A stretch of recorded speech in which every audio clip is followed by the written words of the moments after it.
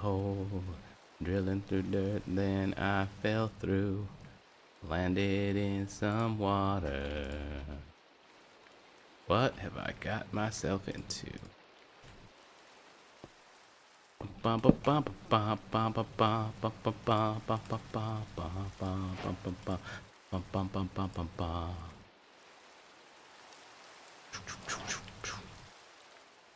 You never know what you will find, shaping a world that's in your mind. For yourself and walk with me. A land of wonder, a world of beauty. Across the mountains and over the seas, but I still haven't found any diamonds.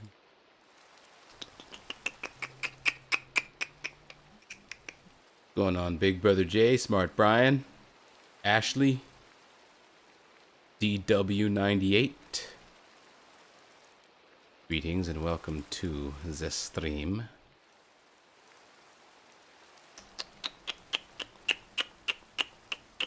I suppose we can do something like this.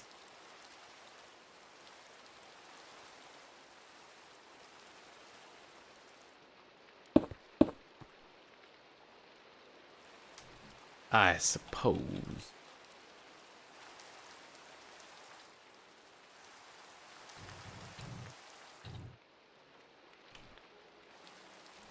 Is this going to be enough to heat both of this? Whatever. How about we do... yeah, we'll go and use them up. We'll use them up.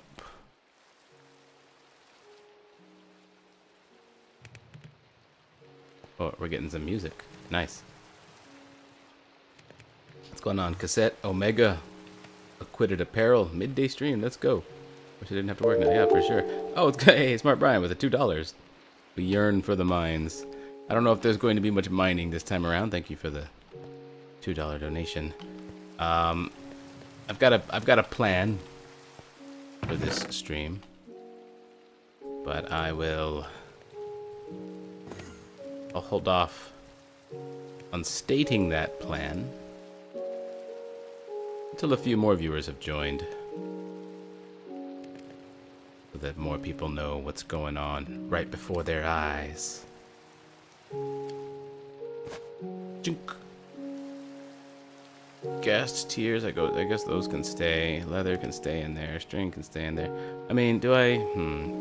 Magma cream can stay in there. Okay, all that can stay in there, really. Except for the dried ghasts. I don't think I... Oops. Not the whole bundle. Don't toss that. Oh, okay. When you toss the bundle, everything goes with it. That's pretty good. Don't think I need the dried ghasts. I don't think I need them at all, really, but... yeah, we can go ahead and toss those. Ook. Ook. Take a look outside real quick. Whoa. Lots going on out here that I can't even really see.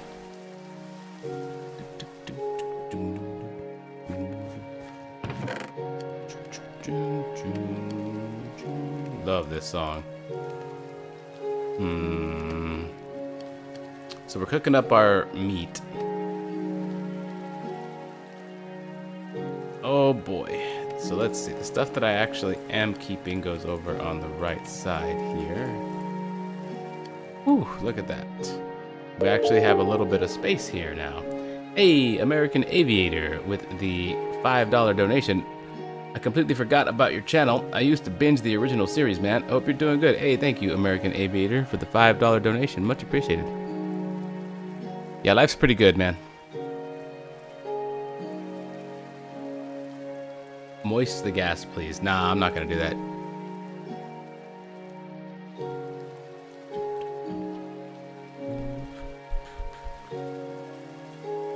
I want the flint and steel here. I just used that to ignite the nether portal. Man, it turns out I need to keep all of this. I need the warped fungus for my next nether expedition. I want the gold for trading and the things like that. I want the soul speed boots enchantment, because that's just fun. I want this golden helmet, because, well, I probably don't need this in there. I'm currently wearing a normal golden helmet, and I have the Helm of Nutbutt here that I need to repair. Need dark oak logs for all the obvious reasons. Need the flint and steel. Need the warped fungus on a stick. I guess I can bar up these nuggets, but it still takes a slot. I guess I can toss. Oh, I can do this. I need the lodestone. That's a big part of what I'm doing right now. I need the arrows. The netherrack, I mean, it can serve as dirt, kind of. But I've got cobble and I've got gravel. And if I'm in the overworld, I kind of just prefer dirt anyway. So we can store this. Yeah. Nope, we're gonna put them in this order because 6, 7. I think that's the first 6, 7 joke I've ever made. Food finished. We obviously want that. Bling, bling, just tiniest bits of experience there. Okay, and I want sticks now. Boom, like that. To provide 1, 2, 3, 4, 5. I don't know. There we go. It's a good number. And now the actual wooden sticks can go in there just to free up another slot. We've got torches. We've got our spyglass. I lack a bucket. How do I lack a bucket? Oh, I did not bring my bucket. That's right, because I was going into the nether. I lack a bucket, and here's a food slot right here. Oh my god, Big Brother Jay with the 6, 7 jewels. Thank you for that.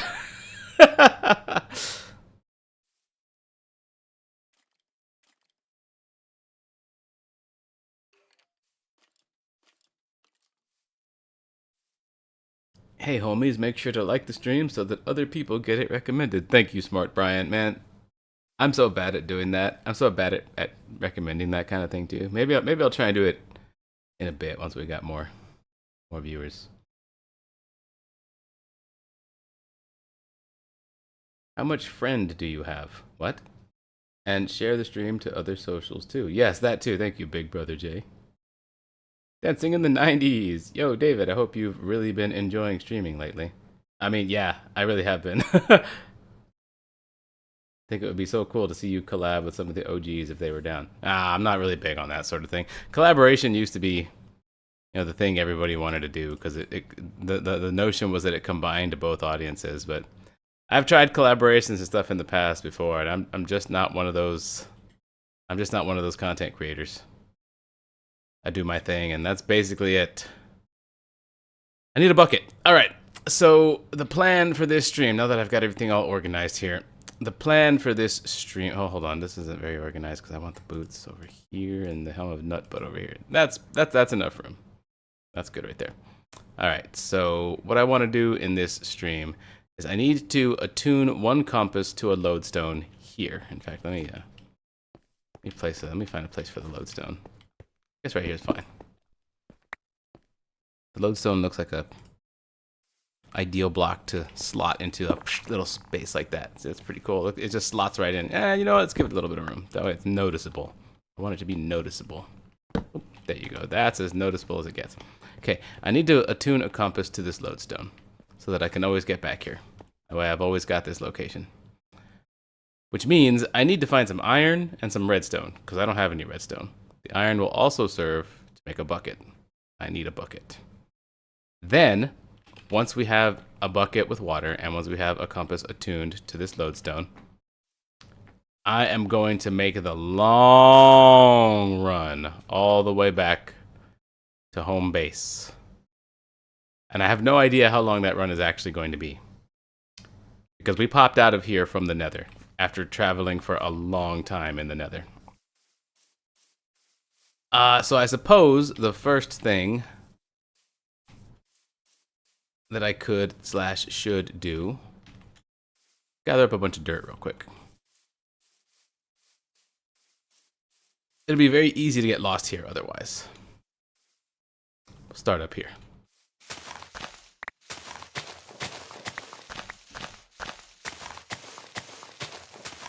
For those who weren't tuned in and need a recap, I made my first four-way Hold on. That's not what I wanted to say. I made my first four-way on stream. Yeah, you heard that. Boy, did you miss out. No. Foray. Why is that so difficult to say? It's like the Australian no. Nar. You ever notice that? Australians say they add an R to their nose. Nar. I don't know. Is it Australians that do that? I'm not sure. Anyway, to continue the recap. I made my first foray. I went into the nether for the first time in quite a long time. Oh, I already have a pillar here. What am I doing? I'm gonna make another dirt pillar though, just cause. Actually, that seems pointless. And it was largely an extremely boring experience in the nether. Hey, what do we have here? Smart Brian, another $2. Loved watching X's four-way. Yes, the people who were here must have really enjoyed that. What are jewels on YouTube? Like bits? They are like bits, yeah. My sister told me you've been streaming. She's enthusiastic about supporting you and getting more supporters, so I'm here to help with that. Plus, watching is fun. Hey, nice. Thank you to you and your sister. Man, I feel very fortunate. I feel very blessed. So many of you want to see me succeed. That's really cool. Alright, so we got this. The nether was largely a very boring experience for me.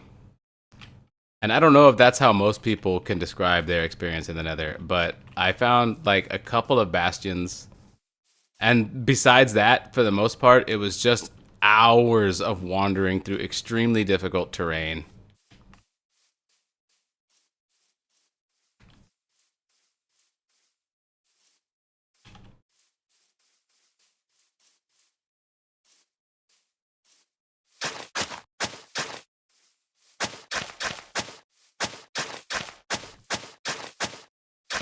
It took up a ton of my resources.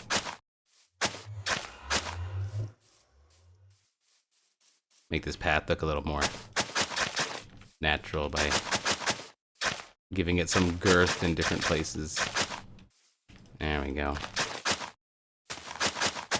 So ultimately, after spending a ton of sleep-deprived hours in the nether and coming out of it with no blaze rods, I placed down a second nether portal, which would be this one, inside the nether, and popped out here. The idea was to look around here for something like a woodland manor, but I've changed my mind. I want to continue the nether expeditions. I just don't want to do it from this portal. I want to do it from the home base portal. So we're gonna kind of do a little bit of a reset by getting back to home base. Oh, but it's kind of cool to look around here, though, because like we get to see a lot of things that we can explore. One issue I have, though, is that because of all of the trees, I can't very easily spot that. And that's how I'm supposed to be able to get back around. But we can change some of that with a water bucket. I guess one thing that I can do to kind of try and maintain my sense of place is just turn this into a good... Maybe we can dig down here and hopefully break into a cave. That would be ideal. That way I don't have to wander too far. Whoa, easy there, playa. Foray. I'm still trying. Foray. Yeah, okay. Oof. Hey, David, have you ever heard or have you ever played Vintage Story? It's a pretty neat Minecraft offshoot that's been in development for a while with more of an emphasis on survival mechanics and progression. I really want to. I really want to play Vintage Story. It's been all the rage here in my stream. It's been all the rage. People talk about Vintage Story a lot here in our chat. I'm definitely not averse to it, and I do want to play it. I have had some interest in it for a while since it's been mentioned.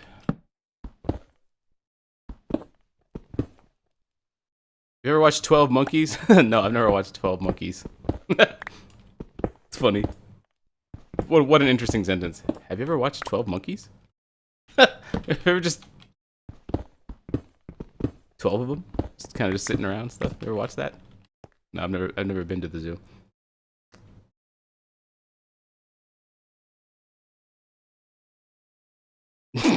bigger wolf. Thought that's a bigger wolf. Yeah, no, that was cool. I honestly tune in for the vibes. The vibes are immaculate. Really now. Yeah, you know what? I'm starting to get that. I'm starting to understand.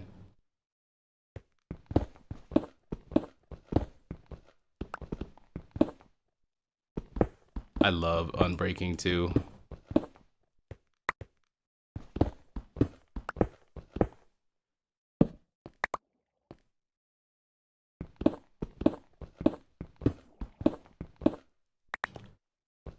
I just need a little bit of iron, honestly. Oh, and redstone. I really have to break into this cave. Or a cave.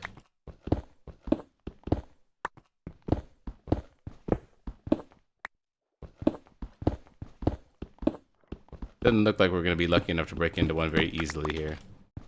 Starting to think it might be better to just run around out there. Oh, hold on. I hear water.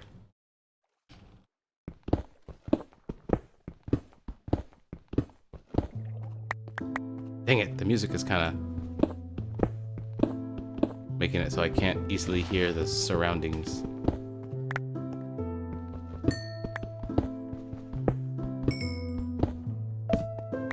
It's good music though. I've been really into the Minecraft soundtrack since I came back. There's the water. What's going on, Lev the Dev? Oh, and your walk over to work. Nice. Walking to work is nice. Woodland mansions are exceptionally rare and hard to stumble on naturally. Yeah, I need to find a village. Hopefully there's a cartographer.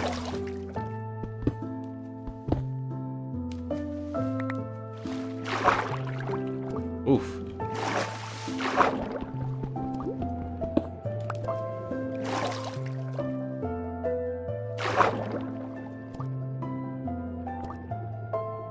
Ah.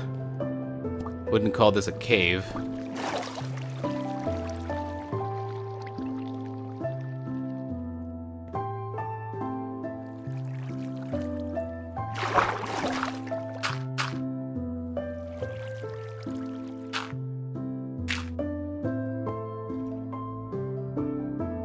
Thought I heard something off to the right, but I can't be sure.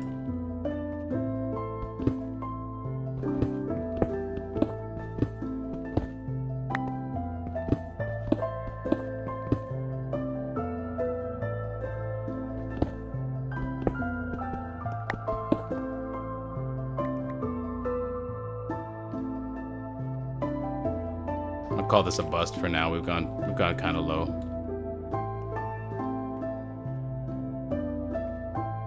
Cave divers would swim through that when they have a loving family at home. What's the enchantment on your pickaxe? Let's get a look, see. Unbreaking 2. Yeah, Unbreaking 2 is like the freaking best, dude. This, what you see here on this durability is like a full like 3-hour run through the nether. Of breaking netherrack like all the way. Like, this is, Unbreaking 2 is awesome.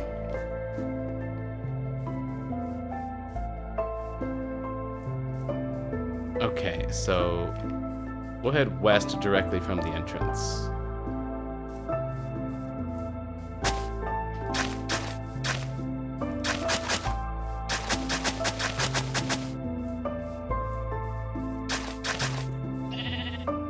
Hey, buddy. I could use some food and a bed.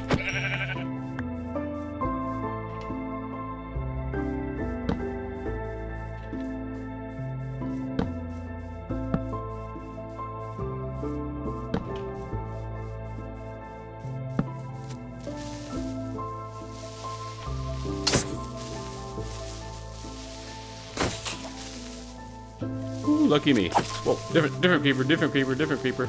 And a spider. Ow, I think I hit thorns or something.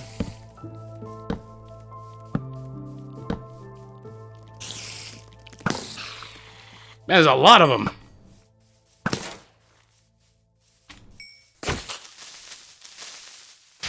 No! I hate filling up creeper holes, but there's a part of me that feels compelled to do it. I can't be the only one.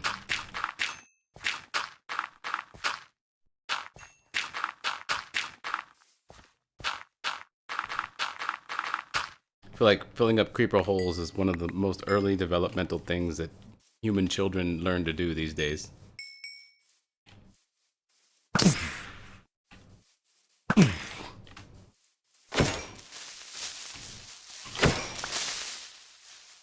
Nice.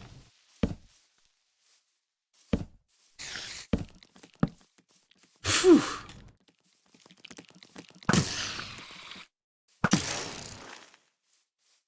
Thorns. Okay, bye, Ashley. Have fun playing Minecraft.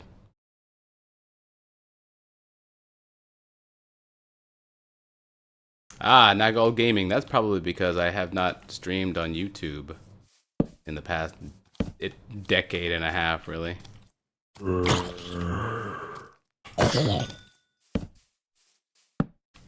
But I do stream on Twitch. Decided to give... Oh, whoa, whoa, whoa. Decided to give YouTube a fair shake. Do you mind? Do you mind? Dang it. You know what? Screw that hole. Wait, did I really just say screw that hole? And I...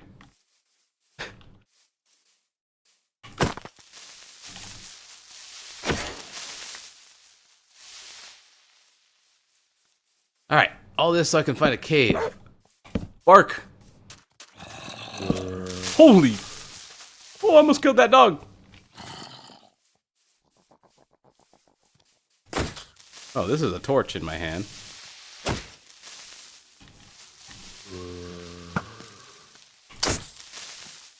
Oh! Tired of these creepers.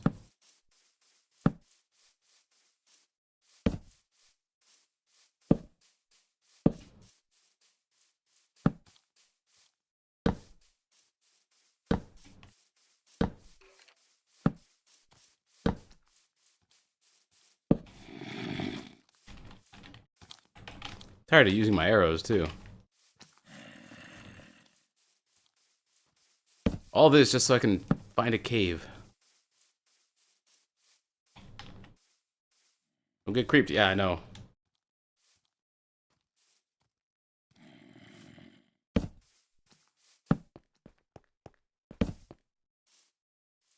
Trying not to. How's a man supposed to not get creeped when there's creepers all over the place? I did not chop this tree. This is a stump. Just chilling all on its own.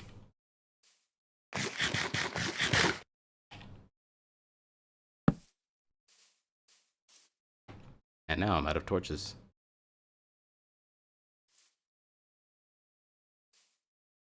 Maybe that stump can help.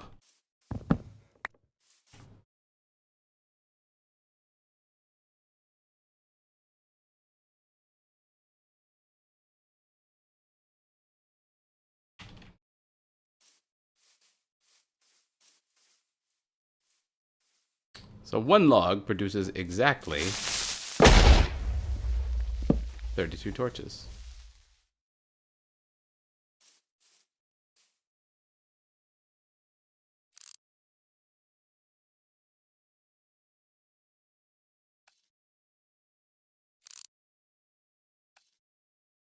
Polar bear has no idea it's being spied on.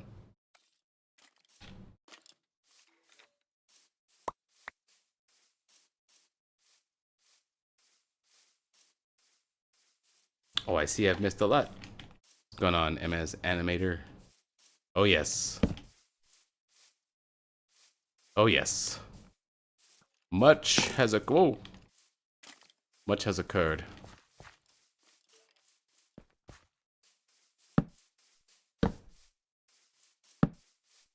But we do have a plan.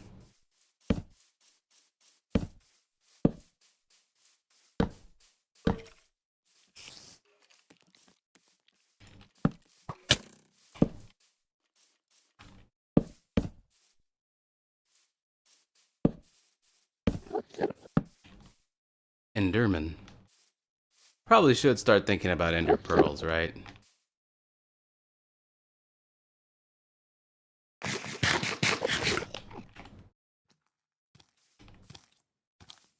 What is this? Oh, it's a chicken.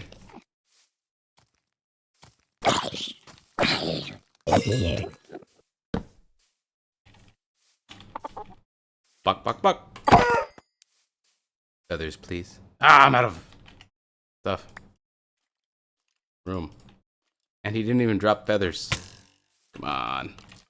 Go easy on me. I'm just a lost adventurer. Trying to get back home.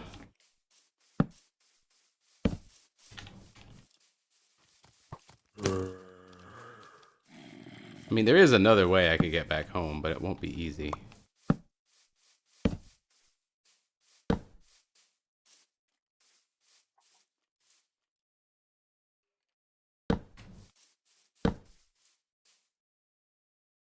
We may be onto something here. What the?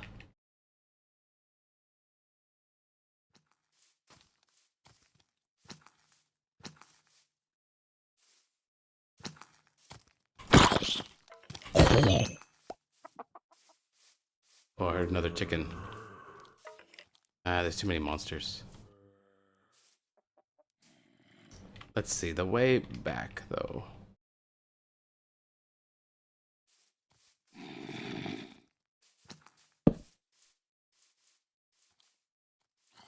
Check the sky.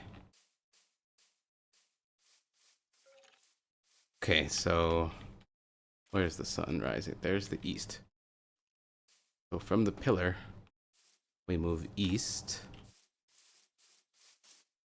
Which means to get back, we'll be going west. We head down here. Into the freezing water.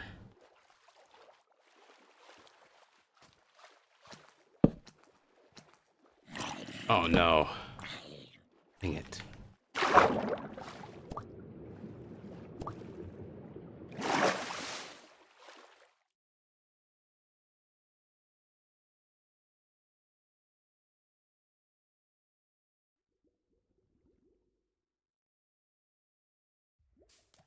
It's not what I thought it would be. What's going on, Burladome? Oh, Hightail. No, this is not Hightail. Truly cozy vibes, even with the baddies coming at you. Yeah, we got some cozy combat.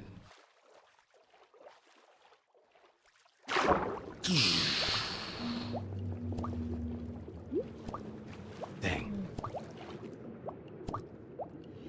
If only I had a potion of water breathing. I don't think you guys aggro, do you? Good. It means I can move about.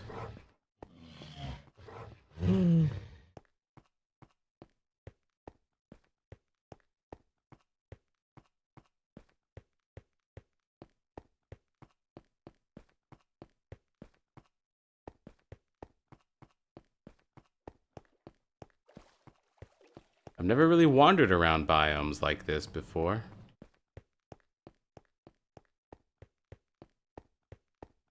Not quite sure what to expect.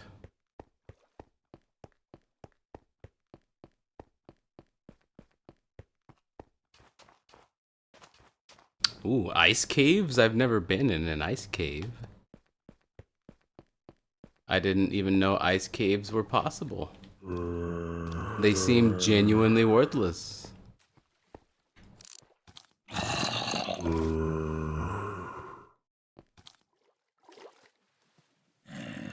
I don't think these guys are worth the durability.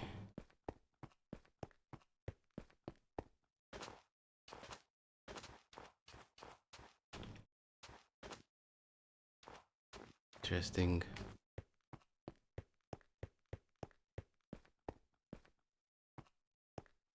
What's going on, Gobbo Freak? X-Bit Raven.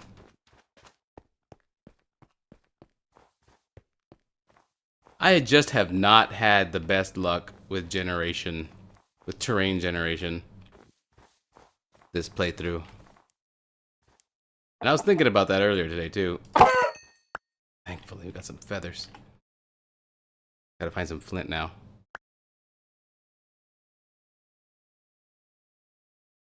Which is not a difficult thing to attain when the time comes.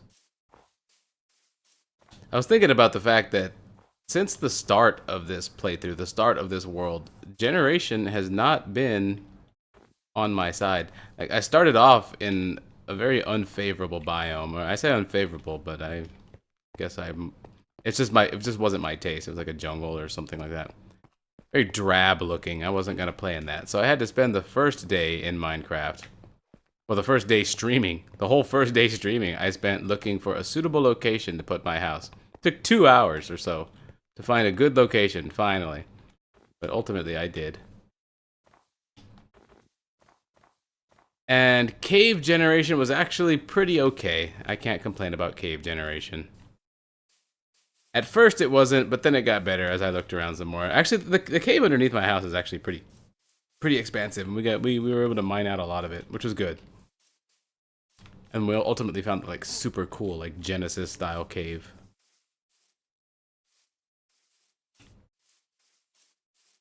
But then in the Nether, finding a fortress was impossible. Still is impossible. We still haven't found one. Spent a whole like 5-hour stream looking around for one. No go. And now when we pop out here, excuse me?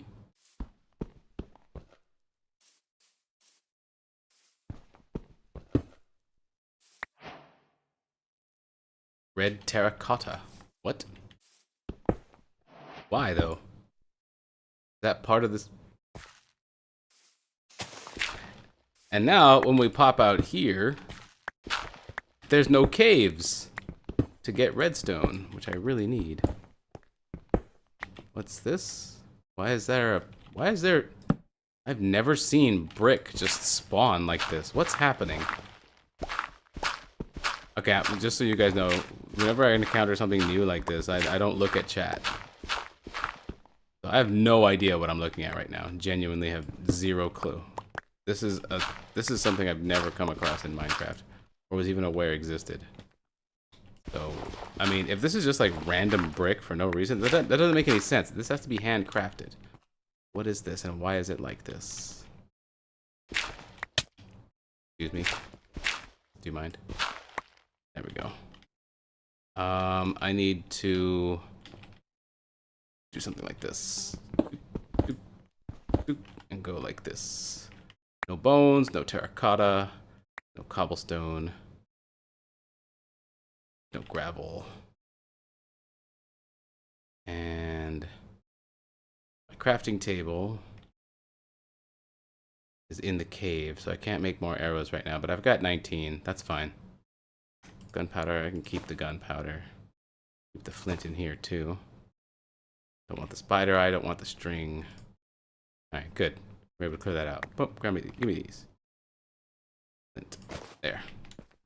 Now, what is this? What the fuck is that?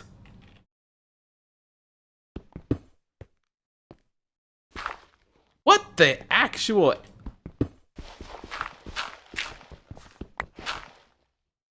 New recipes for bricks, right? New bricksipes.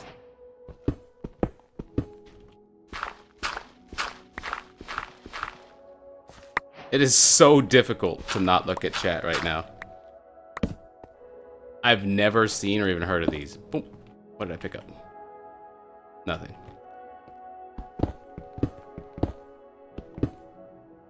Boom, boom, boom, boom, boom, boom, boom. What are you? Black glazed terracotta.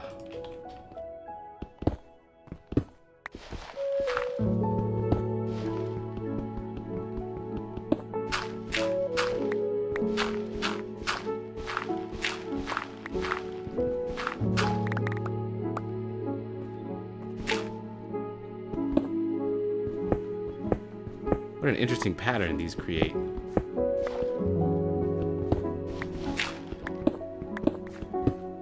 I thought this was going to be a structure of some kind. I was hopeful, but it looks like it's just a bunch of random blocks.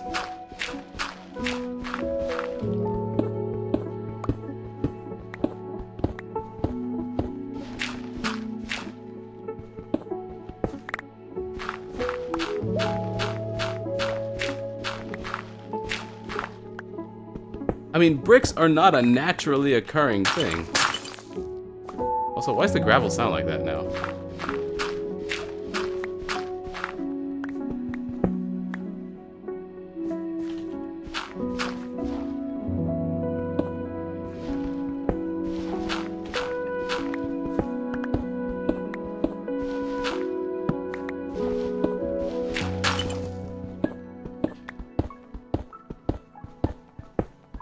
Well, this hasn't been... Wait, hold on.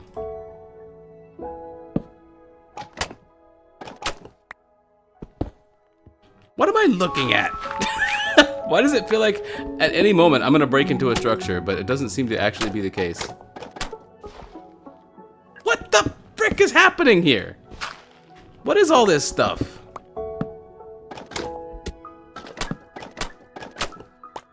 I'm sorry, keeping this lit for you guys, for the camera, for the viewers, is just extremely difficult with all this gravel just falling everywhere.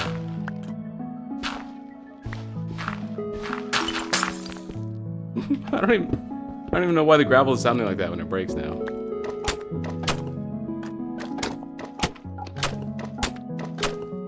Alright, at this point I'm gonna have to look at chat and ask some questions.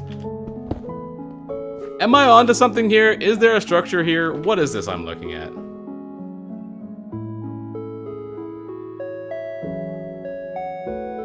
That's my base. Isn't that cheese? What the heck? You need a brush to brush out the special gravel. What is this? Okay, the fact that a lot of you guys are like, oh no, Herobrine's house. I'm sorry, Herobrine. I didn't mean to break your house, dude. Don't break mine. I don't think you would anyway. I don't think Herobrine is the bad guy everyone thinks he is. At a certain point, this is cobblestone. Cobblestone is not naturally occurring. Wait, cobblestone is not naturally occurring. Why is this here? What are we looking at? No structure? It's not a structure? You need a brush? I've never seen cobblestone spawn.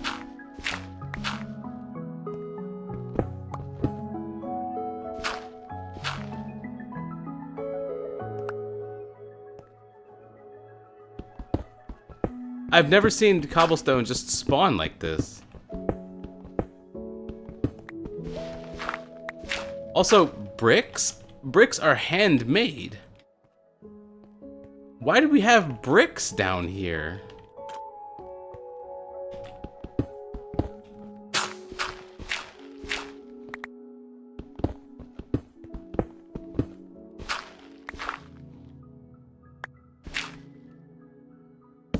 Yeah, that's the gravel making the breaking sound, but I've never heard it make that sound before.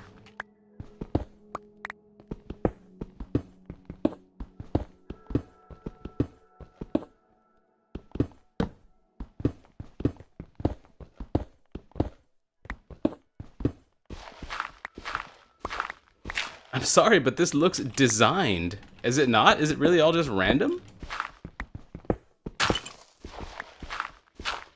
I'm so tired of this gravel. I'm so...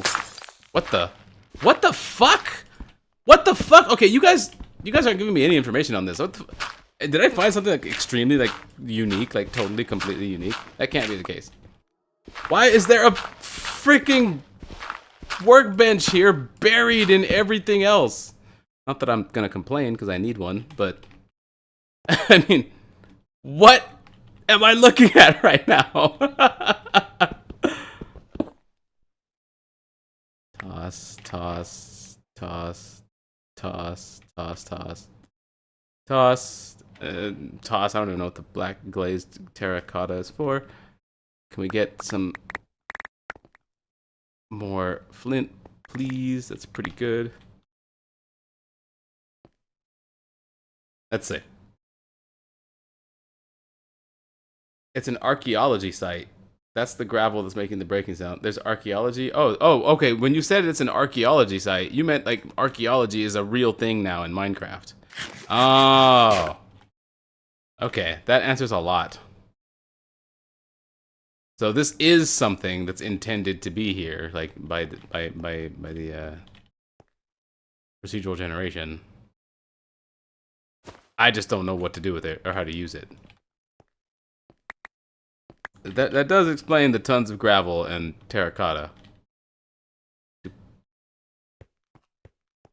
But like I said, I'm not going to complain about this. I do need this. Wish I had more feathers, though. Oops, that's not how you make sticks. This is how you make sticks.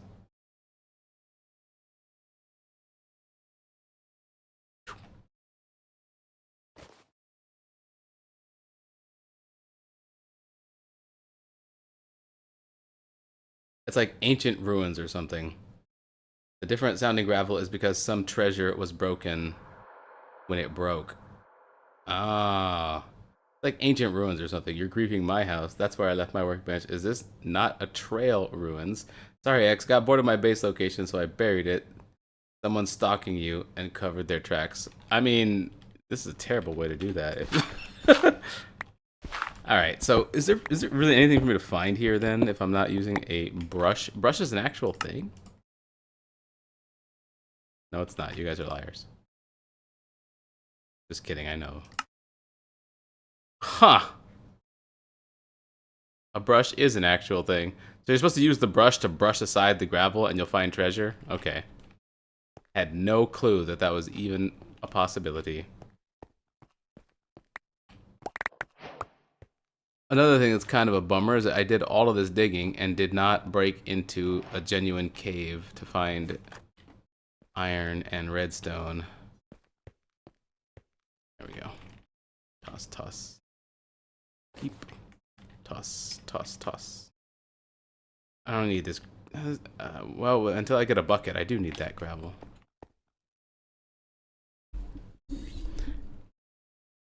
Learning with X all over again. Free brick though, so not bad. I mean, yeah.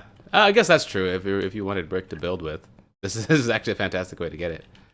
All right. Well, now I need to find my way back out. I don't think there is a way back out. I think the gravel actually covered the way out. Nope. It didn't.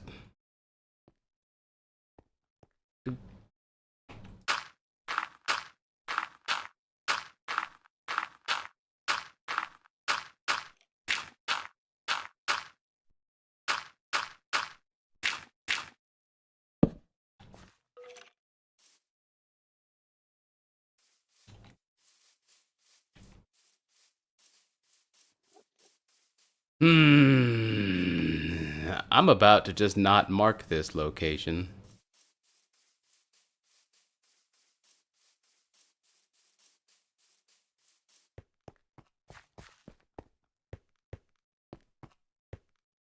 Woke up this morning on the beach. Started walking, it's my regular routine. Alright, here's what we're gonna do.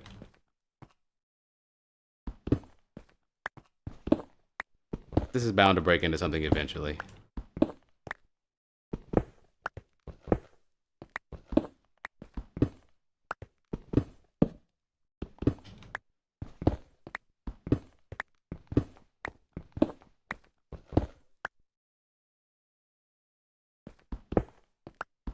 Shield out of my face.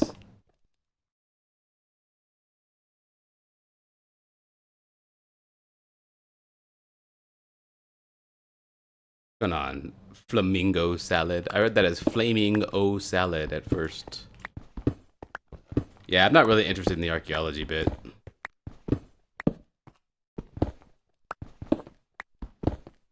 It seems like one of those things in MMOs that gets added, but that nobody ever really does. Like the unfortunate World of Warcraft pet battles thing. Boy, was that a bust. All the time and resources that went into World of Warcraft's pet battles. Nobody ever played it.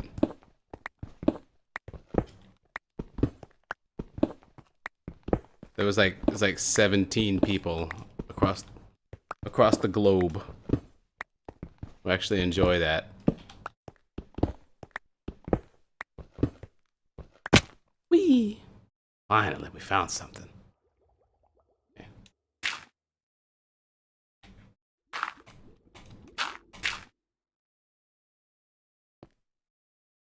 Way to force it.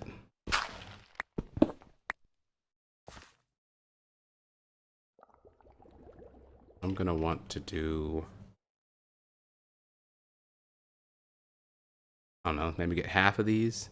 Do I need half of these?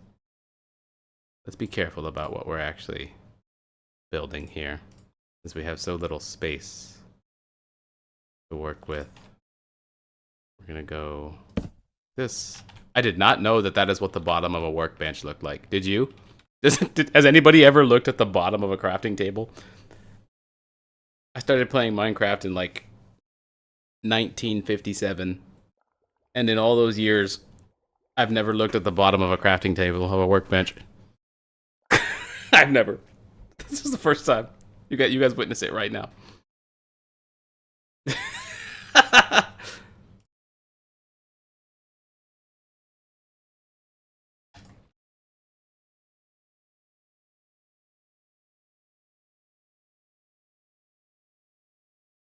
I don't think 27 ladders is enough to get back up. But I don't know how many I do need.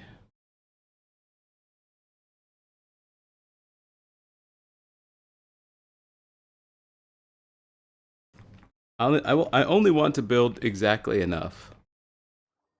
But which way should I orient this? I didn't check on my way down. Dang it. I think it's this wall that I need to climb from. Let me try.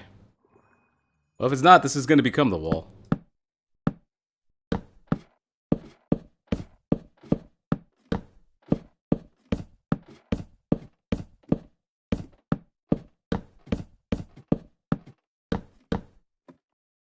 So close. So close. We might even be able to just knock a few blocks loose, but then that destroys the whole thingy thing. Oh no, it doesn't. It's perfect. It's actually perfect. And for my safety, we'll put a block. And we could just do this. And this. That's better. That way I can go this and not die when I load up. And it is the right orientation too. That's good. I don't like that. Okay, can't do that anyway. Okay, I just rushed at it full speed. Okay, it's impossible to fall here. Wow. Okay, that played out perfectly. This is also not how you descend a ladder. Like for real, for real. Like IRL for real ladder, for real ladder, IRL for real ladder. Okay, now to mark my, what the, slime?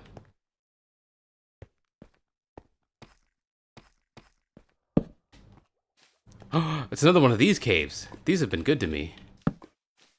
There's the iron I've been so desperately seeking.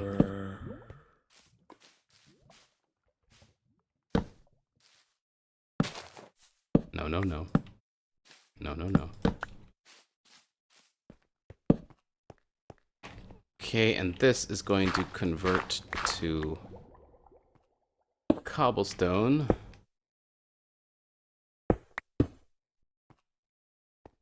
Boom. Boom, like that. And we'll go boom, boom, boom, boom. Okay, my way back is constructed. Good. Now we can go off in any direction. What's going on, Killer Zero? Danijal Jahik. Sleepy Osor. Now I want a workstation built out of workbenches, a furnace building built out of furnaces, and a storage composed of only chests. That sounds good.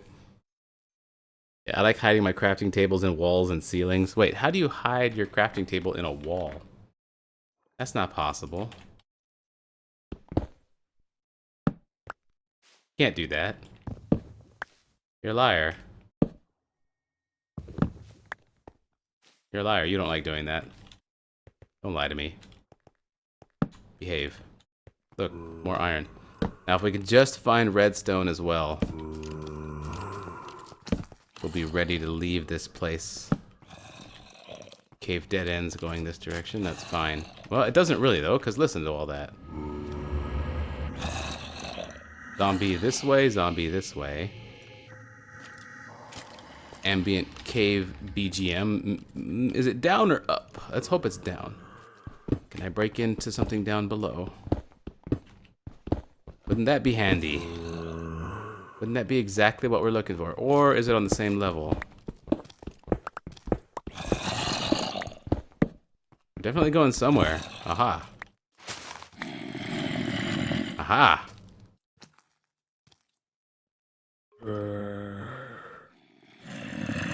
This could be very useful. Keep this in mind too. Let's break this out.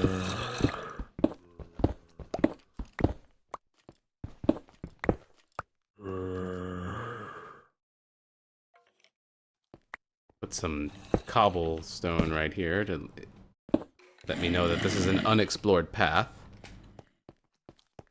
But first, the reason we're here.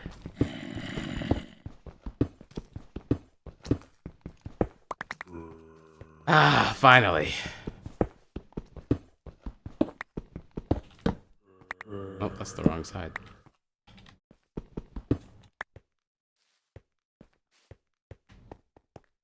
So how much iron do I actually need? 10 should be enough. I need 1 bucket. Oh, I think I'm gonna need 2 compasses and 1 bucket. So 4, 8, 9, 10, 11. I need 11 total. So we already now have enough for what I need to do here.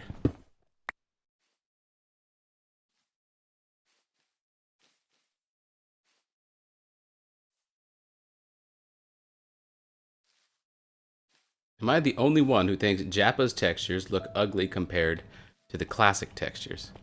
I don't know what Jappa's textures are. I don't know what you mean by that.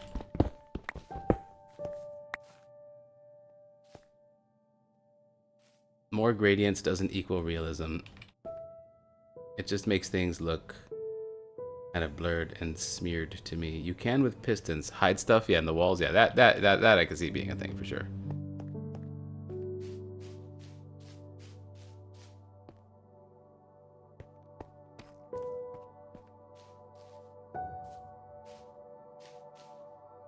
A little bit of dirt.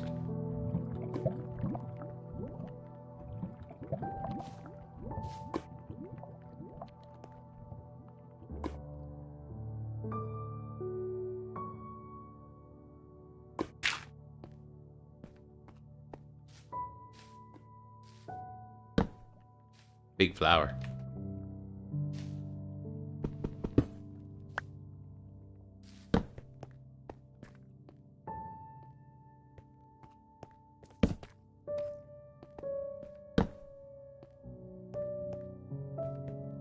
Okay, this angle dead ends as well, which means breaking into that other part of the cave is colossal.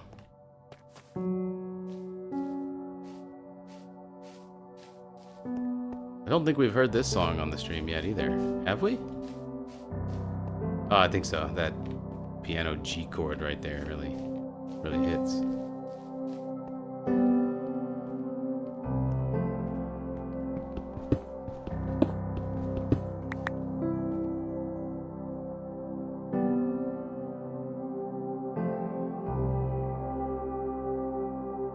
You're welcome, Comrade Kitten. That is a fun name to say.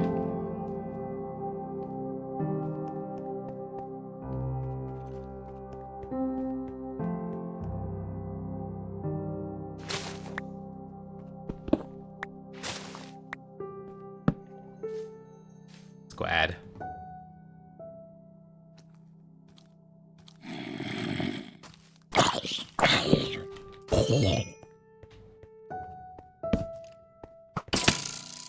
Ah, from above.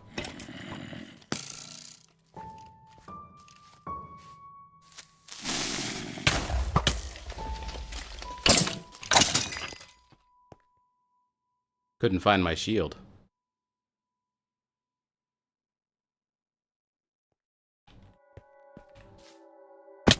Oof. Forgot they did that. Oh, forgot I did this. Let's get some floor torches put down here. Ooh. Oh, you are really screwed in there, aren't you? Before you do something that gets yourself killed, let's do this for you. There you go. Good luck. Oh no, you want to stay up here, huh? You don't want to sink. He's like, man, I liked it up here. You know how long it took me as a squid to find myself a 1-block hole to live in? What if that was his preference? And he like spent like days setting that up for himself, figuring it out. And I just wrecked it for him.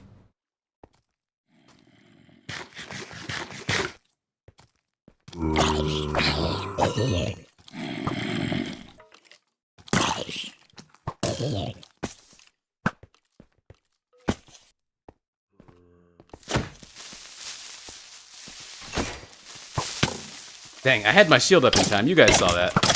You guys saw that. I had my shield up in time. That creeper cheated. Alright, the chance that we die here is very high. Given that creepers can drop on me from above.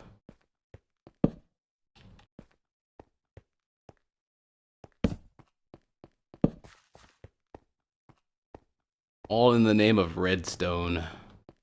God, there's so much iron here.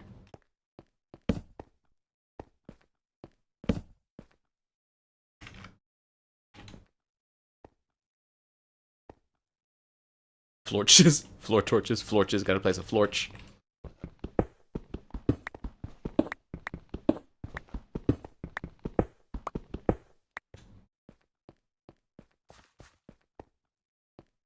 Anything back here at all? Nope.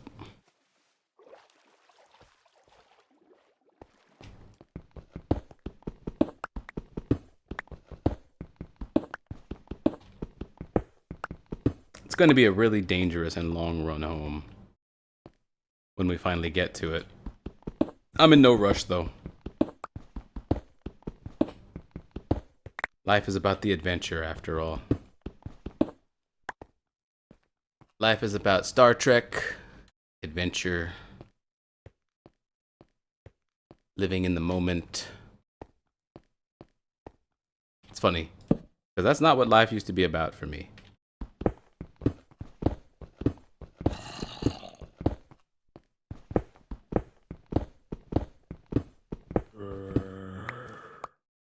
Life used to be all about girls and money.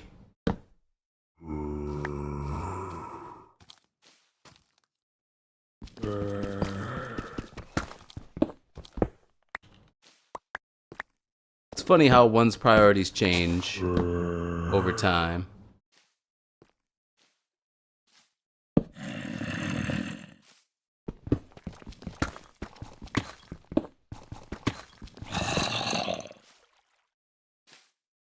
Like finding time to meditate when I was like 16 or like 20 or like 25. Are you kidding? Meditating? The idea of meditating to me back then would probably have sounded like a big waste of time. I did try it when I was younger, but I just didn't have the patience for it. Now it's a staple. Now it's just what I do, man. Alright, let's get rid of some stuff. Boom, boom, boom. Boom, boom, boom. Ooh, I like the look of all that raw iron. To boldly go. Yes, you get it. Grandpa off his meds. It was good, X. What's going on, yo, swole? Are you actually swole? 'Cause that's a good thing to be.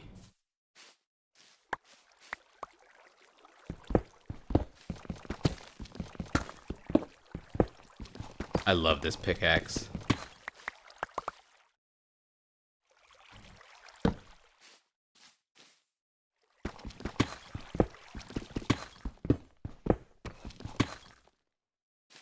Blowtorch.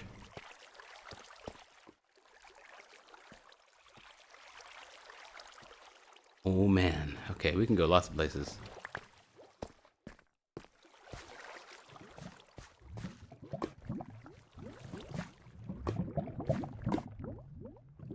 Problematic.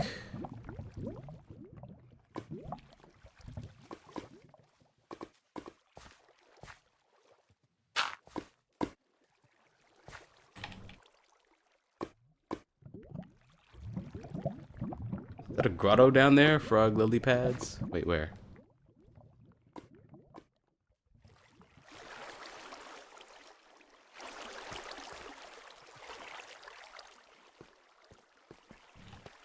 I'm glad you got me to look around, because this is all we're here for.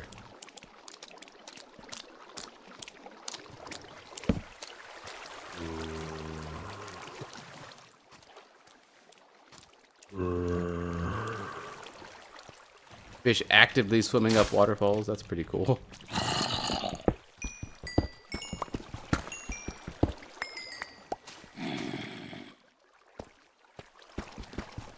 Ah! And with this, we can leave.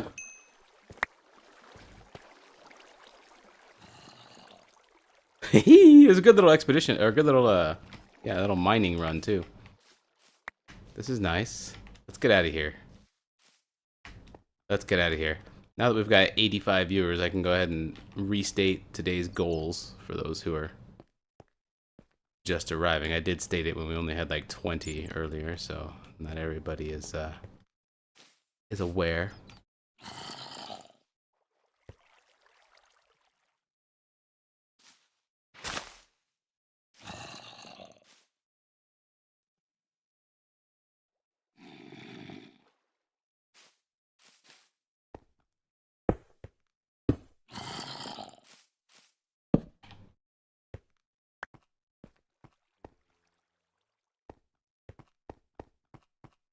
Whew. Okay, and this gets me back home. Well, back to our second base here, which will eventually get us back home. Okay, so today's goals are to run all the way back. What we're going to do is we're going to place a lodestone, which we've already done. We're going to attune a compass to it. That way we have a way to get back here. Then we're going to place another lodestone inside the nether on the other side of the portal that we have just outside. That way we can always get back to that one from inside the nether too. After that, we're going to come back here to the overworld and follow this compass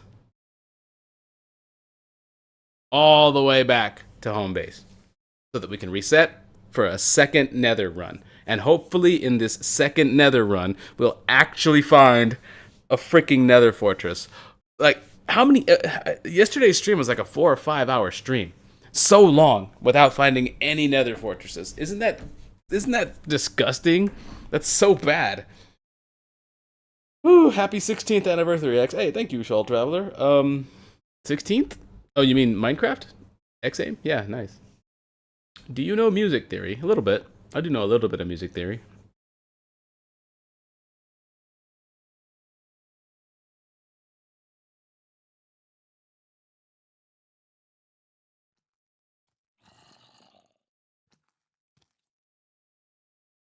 Whenever I see lava like that, I remember your death at Death Mountain. I just played Minecraft Alpha a couple of days ago, and man, were the caves back then boring compared to now. That's what lodestones are for? Fuck me. I need to start reading the wiki again. Yeah, I didn't know until chat told me. But yeah, here we go. Now that we're all caught up in chat. Oops, yes, I need to do this. Well, how many can we break these down into? Ugh, I need a hole to throw stuff into again. Oh, wait, I have a chest. We can count a chest as a hole to throw stuff into. Dirt, I need a full stack of that. Boom, don't need this. Raw chicken, give me these sticks. I guess I can find a way. I'm not worried about that. We'll set it aside. Keep the iron. Keep this, keep this. We're gonna run home with these. We're gonna run home with this too. We're gonna run home with this. Actually, I already, all this I've put on the right, so I should put it all on the right anyway. Black wool, I guess I don't need a bed here. I was gonna make a bed here, but I don't need a bed here. Moss block. Gotta cook the mutton and the chicken. You know what? We're gonna leave the mutton and the chicken both here, now that I think about it. It's not a lot of food. I got 28 cooked pork chop. That can fill the one slot right there. Okay, the Helm of Nut Butt. I'm gonna want to repair this. I'm taking this back home too. 8 cobblestone. I'm not gonna need cobblestone anymore since I'm not in a cave, so we can put this over here. Not gonna need the gravel now that we can make a bucket. This goes here, this goes here, this goes here. So Yeah, that's right. The whole point was to do this. Boom, break that down into that. Okay, good. Then we're gonna go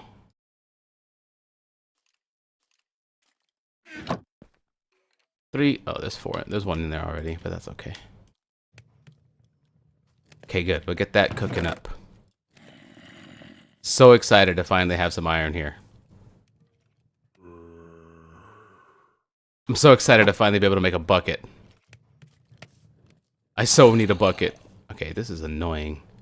Get out of here. I hate when mobs are making noise around me all the time.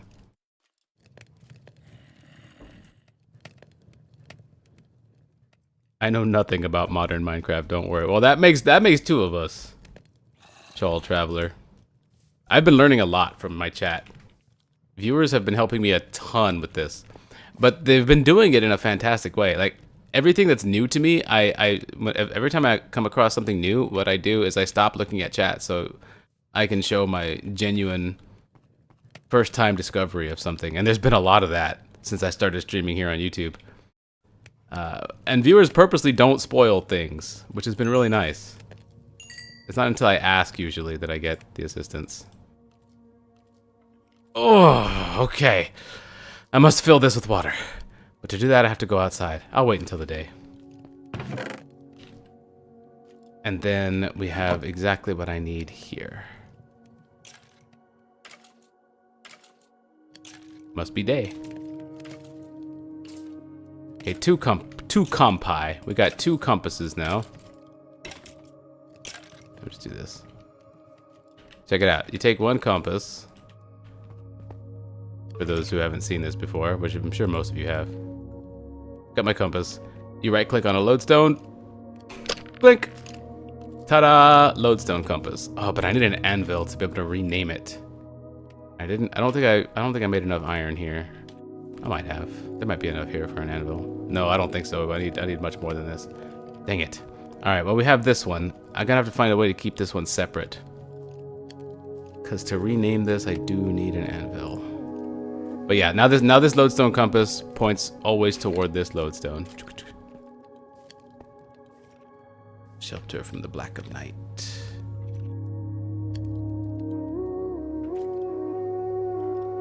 I forgot buckets existed. No, you didn't. Hold on, what is an anvil? Can I make one? It'll be 9, 18, 27. 28, 29, 30, 31. Actually, I might have enough. No, it's not going to be enough.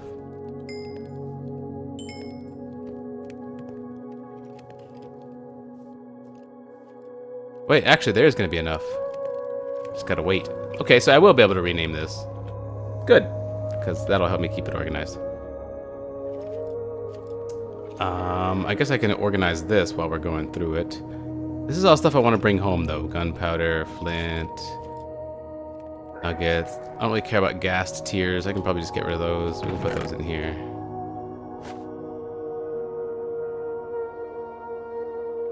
I don't care about crying obsidian either. We can put that in here.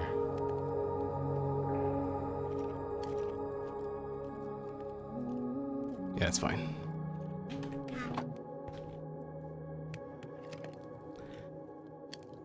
Okay, while we wait for the rest of this iron to smelt up, I'm going to take a quick bathroom break. I'll be right back, dear viewers.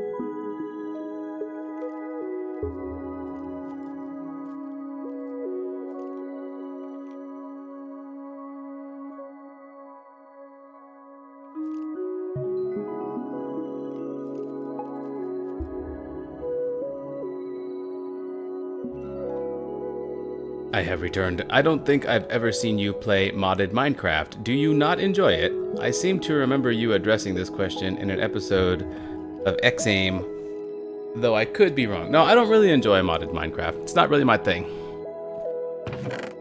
Couldn't tell you why that is. When I'm playing Minecraft, I just want to play the genuine Minecraft experience, you know? I'm not into all the Minecraft mini games like Spleef and all that other weird stuff. Not my bag, you know.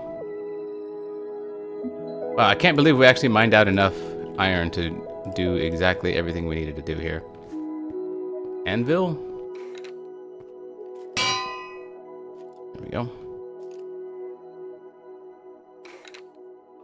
Now we take this lodestone compass, and we're gonna call this one Overworld Nether Portal 2. Really? Well, it'll actually let me do this. What if I go... Oh.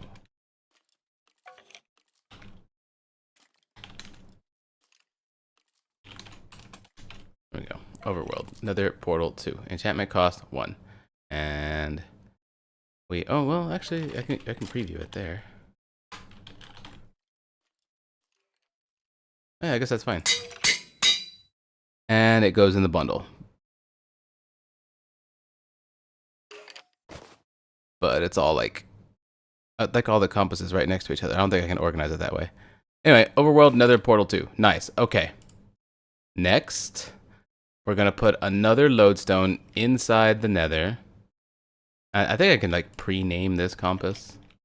I'd better not, just in case it breaks something. Let's get inside the nether and attune this compass to the inside of this portal. Are we back?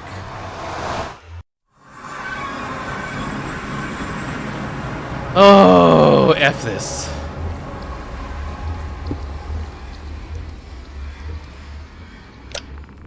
Okay.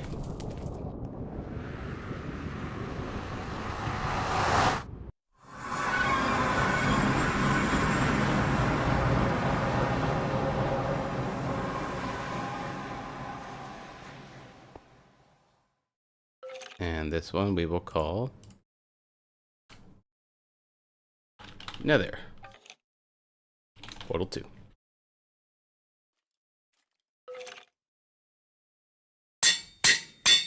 All right. Now we have our way to get back here, whether we're in the nether or in the overworld. I've got my bucket. I've got to fill it with water. We've got food. We've got our dirt. A few more torches wouldn't be the worst thing in the world. We got sticks ready for that scenario. Where's my coal? Oh, it's in here. Just the one? I have just the one coal? Wait, really? Wow, we really did make full use of our resources here. But one coal is not going to be enough. And I'm not going to go... I mean, I know there's definitely coal. Actually, I think there was some along the wall here. Yeah.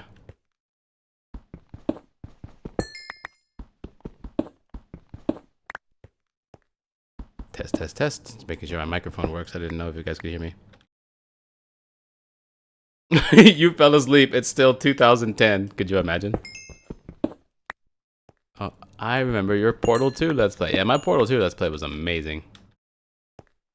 I guess we'll replace this with dirt. There we go.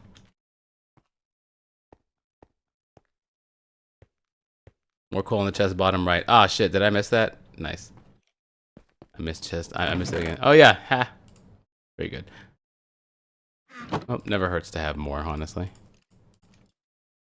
Alright, and what do I want and need? We can leave the one spruce plank in there. I messed up again.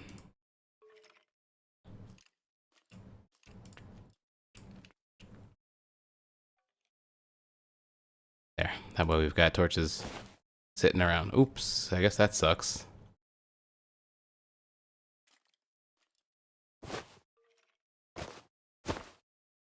It's not working the way I thought it's gonna work. Whatever, we'll leave it like that. 64 and 19. Spyglass goes here. Water in the bucket. Oh, you know what else? You know what else would come in really handy now that I think about it?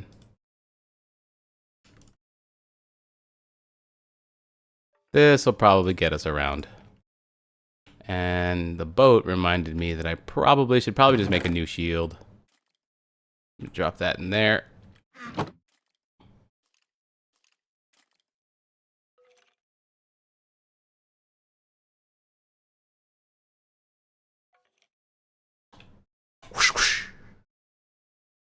Okay. Starting to feel like we're prepared for this journey back home. This is going to be a long journey home. Hey, can you play Minecraft? I can. Walked to the corner store and got a bagel. Life is good. Life is good, man. I'd agree with that. It's the little things, honestly. It is the little things. Okay, and this lodestone can stay here. It has no purpose as of yet. Alright, I've got a boat. Plenty of food. We've got torches. Our gear is good. All of our gear is good. And we have a way to find our way back here because we have the compasses. Alright. Mission accomplished. Objective complete. Next step. Water in the bucket.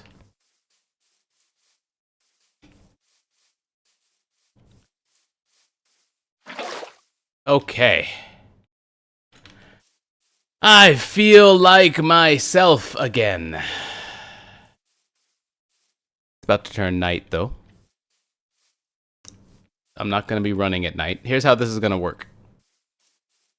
It's going to be a long run back. I'm anticipating a long run back. It's possible that I just did a bunch of loops in the nether. Like a bunch of circles, and I basically circled the other one, so I didn't actually go as far as I thought I did, but I think I went pretty freaking far in the nether, which means I'm very far away from home base right now.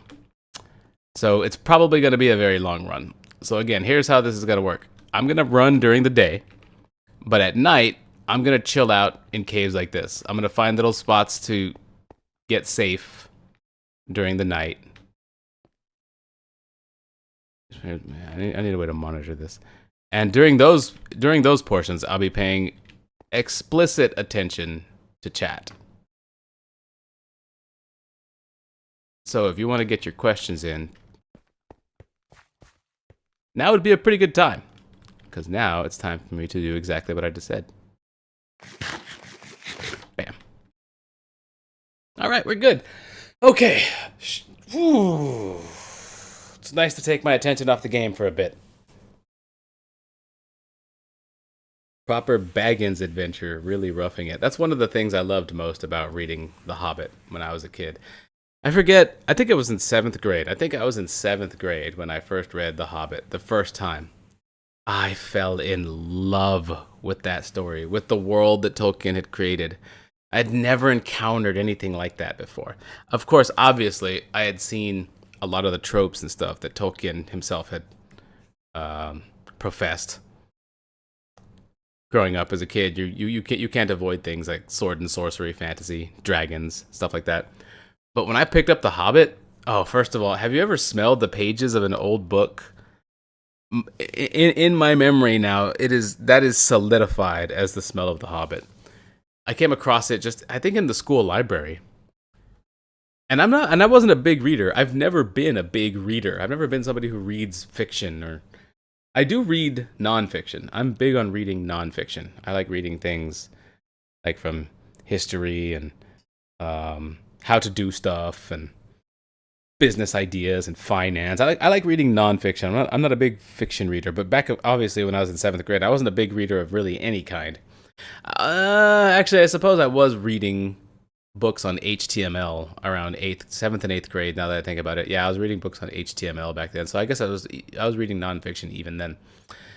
But The Hobbit might be like the first the first real fiction book I picked up. I fell in absolute love with that story, and I cried at the end of The Hobbit. Not because it was a sad ending, but because there was no more left, that was it.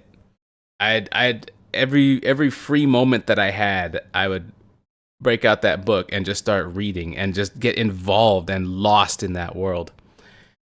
And so when it came down to the final page and I read the last sentence, I cried because I wouldn't be able to do that anymore. I wouldn't be able to just anytime I sat down and had a free second, just crack open the book and become part of that world. That's how big of an effect that book had on me. It wasn't until later that I learned that it was part of Lord of the Rings. There was a prequel to Lord of the Rings, which is a much bigger story and much more content to consume. And I was ecstatic once I learned that because it's like being able to get back. I don't know, something you love is just coming back. You know, a new TV show, a new series comes back, and or a new season of your favorite show is coming back. That kind of thing, like the Orville stuff like that. Yeah. But anyway, that you mentioned a proper Baggins adventure, really roughing it, and yeah, when I read about like how they adventured, I was so excited for a game like EverQuest to come out because of the way that they adventured in The Hobbit. They were really roughing it. They were on a trail, a big group of adventurers, each one of them having their own set of skills. Each one of them important for a different reason. All relying on each other. Sleeping in the woods, danger all around, that kind of thing. I don't know. That was a super cool roughing it kind of adventure, and that's kind of what we'll be doing when we're trying to run back here. Except, unlike The Hobbit, we're going to be hauling ass during the day. I don't think they did that in The Hobbit. I don't ever remember them all being like, let's freaking go, and then just boom, just freaking booking it across the landscape. Infinite stamina. That would have made the story much different. I love the smell of an old book. I have a Minister book printed in 1816. Yeah, and then you smell those pages. It's difficult to describe the smell of an old book. I think it's such a unique smell that you would describe other things as smelling like an old book, but you can't really describe what an old book smells like. But if you've smelled that and you love that smell, you know exactly what I'm talking about. In fact, I have an old Hobbit book in my closet that still smells like that. And periodically, every now and then, I'd say once every maybe 4 or 5 years. That's how seldomly I do this. I should do this more. But every 4 or 5 years or so, I'll remember about that book. I'll remember that smell.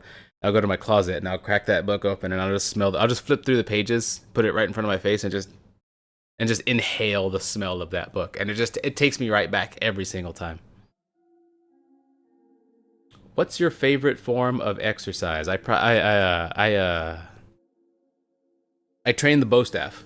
That's my favorite form of exercise by far. I've been training the bow staff for I don't know. It's 3 or 4 years, maybe 2 to 4 years. I haven't kept track. It's just something that I found. It's something that came into my life, and ever since then, it's just been one of the biggest parts of my life. The bow staff is huge for me. It's effortless exercise. I say effortless because I love training the bow staff so much that it's just the act of doing it gets me a lot of exercise. But I'm not doing it for the exercise. It's one of the reasons I've come to do it, of course. But I began learning it and began training the bow staff just because I enjoy the activity so much. So it's free exercise. It's not something I have to put my mind to, so to speak. I just do it because I love it. So yeah, my favorite form of exercise is the bow staff. Keeps my knees good, keeps my respiratory system good. Hottest day, coldest night, doesn't matter. I'm out there with the bow staff every single day, and it's been that way for years. Even when I'm sick, I make sure and get outside and get like, even if it's just like 15 seconds where I do one combo with my bow staff, I'll make sure and get some bow staff in every day. So that's my favorite form of exercise. Lord of the Rings is a masterclass and Tolkien is a genius. I would agree with both of those things. Hi, X, I loved your PlanetSide 2 content. Me too, man. I wish I could go back to that. I keep coming back to it every other year. Have you ever felt an urge to play that game again? Yeah, but I don't think it would be the same. Dad Lover 420. I didn't even catch that was your name. Yeah, no, I want to go back to PlanetSide 2. But every time I think about going back to PlanetSide 2, I'm not really thinking, man, I'd like to get more of that gameplay in. I'm not really thinking that. I mean, I am when it comes to the Reaver specifically, thinking about that. I miss the Reaver. The Reaver is a form of flow. That's why I miss it. It's flow, just like bow staff is a form of flow. And I found that I am somebody who is very in tune with flow. And that's been the case ever since I was a kid. I found very early on when my parents got a swimming pool for me and my siblings, I guess for the whole family. When we got a swimming pool, I found at a very early age, I took very well to swimming. I'm a good swimmer. I love being in the water. That's a very flow-based activity. Bow staff is a very flow-based activity. I used to play DDR a lot. It's a very flow-based activity. Um,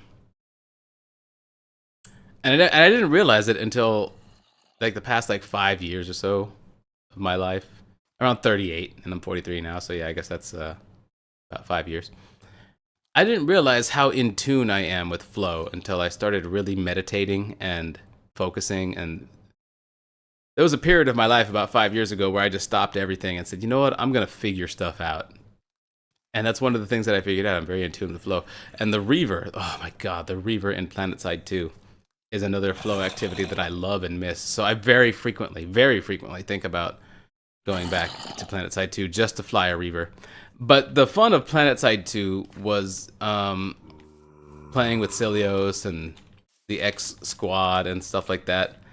And that's not none of that's around anymore. Everyone's moved on. Everyone's gotten busy. Everyone's lifestyles have changed.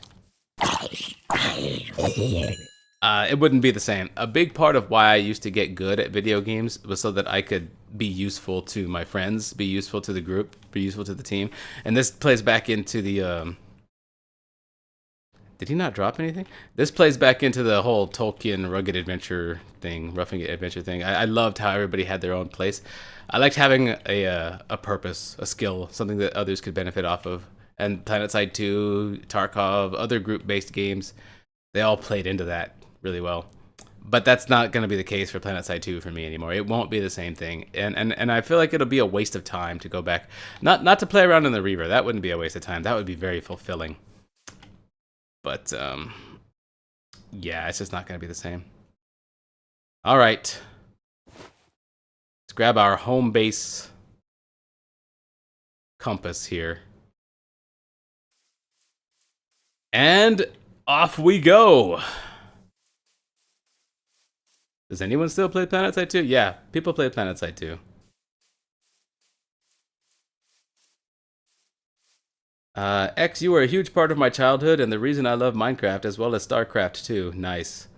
Do you mind sharing some more of your favorite games? Video games or otherwise? Ooh. The or otherwise is interesting. I hadn't thought about that. Have you ever played a game called Scoundrel with just a normal deck of playing cards, a 52 card deck of normal poker cards? If you haven't played a game called Scoundrel, it's a solo game. It's a single player game, but it's a roguelike that you can play with a normal deck of 52 poker cards. If you haven't done that, look it up. Look up Scoundrel. Look it up on YouTube. There's like, I'm sure there's a couple of tutorial videos on it. But once I discovered Scoundrel, I played it for a little bit. I didn't play it a lot, but that's a really fucking fun game too, in its own right.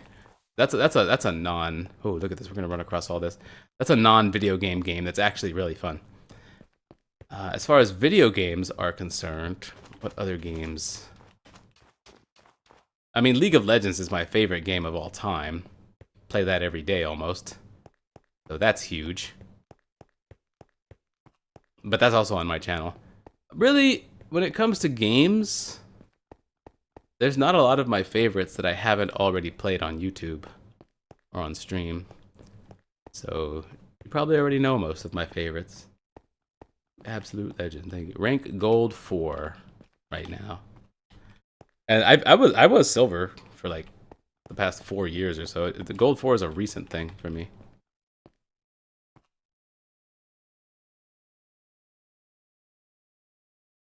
Haha.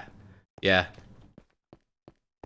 Dad Lover 420. I mean, I'm surprised that I didn't keep going with more PlanetSide 2 content back when I was doing that. It was some of the easiest content to create. It's just clips of really good gameplay.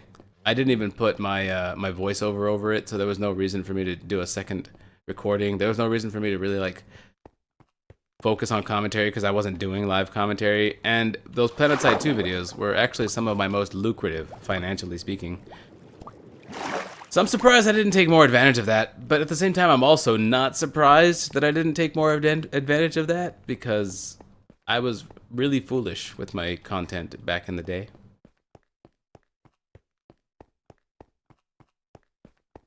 Very arrogant. I was very arrogant with my YouTube channel.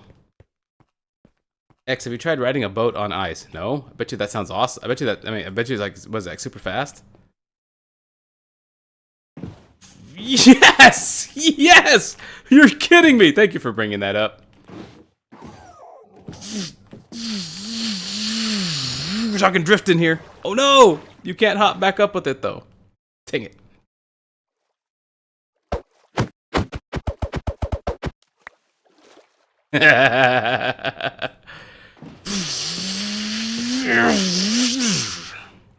Nice.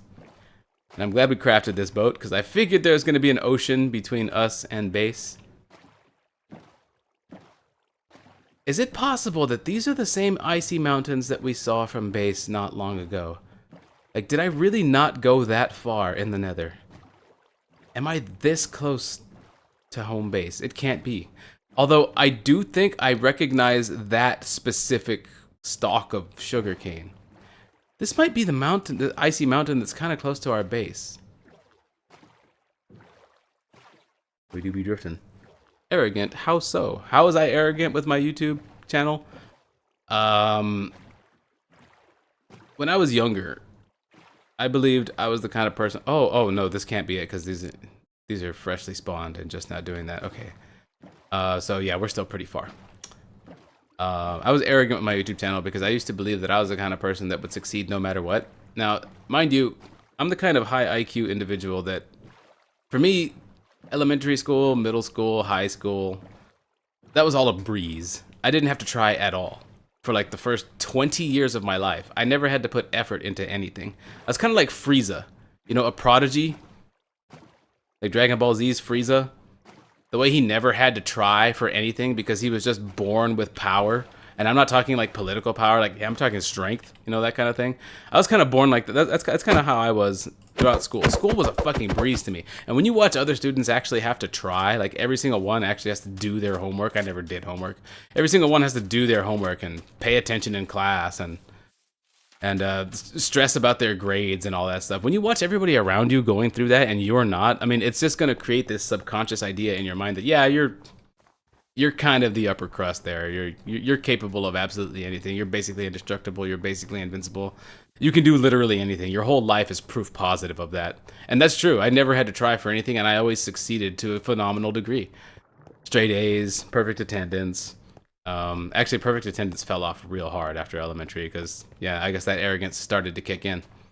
But yeah, I mean, graduating was absolutely no problem. I never did a scrap of homework. I never studied for a test, except for one or two. I have some pretty interesting stories about the one or two tests that I did have to study for, but we'll talk about those later. So yeah, the whole early part of my childhood was just constant affirmation that, yeah, I'm gonna succeed no matter what I decide to do. I'm just that good at everything. So it's only about like 8 years after that that I began my YouTube channel, and I still had that arrogant idea. And of course, I started my YouTube channel, and lo and behold, I become one of the most popular creators in the world, not just on the site, but in the world at the time. My channel was always top 10 most viewed channels on YouTube, not gaming. There wasn't even YouTube gaming back then. I was top 10 YouTube channels, period, every single day. So of course, this is just more affirmation that I can do whatever, whenever, however, and I'm always going to succeed, period. I'm not just gifted, I'm just incredible. I'm awesome. I'm quite possibly the best. That sort of thing. That's how arrogant I was back then. And I had good reason to be. I didn't have any reason to not think that. My whole life was just nothing but a series of endless, effortless, colossal successes. Of course you're going to think that you can do absolutely anything. So when I say I was arrogant when it comes to my YouTube channel, it's like I ended my first Minecraft series because... Hi there. I ended my first Minecraft series, which if I had continued, I could probably be a millionaire with it. But we've talked about this in the first stream, and I'm not going to go on that whole thing. But part of that was, yeah, I can end this. I don't need to worry about becoming a millionaire because I could just do that again later. Like, I'll just find something else to be colossally successful with, no big fucking deal. I'll end my Minecraft series just to preserve the integrity of the series, because to me that was worth it more than making the millions of dollars that was basically inbound. You know, I was like, nah, that's okay. I don't need to do that. I don't want to mess up my Minecraft series by continuing it and letting it fade into obscurity. I'd rather end it on a high note and let everybody go down in history loving it. And you know, honestly, in my mind, that is still the best move. Even though it was an arrogant move at the time, it was also well thought out. It was both things at the same time. It was well thought out. It was strategic. I wanted to make sure X's Adventures in Minecraft went down in history as something that was beloved, not something that burned out because I made 1,000 episodes of it and everybody's like, oh, he's still doing that. I didn't want that to be the fate of X-Aim. I wanted it to go down as something beloved, and so I ended it when I did. Huge, really good move, because it turns out that that's exactly what happened. Now I've got hundreds of thousands of people, if not millions of people out there who know what X's Adventures in Minecraft is, grew up on it and teaching it to their kids, learned a lot of its life lessons, and just continue to roll with it. You know, that sort of it's just a part of the fabric of their being now. And honestly, to me, that's way more worth it than the millions. But I did it at the time because I said, you know what, no big deal. I can just make millions again later if I want to. Like, so what? I'm just that awesome. And I did that again with PlanetSide 2 and Portal and a lot. Actually, no, not Portal, but I did that again with PlanetSide 2 and other forms of content that I've done. It's like, whatever. I mean, I realized that PlanetSide 2, I knew it at the time. I was like, man, I'm making more money with PlanetSide 2 than I am with any other series. And it's the one that I enjoy doing most. And it's the one I put the least effort into. Why don't I make loads more of it? It's like, I don't know. One of those things. I'm sure arrogance somewhat played a part in it. I don't know, a lot of things. But yeah, I was just very arrogant with my YouTube channel because of all those reasons. Lo and behold, here I am now at 43, and that type of behavior has not paid off for me. That type of thinking has not paid off for me. I guess it has in some ways, because if I wasn't that sort of person, then I wouldn't have reached a point like 5 years ago where I had to like really reevaluate everything about my life. Which I did have to do about 5 years ago, and I have done, and I kind of really love the person I've become now. So honestly, it come out to be all for the best, ultimately speaking. But yeah, to answer your question about how I was arrogant with my content, I think that covers it. Legacy is greater than money, says Mojay. I would tend to agree. All right, so it's nighttime now in Minecraft. So as I said, we're gonna be paying a lot of attention to chat here. Once I get myself secured, so they say, cobblestone or dirt. We'll do cobblestone and then throw the cobblestone away. We're gonna go, boom, boom, block things off, and we have a hole there. I can't reach it. Can't believe I'm doing this just to pick up cobblestone that I'm just gonna throw away anyway. Okay, nice. This is good.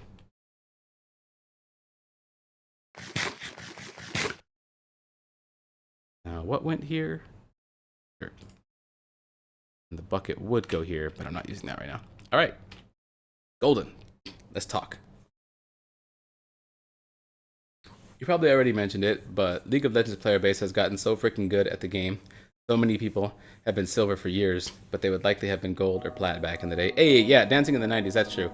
The average player is anywhere between silver and gold.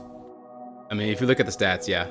You're right, the average League of Legends player, even those bronze players in League of Legends, know really advanced concepts like macro and wave control and all the basic stuff that we consider basic now in League of Legends. You know, when you say back in the day, yeah, back in the day, back when League of Legends was still what they call classic today, if you knew even one of the basics of League of Legends, you'd have definitely gotten at least like diamond. Like if you knew wave control in 2011 and you were a top laner, shit, you would carry every single game. And that's the only thing you would need to know. Let alone things like cross mapping as a jungler and stuff like that. You're right. The average League of Legends player, even the worst ones, are really good at the game now. Which is why climbing at all is a huge achievement in League of Legends. It took me 4 years to go from, it took about 4 years to go from silver to gold 4, playing every day and actually trying to climb. it's a monumental achievement to break into a new rank in League of Legends these days, because everyone is really freaking good at the game. So I think success in League of Legends should be measured more by whether or not you're climbing, rather than what rank you actually currently are. Because if you're plat, if you're emerald, or you're diamond, and that's where you are, that's just where you are right now, and you're not climbing, honestly, you're not really that much better than your average bronze player.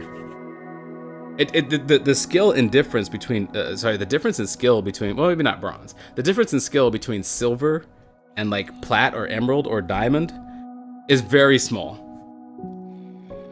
That's how compressed the skill level in the game has gotten, which is why in my gold and silver games, I have nothing but plat players on my team and on the enemy team, because my MMR, my actual skill, is plat/emerald, even though my actual elo, my rank, is actually just gold. It's weird that League of Legends has two different ways of measuring your measuring where you are. They've got your rank, and then they've got your elo, and then they've got your MMR. So I guess there's like 3 different ways of measuring it. And it's so weird because it creates this weird thing where there are silver players who are better than the people who are plat, but the silver players have a difficult time climbing because the game is designed to keep you at a 50% win rate. So climbing is hard, but building your MMR is easy. As you actually increase, as you actually get better in the game, you'll start having plats. You'll be in like silver 4. You'll be in silver 4, fresh out of bronze, and have platinum players in your games. And you might ask yourself, why are they putting these extremely skilled platinum players against me even though I'm silver? Well, fact of the matter is you're just as good as those platinum players, which is why those platinum players are in your games. Yet you're silver. And it shouldn't be like that. It shouldn't be like that at all. It should be just like StarCraft, where when you gain MMR, the other dude loses exactly that much MMR. It should be like that here. But it's not. Please ignore if this has been mentioned, but noting your aversion to mods, has anyone mentioned Distant Horizons yet? It essentially uses LODs to give a massive render distance. I haven't mentioned that, and I'm not sure what you're talking about at all. Going on, Sesh Rush. For me, it was the single most impactful addition I ever made to the game. Massive render distance.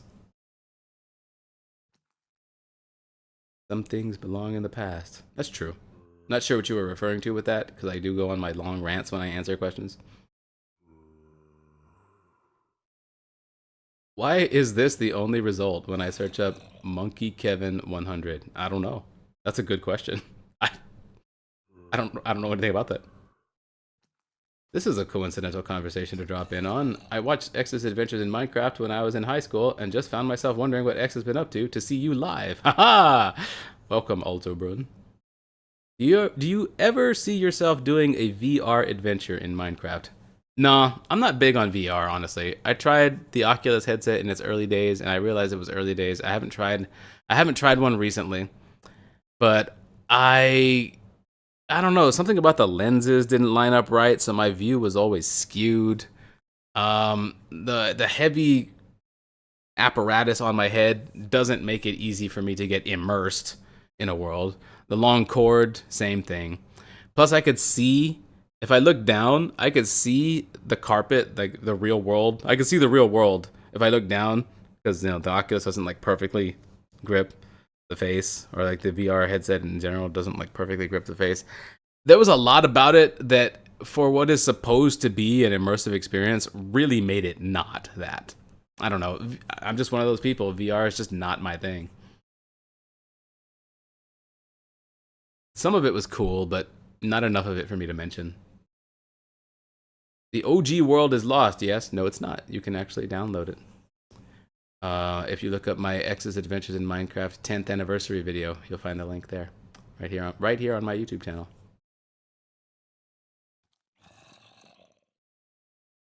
The average on a lot of games goes up over time. Yes, it does, Omega 3131. StarCraft is the same way. I was bronze 5 for literally 6 to 8 years. Then I finally got gold not too long ago. Nice. See, if you're climbing at all, that's the real win in League of Legends because of what we've talked about.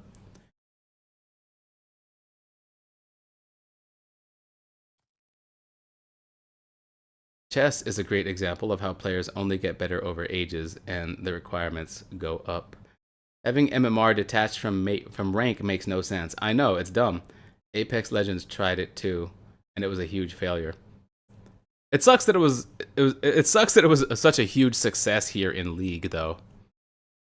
The way the ELO, MMR, and rank system all work together in this really broken way to keep you where you are so that you keep grinding. I mean, yeah, it's great for a business model. It does keep players playing. But what keeps me coming back is not the grind to rank up. I genuinely don't even care what rank I am. I like ranking because it shows me where I am. It shows me where I am among other players, and that's it. And it gives you something to strive for, which is fun. But I don't come back for the rank. I come back for the gameplay. I love League of Legends gameplay. I believe League of Legends has come as close as you can to perfect gameplay in a game like that. Top-down combat, not necessarily specifically MOBA, but that kind of top-down game. Everything feels so good in the hands.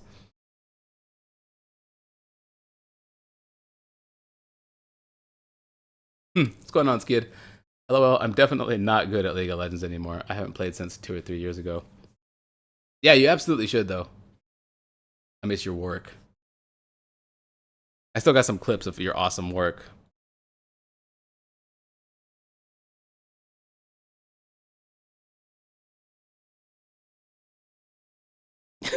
Hi, X. I've been eating your videos since you came out with X-Aim and started playing Minecraft. Now I am 31 and introduced the game to my kids and your videos. Hey, what's going on, Zylos? I love when people do that. That's such a huge compliment to me. Welcome to the stream. All right, we got daylight, everybody. So as you know, we're gonna be running during the day to get back home. But I'll be a lot more attentive to chat. I'm still gonna be talking and chatting, but I'm probably gonna pick like a long one to answer while I run. It's time to get on the move. It's too snowy, too gray skies here right now. We want out. Which way am I going? I'm gonna get over this mountain. And through the woods to grandmother's house we go.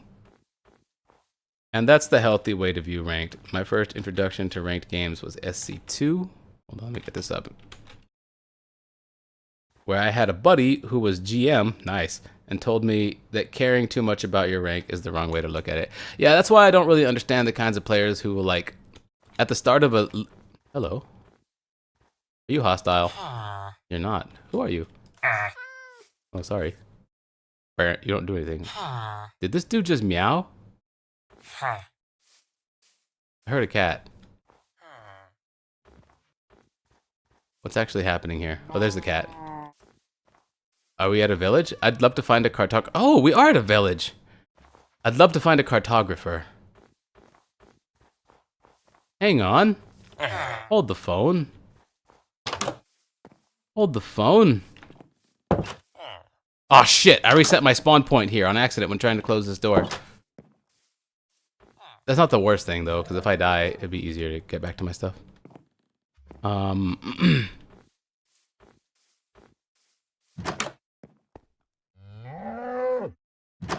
What are you? Okay, I don't want to kill these guys' livestock. Like, life's got to be hard enough out here in the mountains.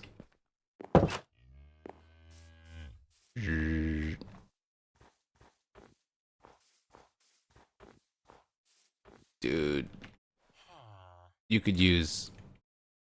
There you go. About our homeboy here.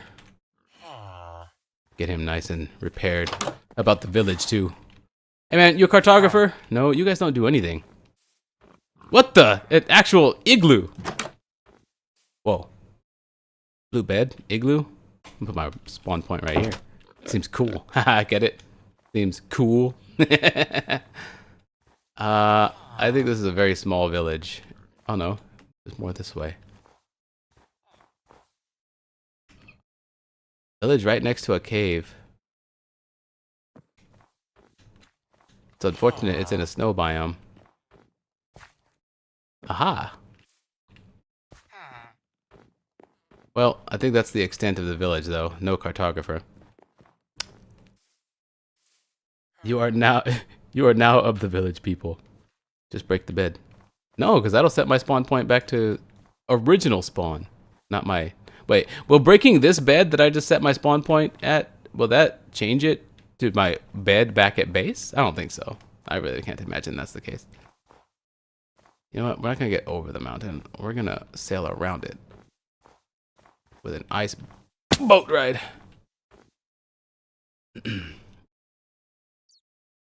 Rank is there to make sure you get fair matches and you can track yourself improving. I mean, yeah, that's how it should be. But that's not how it ends up working, really. I mean, it does end up working that way. Okay, more accurately, rank is there. I don't even know what rank is there for. But MMR is there to make sure you get fair matches. That I would agree with. But you shouldn't separate MMR and rank. They should be the same thing. Oh yeah, that's like I was saying. Like, I don't understand people who will, I mean, I do understand people who will, like, they'll start at the start of a year in League of Legends. And they'll, ooh, this is cool. Oh no, really? I thought we were gonna be able to go all the way around the mountain with this. Well, I guess that's the extent of that. They'll start at the start of the year in League of Legends, and they'll get the rank that they had prior, which is like Emerald or something like that, which is a respectable rank. But then, after their first 10 games or 5 games or whatever it is that you need to actually be placed, they'll stop playing ranked all year long, and they'll only do normals, just so they could hold on to the Emerald, because they're afraid of losing Emerald. So that they don't have to explain to everybody, well, yeah, I used to be Emerald, but now I'm actually Gold, or whatever it is. That way they can still look to others, they can still appear to others like they're amazing at the game. But they're not climbing because they're too afraid to lose what they've already got, kind of thing. That I don't understand. I think you should keep playing. I think once you get to a certain point, you just keep playing. Who knows how far you can go. But it's really not even about what your rank actually is. And like that's what we were talking about, the healthy way of viewing ranked. It's really not even about what your rank actually is. It just shows you where you are compared to others, and shouldn't be something you focus on. It's not something I focus on when I play. I play League of Legends because it, what the? That's not at all my spyglass.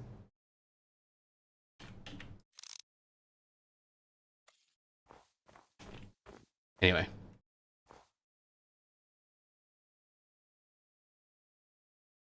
Resets your spawn fully back to 0-0. Yeah, I don't want to be back at 0-0.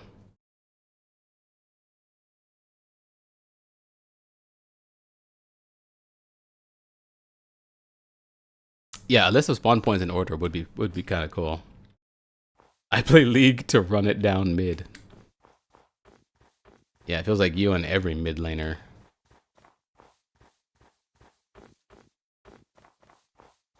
Bringing the rest of us down with you.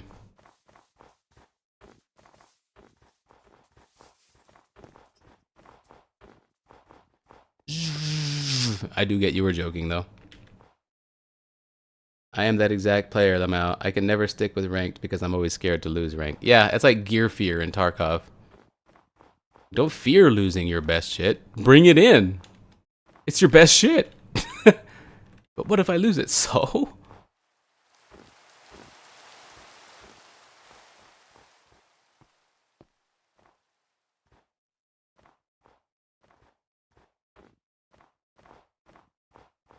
But I mean, I guess it's definitely a weakness to think and play that way, right? To preserve your rank rather than just continue being a warrior on the Rift, you know?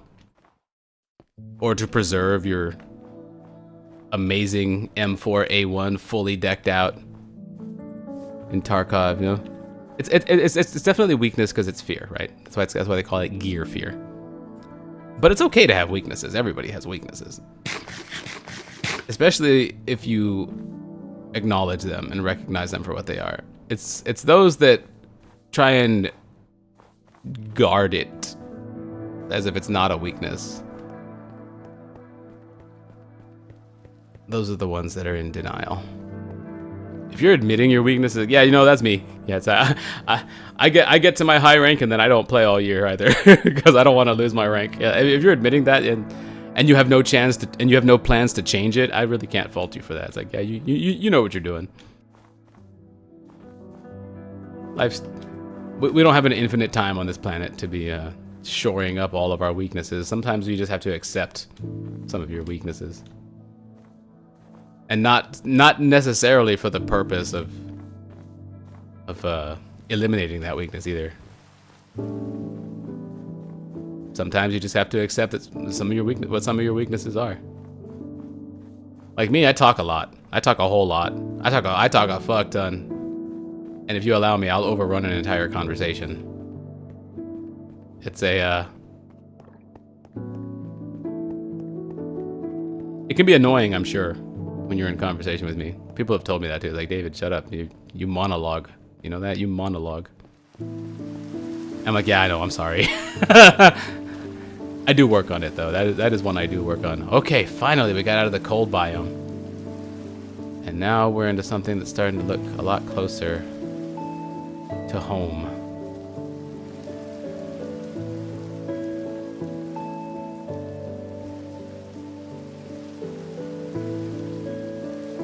I'm super loss averse. It's not necessarily a bad thing.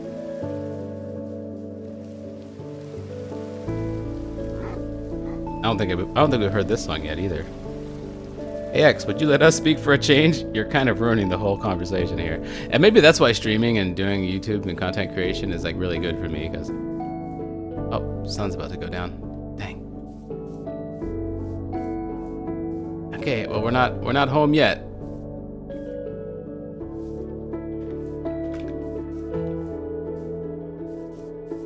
Ooh.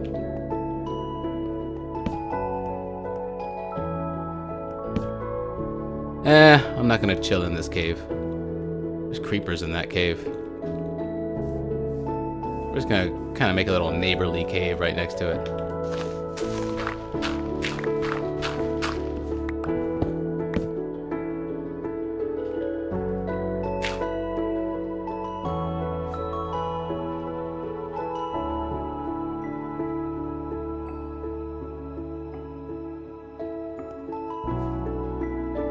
It's a little close.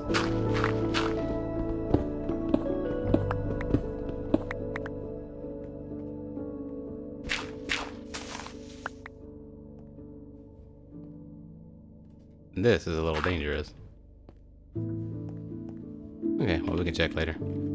Alright, we've come across another Minecraft night on our long adventure back home. Chat time. I like the additions to the Minecraft soundtrack. Me too. I also like coffee, and I should pour coffee. I have plenty of time to do that right now. Being introverted is making social situations at work awkward. Really? Being introverted makes things awkward? I always thought being introverted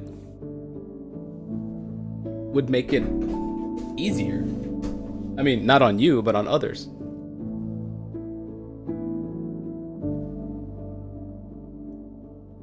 People are mistaking it for me being rude, but I'm like, I'm just quiet and am friend. I mean, I guess you could just tell them that. Like, if you start to get the impression that they think you're being rude by being quiet, you can just smile and say, like, sorry if it seems like I'm rude.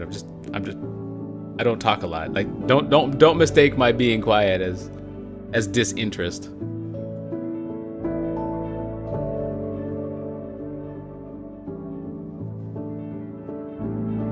What's going on in Maui? I enjoyed dropping in, X, but I got to get back to work. Hope to catch you live more often. Alright, Alterbrun, thanks for coming by.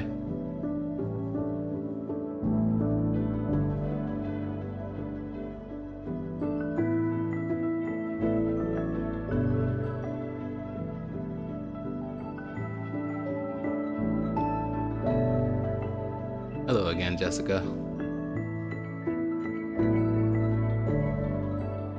I'm in an office setting, IT, around a bunch of architects and engineers, and people don't say hi because they misread the RBF, I guess.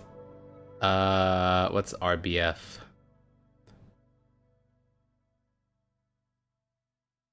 Oh, resting bitch face? More people tend to not like to carry the conversation.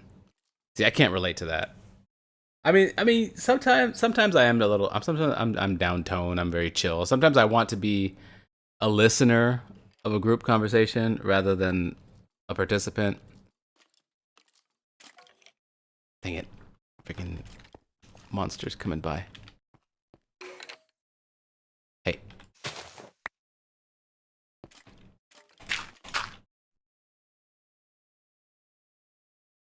Fuck this.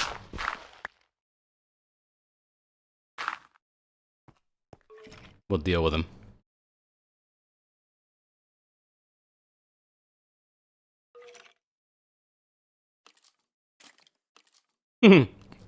That just sounds like architects and engineers, to be honest, says Shredder. That's the way to say it. Don't mistake my being quiet as disinterest. Yeah, for sure. I've had someone say that to me line for line, and it comes off very differently than I'm just quiet. Personal take here, but the latter has a connotation for me that is negative. Yeah, communication is definitely a skill. What you say is less important than how you say it.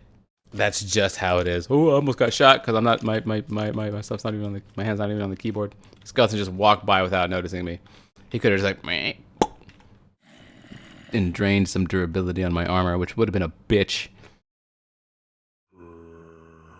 But yeah, communication is totally a skill. Like what you say is less important than how you say it. It's just a fact.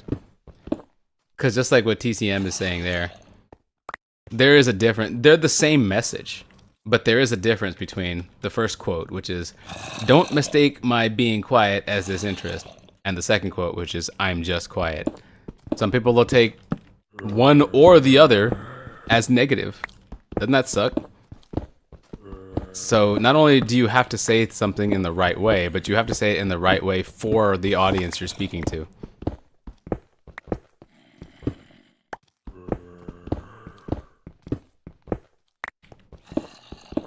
Gotta get away from all these stupid zombies and shit.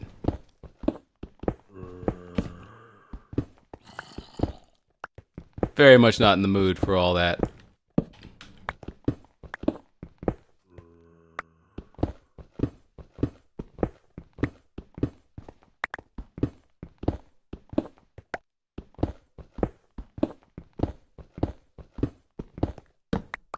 There, we're fine.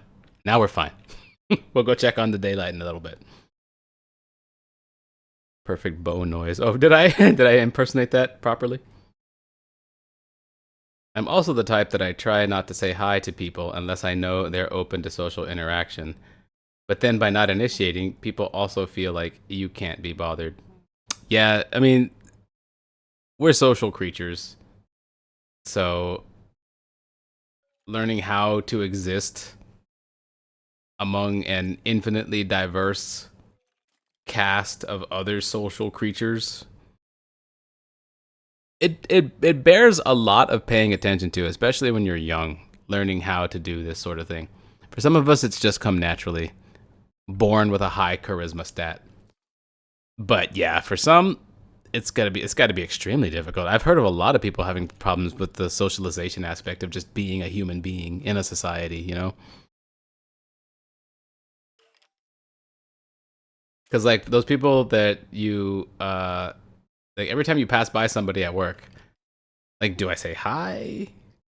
But what if they don't want to be bothered? But what if they see me not saying hi as being rude? Like, it's like, which do I do? Which one do I fucking do? And I say you just do whichever one comes natural in the moment. Sure, walk right by that secretary without saying hi if that's what feels right. Or just give her a wave without giving a verbal hi. You know, a wave and a smile. I find a wave and a smile, or even just a smile, makes things a lot easier. When I go out and I go grocery shopping or anything, okay, it's time to get away from these stupid skeletons down here now. When I go out and I'm just like grocery shopping, oh, now there's zombies out here. Oh, God!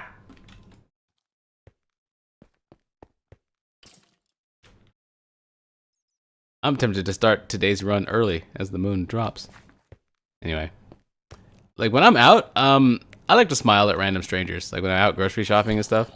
You know how you sometimes will lock eyes even for just like an instant, for like a fraction of a second with a complete stranger when you're at the grocery store, and like you're both like, shit, do I acknowledge this person for like a second? But inevitably one of you breaks eye contact and then just continues going about your day, and then you're left with just that like really awkward feeling inside, like I just locked eyes with somebody.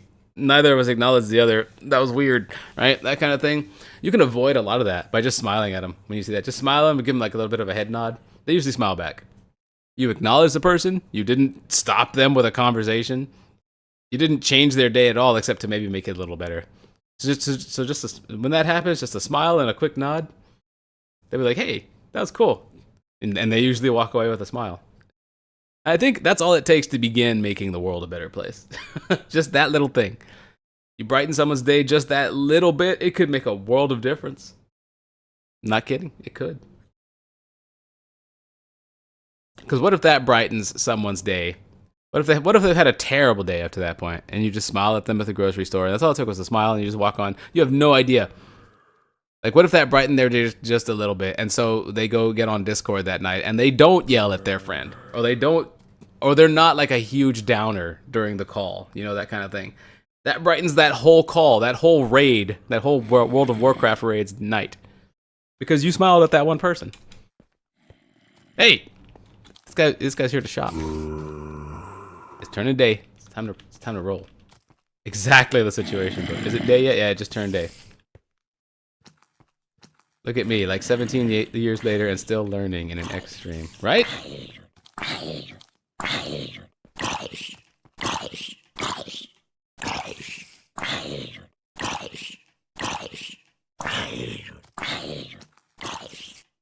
Oh yeah. I have no idea how to pronounce it. Anelacy? I used to worry that if I talked to strangers, they would be annoyed. But then I thought about how happy I am when people compliment my clothes, hair, makeup, etc., and felt more comfy doing the same. Yep, it's huge, right? You begin putting yourself in other people's shoes and seeing how that sort of thing plays out. Yeah. Like when you get a compliment, it makes your week. Some compliments can make your life. Some compliments can make your next 10 years. That kind of thing. So why not give them out if they can have that much power? Imagine how much that would change the world.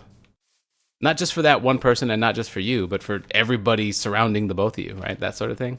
Yeah, absolutely. You definitely have something going there.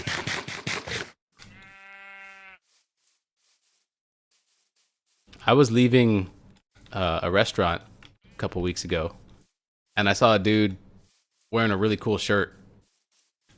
And so as I was walking out, I was like, hey man, he was just minding his own business. I was like, hey man, your shirt kicks ass. And he's like, hey, thanks man. And I was like, all right, peace, you have a good one. He's like, all right man, see you later. Stuff like that. It's really cool. And I remember one time I was standing in the checkout line at Walmart.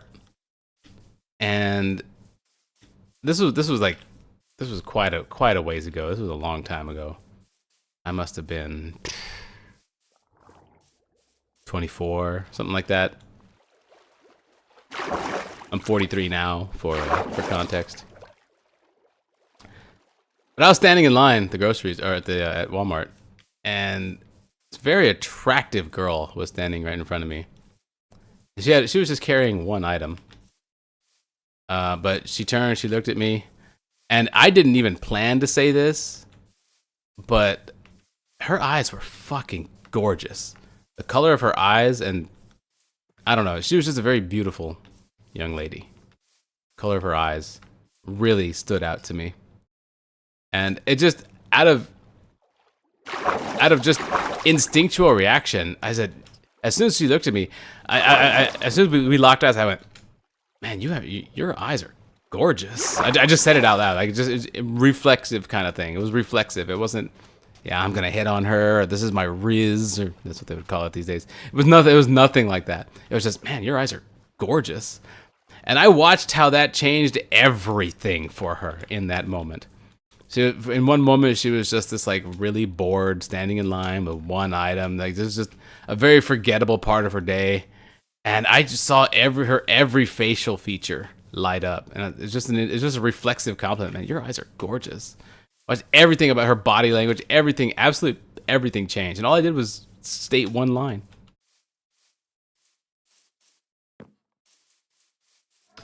I feel like these days we're all trained to just not interact with anybody else. Oh, look at all these feathers. I look at chickens and I don't think look at chickens, I think look at feathers. Like, we're all trained, I think, to not interact with each other out in the wild. Don't start a conversation with anybody. They just want to go get their groceries and go home, kind of thing. And for some, that may be true, but for others, it isn't. And you just never know until you say something. Hey, look, Mossy Cobblestone. Mossy Cobblestone just chilling out in the open. Some really ugly dirt.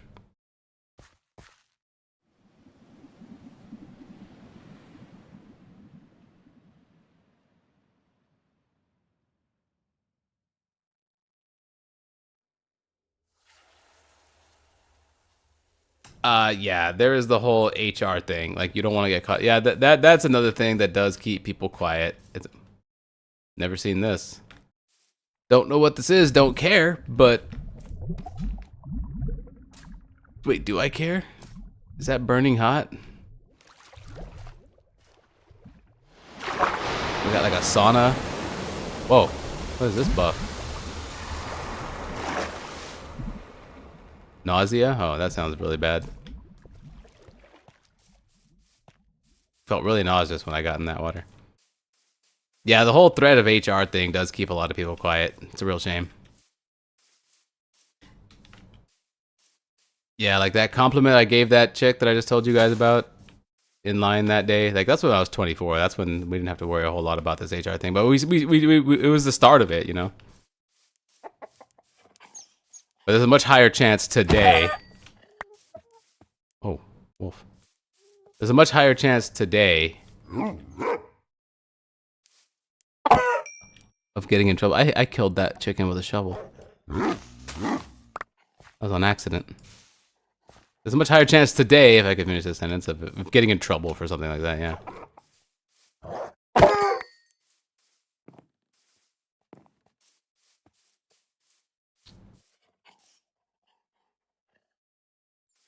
A sulfur hot springs. Huh. Okay, I gotta keep running, sorry. Can't be looking at chat. Looking at chat is one of like my biggest reasons that I stream, so. It's hard for me not to, but I do have to clear distance. We're trying to get home. I have no idea how far we are.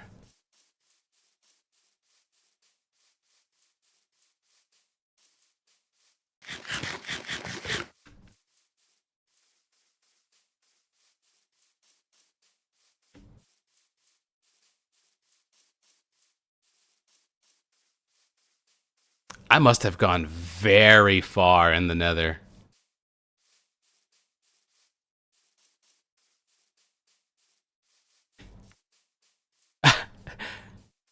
My nether spawn.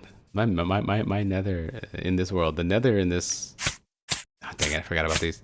The nether in this world spawn is just the worst, dude. Okay, there's 6 feathers. We do have to stop here. What? He's like, are you gonna finally... Okay, there we go. Oh, I don't gotta do the axe crit. I could just cut him with one hit. Come on, let's move.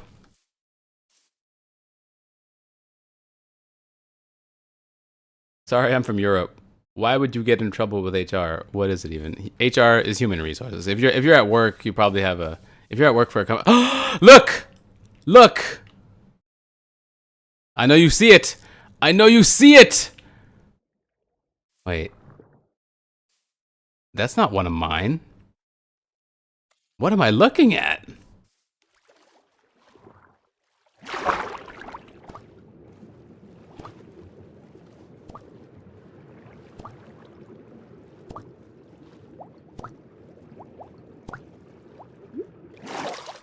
What in the world?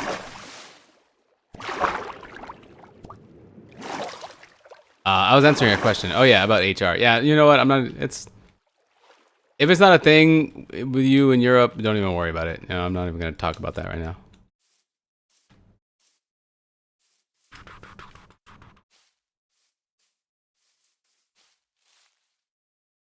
Where's the pillar?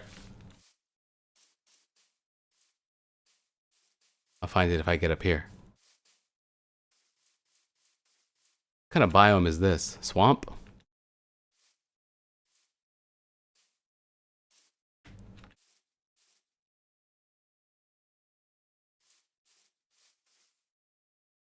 Is that it? Yeah. Huh. It's exactly in the direction we should be going. And it just happens to have generated like that. That's balls. Alright, we're gonna have to clear a freaking swamp.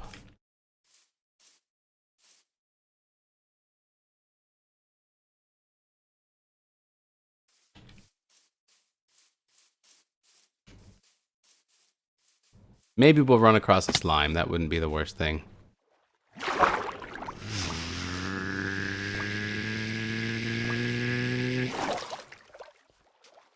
It's gonna get dark again soon. Man, darkness falls so quick. But we may have ourselves a bit of a natural cave formation to work with here this time.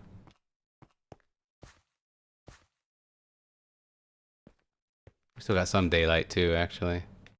How much though? Enough for a bit more of a run, honestly. Alright.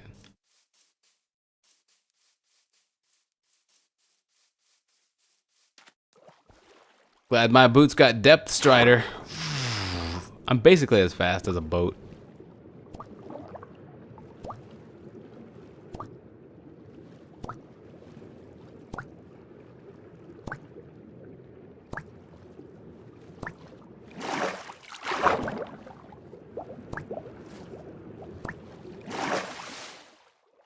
I see a village.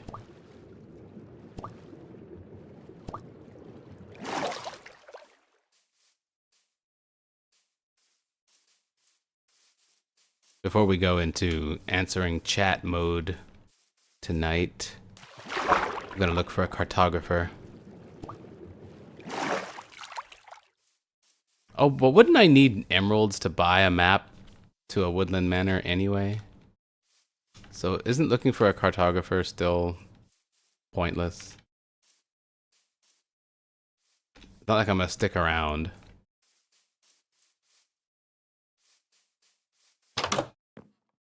Wake up! Sell me something. I don't know. Okay. Well, good night then. Eh. You'd have to level them up. Oh, that sucks.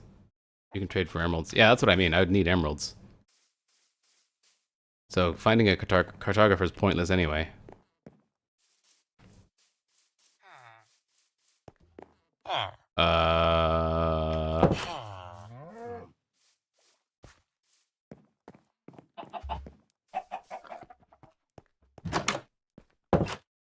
This is a great place to stay.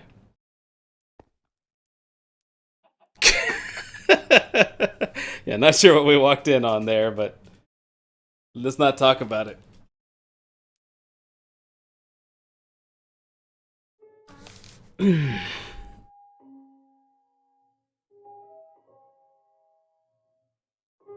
All right, I got my coffee.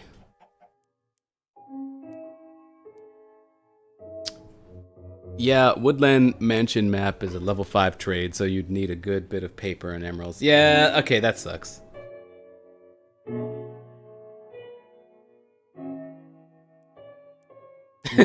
Every time something...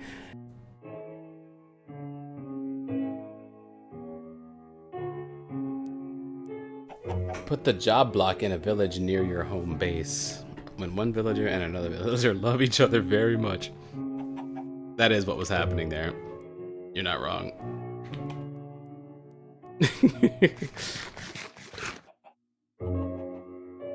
Birds and the bees. Here, someone's gonna come home to this and find... What? I can't store this stuff? Okay, there we go. It won't shift click in there though. That's interesting. Never mind, he was supposed to find some stuff. But now he won't. Gotta throw this out. Mm-hmm, mm-hmm, mm-hmm.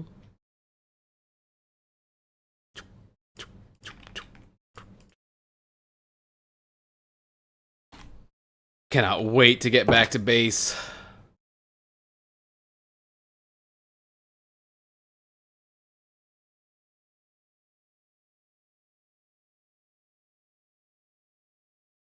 Oh, that furnace only smelts ores, so stone can't shift click. I gotcha. Blast furnace for ores. I've never made or even used a blast furnace myself in this game. I tend to stick to the good old fashioned furnace. If I want to smelt fast, I just make multiple. That's old school right there. All right, Prakrit, you have a good one. Thanks for coming by. This is quite the excursion. Oh yes, oh yes. Like I said, I wandered around for like 4 hours in the Nether yesterday on yesterday's stream. But a lot of it was slow, so I didn't know how far we had actually gone. A lot of it was very slow, like going through those green forest leaves and having to get around there and building bridges of netherrack to get over lava, and a lot of it was stationary, like being in the bastion. So it was 4 hours of the nether, but it wasn't like 4 hours of running through the nether. It's very slow. A lot of discovery. I was playing very cautious. But apparently I did go very far. Audio gone? No, audio should be. My output says it's good. Mine's back up, try refreshing. The most I do is a classic furnace plus hopper into a chest. I've never used a hopper either. I'm sure those are useful. Not even sure.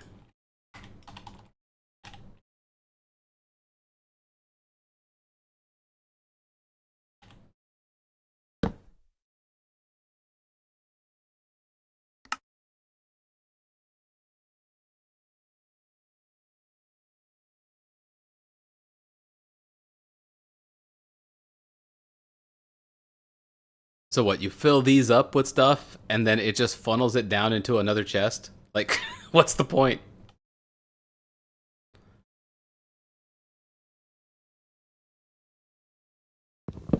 That's my understanding of it right now. I know they're used to filter things.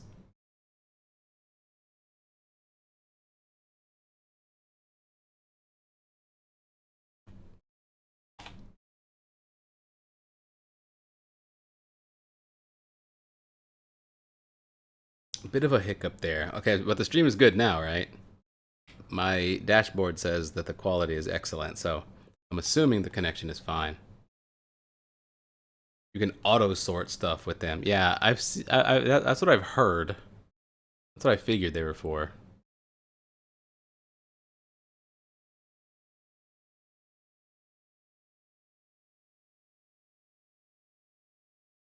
Let me check my internet connection real quick. Streaming hasn't been the most technically secure thing for me in the past, so I'm a little paranoid with stuff like that. Might have just been one little hitch though, so I'm okay. Look at you. Dang it, I keep doing this because my spyglass is usually on Z.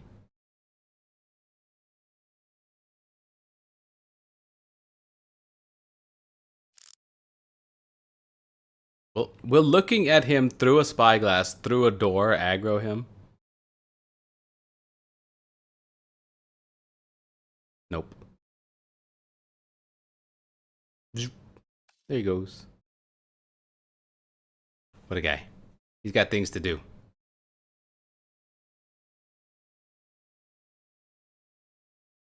All good across the pond here. No lag, clear audio. Glad to hear it. We've been streaming for 2.5 hours and we're not back at base yet. Isn't that insane? It's off that way somewhere. Oh, look at all that. I should just keep this up for now. What a Minecraft scene that is. Look at this. This looks very Minecraft.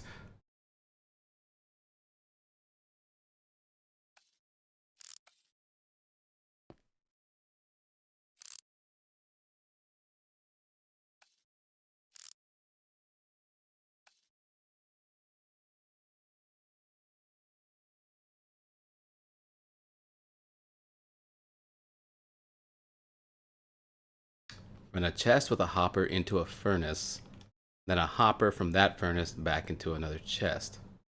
Oh. Yeah, Minecraft is filled with a bunch of things that really suit automation very well. I'm just not a big automation kind of guy.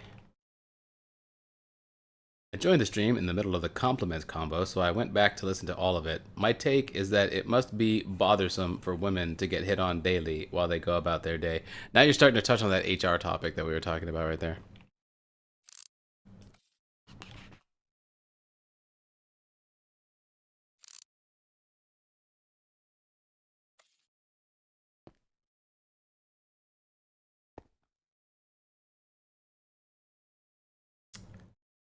How far are you removed personally from the ex that you were 15 years ago? Is it the same person to you? No, absolutely not. I am still the same human being, but am I still the same person that I was 15 years ago? No. And I should hope the answer is no for everybody. Honestly. Unless you're like 80. If you're like 80 or 90 years old and you've been the same person for 15 years, that's probably okay. But if you're anything below that, I think a 15-year gap should be enough to significantly change you. And one thing about change is that like you absolutely, well, here's the truth of it. Like you absolutely do change, whether you intend to or not. So the answer is yes or no. I don't know. 15 years ago, everybody is different from who they were 15 years ago, for sure. Every single person. The difference for people is whether or not that change has come intentionally or if that change has just happened to you. Intentional change is where you'll find the most fulfillment in life. It's where you'll find it's where happiness. It's one of the places that happiness can come from. Intentional change, because make no mistake, change is going to happen to you no matter what. If you aren't changing intentionally, if you aren't putting yourself in a direction and moving in that direction, then other forces are going to change you. And when you have no control over that, then you have no idea the kind of person you're going to become. And it's most likely not going to be a good thing if you just let change happen to you. You absolutely want to be the kind of person that guides your change. Now, 15 years ago, this isn't the kind of thing that I would have listened to or I would have even believed in, which is arrogant and foolish. Like I said, I was an arrogant person back then. But if you don't believe that change happens to you regardless of your own intent, you're in for a very rude awakening. And for a long time, I wasn't aware of that kind of thing. I arrogantly believed that I was guiding my life and my change for the better, but I actually wasn't. It wasn't until a few years ago that I began to really look at things and recognize, oh wow, you actually have to be intentional about this kind of stuff. You have to sculpt who you are. You have to become the person. You have to have a goal and set out to become a specific kind of person that you want to be. You have to start asking yourself, is this thing that I'm about to say, or is this thing that I'm about to do what the man that I want to be would say or do? And if the answer is no, then you don't do that thing, or you change things up. You have to begin guiding your life in that way. Oh, what? Oh! As we continue to move, the compass is moving more readily now. What is this?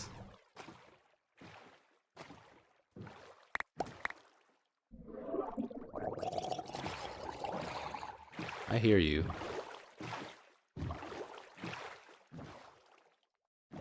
Yeah, cringing at your past self is evidence of character growth. Yes, I cringe at my past self all the time when I think about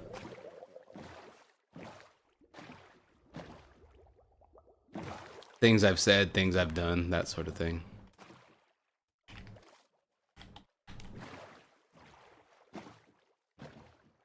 And a big part of change is picking your sacrifice. Wait, hold on. Is this... No, this is not the shore. I was looking for the sunken ship that we explored early on in this playthrough, but it's not here, so this is not the same coastline. That's okay.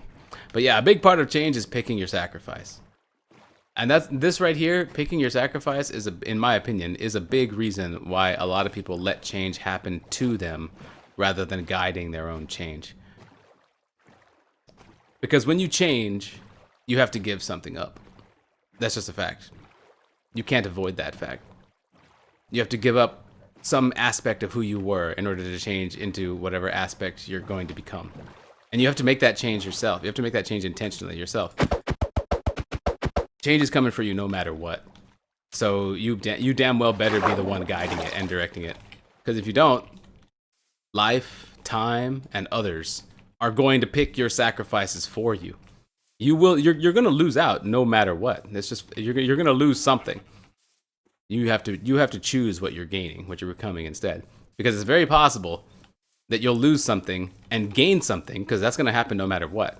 Like I said, change happens no matter what. Change is losing something and gaining something at the same time. And you no matter what, you're going to lose something and you're going to gain something. But if you let change happen to you rather than being the one to guide your own change, then the things that you lose are things that you want to have. And the things that you gain are things you don't want to have, like impatience and arrogance and anxiety.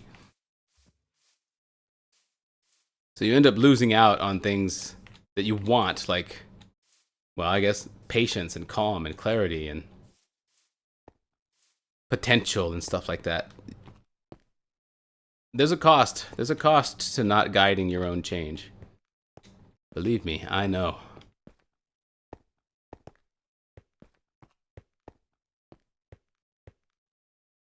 Why haven't you had your own TED Talk yet? That's what this stream is for. Yeah, I guess that's what this stream is for. Hold on. The way the compass is moving, I want to read chat because you guys seem to be saying some very interesting things, but the way this compass is moving more frequently now tells me we're getting much closer. This might be the mountain range that sits as a backdrop for the house at our base, but it's hard to tell because it's a fucking mountain. The mountain in the way. Oh, there it is. There it is. There it is. There it is. This is the mountain range. Oh my god, we're almost there. We're almost there. We're almost there. Did you guys see it? Did you see it? Did you see it? Did you see it? Did you see it? Did you see it? Did you see it? Did you see it? Did you see it? Did you see it? Did you see it? Did you see it? Did you see it? Did you see it? Oh, there's my original nether portal. We're back.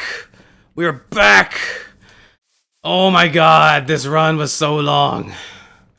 We finally made it. We've completed the reset. Okay.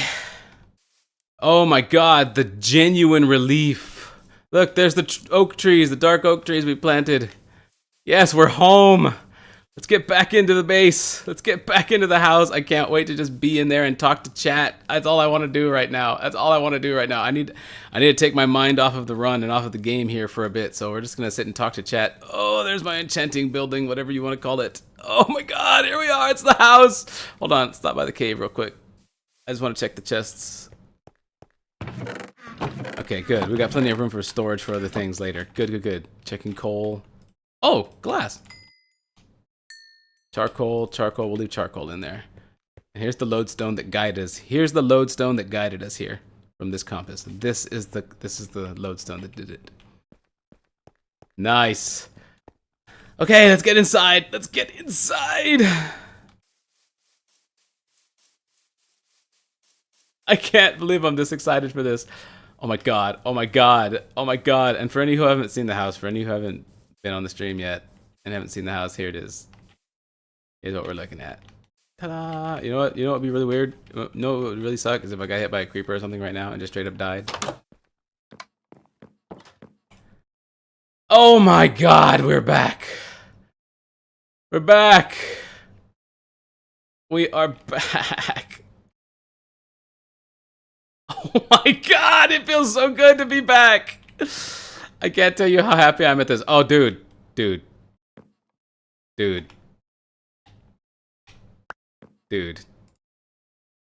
We said we were going to play this after our next nether run, and we have made the next nether run. Have you guys ever heard this? You ever heard the Tears music track?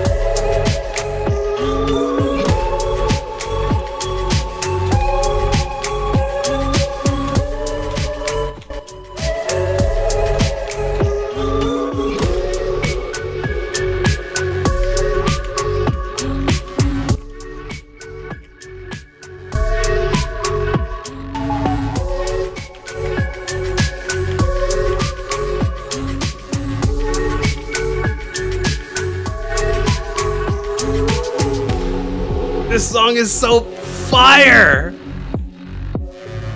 Oh, this is so legit!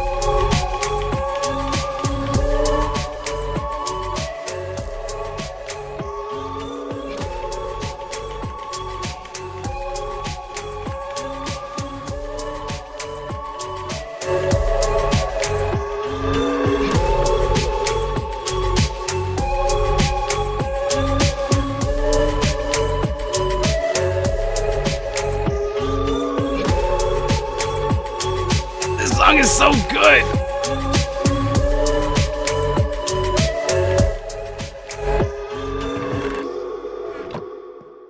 How can you not love that? Wasn't that the sickest fucking shit? Okay. I'm so glad to be back. Oh, yes. Oh, this is my box of shit from the Nether I don't know what to do with. Here's all the glass. Okay, I want to get some of this out of there. Put our boat in our foot locker. That's good. And then, because we're finally nice and safe, we can walk out in the middle of the night here and go trade with this wandering merchant. See, if you're going to be a wandering merchant, hang out very far away from my house and I won't have to murder you. This guy has it right. This guy knows what he's doing. This guy's the first one to know what he's doing. What's up, man? What do you got? I got 13 emeralds. Bucket of tropical fish. Okay. Gray dye, pale oak, potion of invisibility for 5. Negative 100% waypoint transmit range. I don't understand that. Waypoint transmit range? I don't understand what that means. But, I'll take a potion of invisibility. Yeah. Thanks, man. That seems cool. This is like one of the first times I've ever done anything worthwhile with the trading system in this game. Where the deer and the antelope play? What the? That's not what we're listening to at all.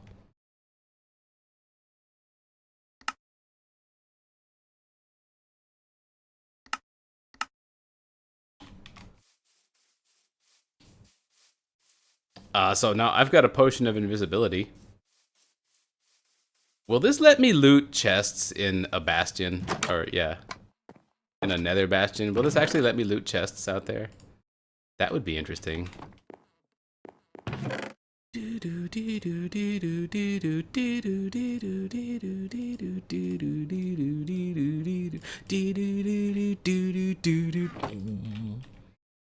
Let's go. Zoop.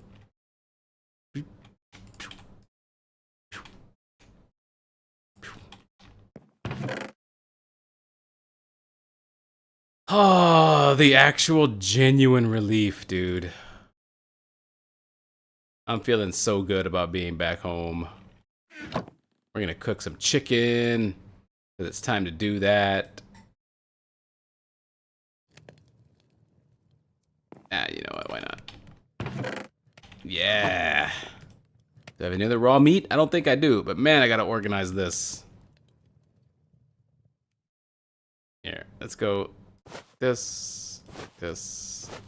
Yeah, like this, this.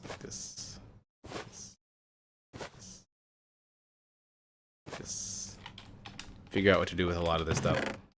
This goes here. For now, this goes here. These go here too. Oh wait, no, I have feathers. I can make stuff. Don't know what to do with these. Some of this I do know what to do with.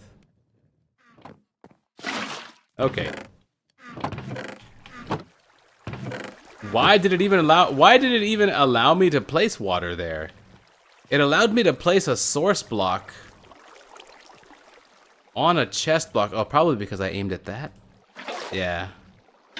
Oh. Ha! Well, that's awkward.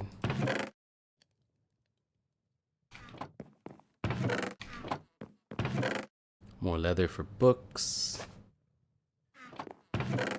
String. Feathers. String. That thing. That thing.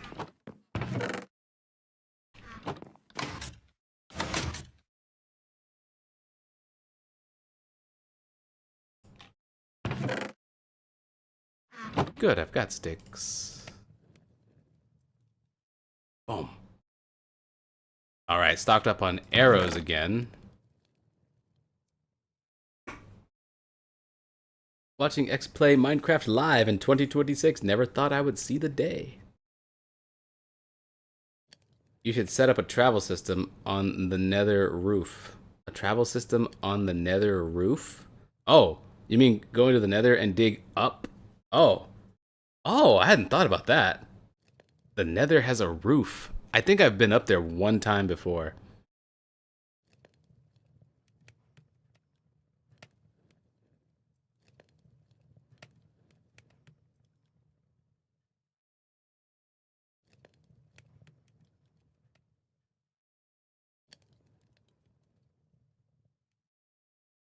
I was gonna say, dangerous game to play walking around doing inventory with a bucket of water.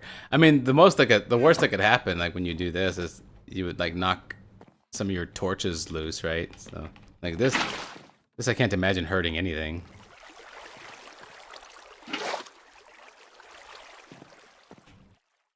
Unless you had torches on the ground.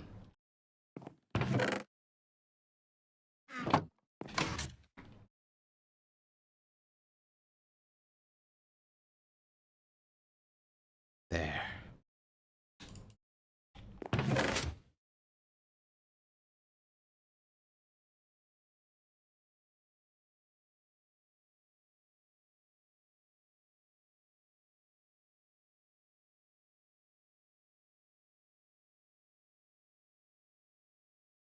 Return portal, home base. All right, so I don't need all of these compasses with me. Yeah, I don't need Overworld Nether Portal 2. I don't need this one with me at all times. Home base, I do need with me at all times. These are both from the Nether. I'd have to rename this. Nether Portal 2, Portal 1. Let's rename.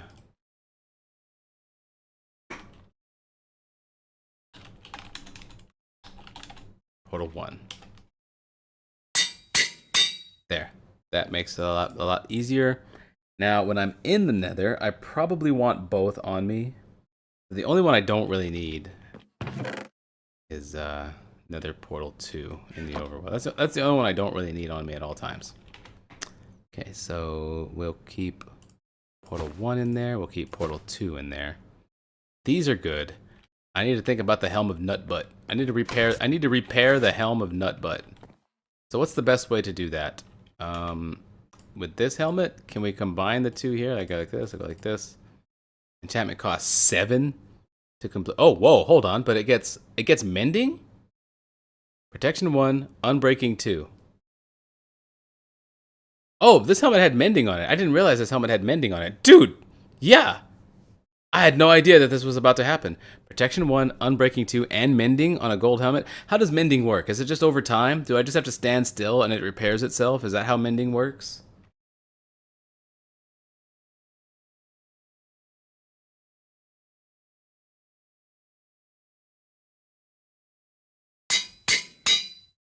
The Helm of Nutbutt just got incredible. Every time you get XP, it repairs the item. Oh. Dude, that's so cool. I had no idea that the Helm of Nutbutt was going to become like an epic item. I just called it the Helm of Nutbutt. It's turning out to be kind of fucking amazing. That'll go there. the fungus in there. Oh yeah, the enchanted soul speed. Did I put soul speed on my boots?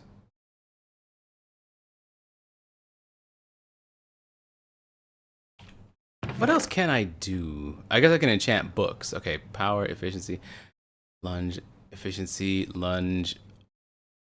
I've got 22 levels of experience. Let me go do this real quick. Oh, I'm so glad to be back.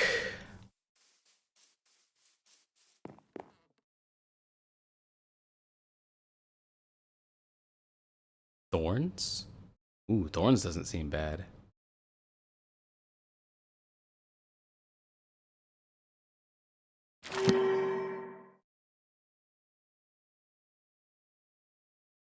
Ooh, quick charge? Impaling.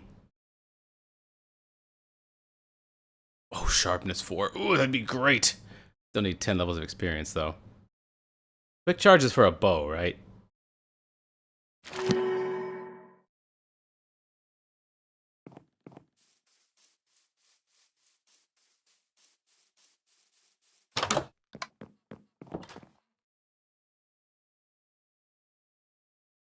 Aw. It's for crossbow? Dang.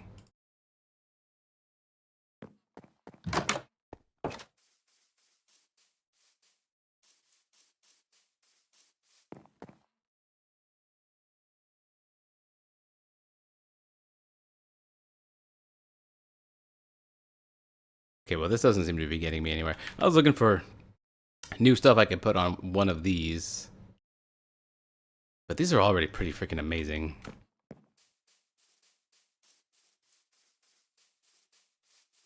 Okay,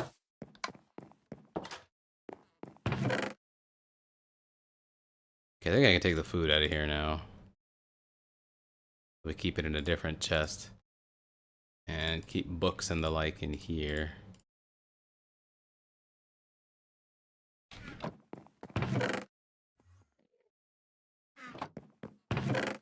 Wait, well, I'm going back into the nether. I'm going to want these.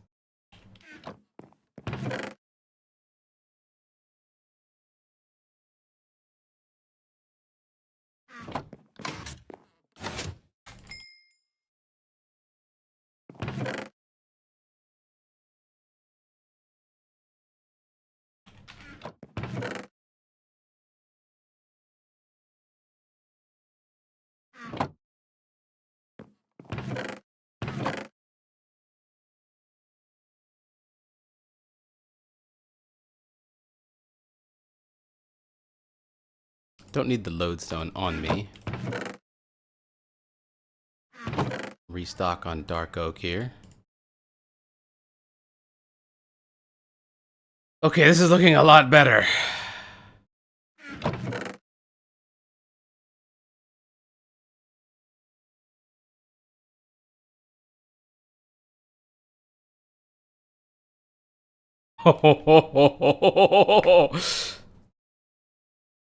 There's like no way we're not gonna find another fortress next time, right? My god.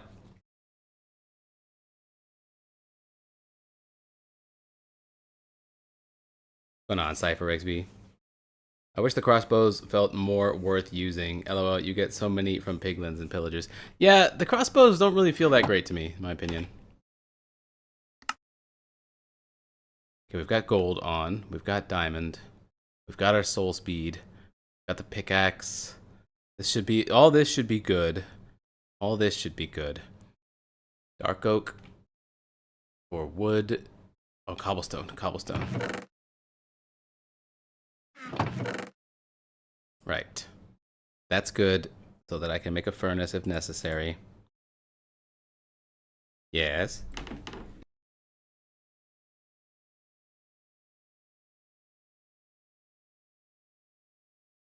One sec, be right back.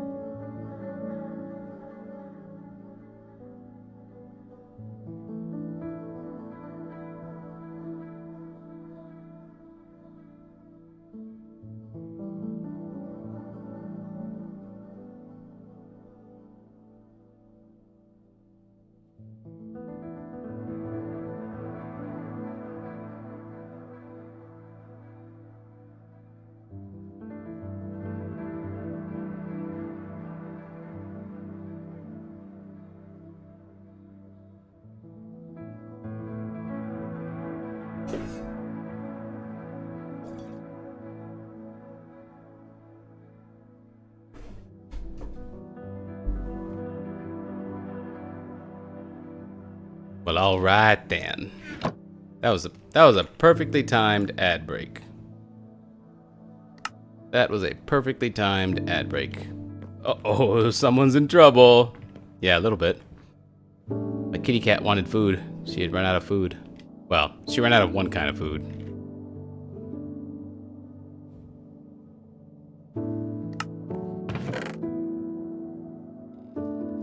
Ooh, I'm enjoying these tunes.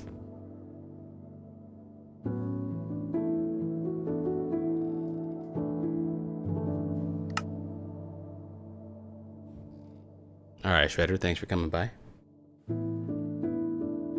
Oh yeah, thank you for leaving up the lurk viewership, for sure. Okay.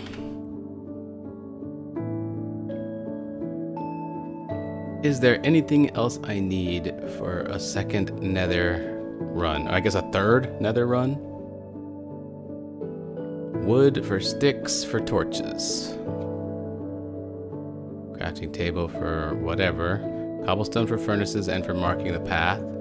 Got the warped fungus on a stick for walking around on a strider. Got my soul speed boots for when I come across soul dirt or whatever. Actual dirt I'll bring in as a starter, but that'll eventually get replaced with netherrack. We got tons of food. We got enough ammo. I always feel like I'm missing something. Shield is fully repaired. Gear is in good shape. We don't want to bring a bucket to the nether. It's pointless, so we can footlocker that up. I have another one there. Look at that. Oh yeah, this is the first one I dropped off to go into the nether. A saddle. Oh, saddles. Yes, saddles are... Yeah, it's a good idea.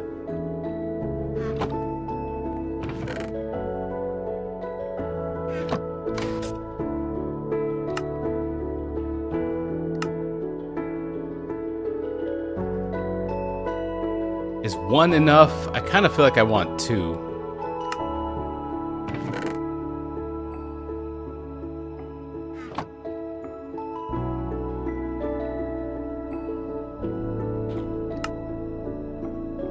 Dang, they don't stack.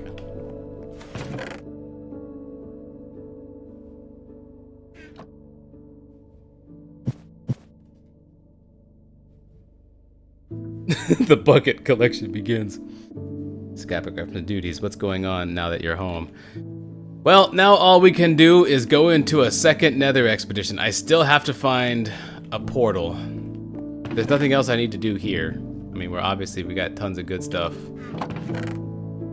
We are very much mid-game right now in Minecraft. I got 2 saddles, one for a strider run and another in case something goes wrong again. And the rest of this can be for carrying random bullcrap. Okay, my coffee. Gonna reset the coffee pot so it continues to keep the coffee hot for the next 2 hours. Also on my ad break while I was feeding my kitty cat, or after I fed my kitty cat, I decided to grab another root beer. That's how you know I'm planning to be in the nether for a while. You don't need spectral arrows, to be honest. You know what? You're so fucking right about that. Actually, no. They're crowd control capability. I mean, do they do crowd control? Like, I fired one time at one of those big warthogs, and it caused him to run around or walk around confused for a bit, making him a much easier target. But then I fired it at another target later, and it didn't do the same thing. Are they crowd control or are they random? What's the deal? Because if they are crowd control, it does come in handy. All they do is make guys glow. What?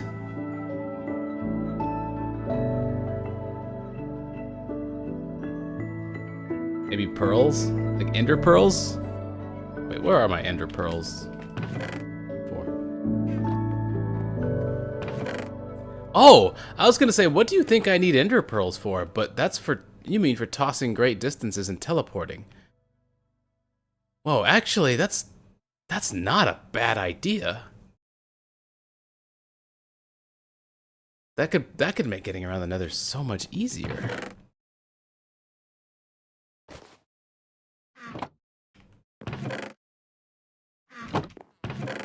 Could also lead to instant death.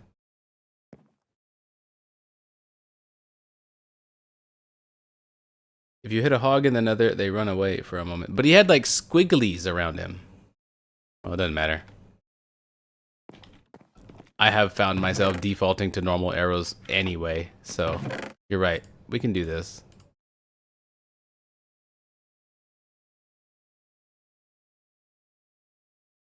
I like the food. I like how much food we have here.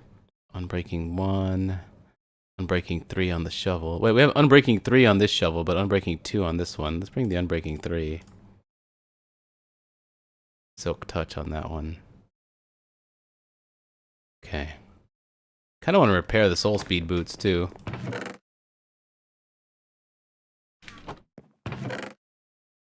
Lunge, efficiency, quick charge, smite, thorns, soul speed 3. Oh, that is soul speed 3. Power 1. Nothing else I can put on the boots. But I do want to repair them.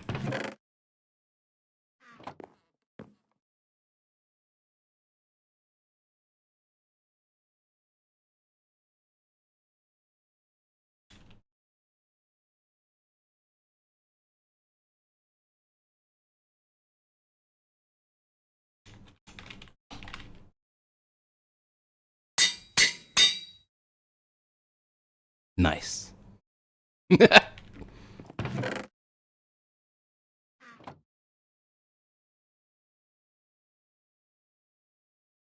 Sherman Blinds and Rugs, Sweet 202. I know that, I think that's a song or something.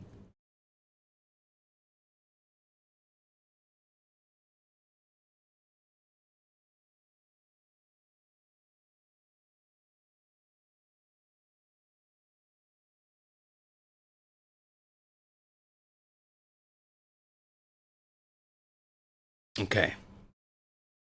I'm so scared to go back in there. Yesterday's stream was so boring.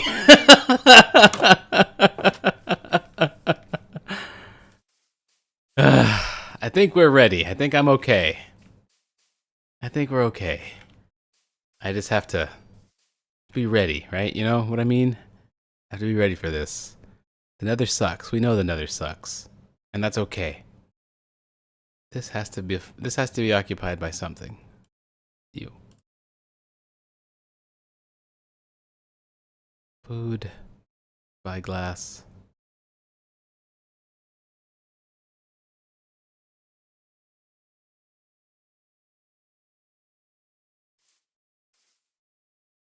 Nether, hellish place. You are not prepared. You are not prepared. I am, though. I am prepared. I'm better prepared this time than last time. And my spawn point, we did reset the spawn point back here. We're finally back. So glad to have been back home for a little bit. Reorient myself. Alright, everybody. Here goes this crap again.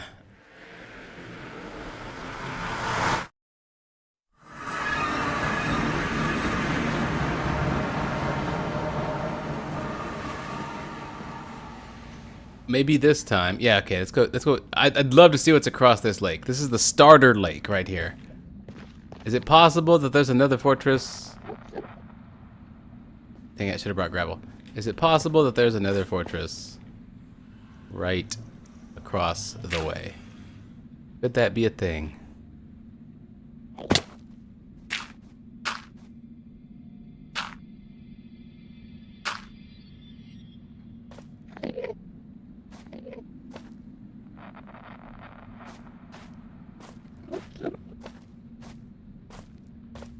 Bink.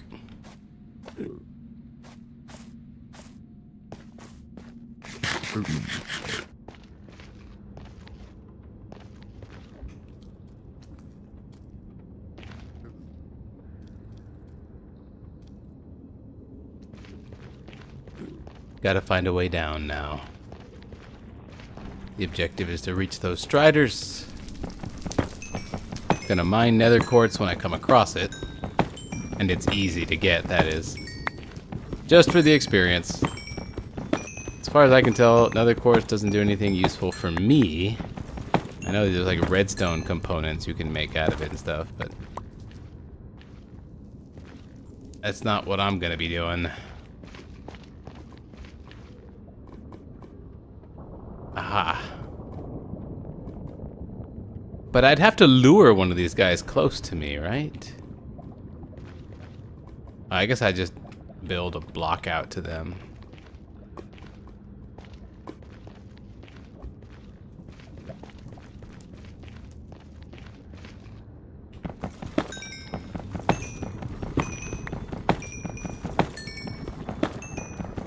I forgot, I don't even have to pick up the quartz.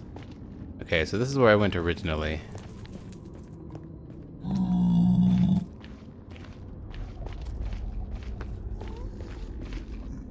I hear a Garst. That could really ruin my plans. Quartz looks great. Yeah, I got a lot of it home anyway. Oh no, I stored it at the second base.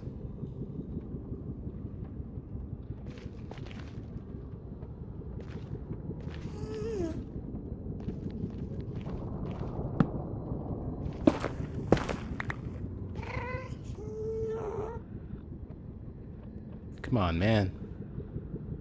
Show yourself.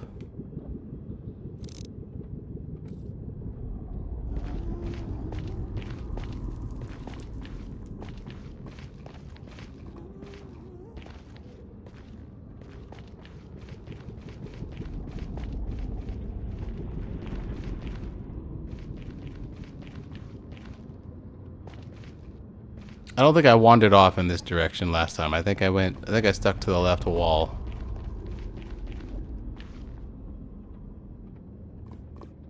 Oh, maybe I did.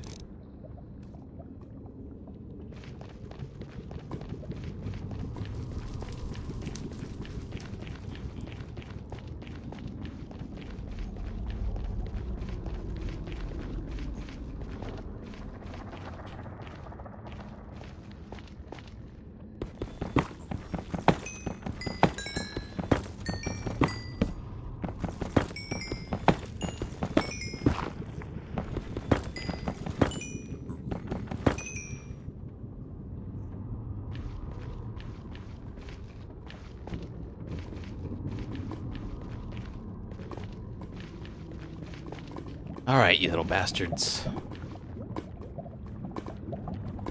Start with the dirt.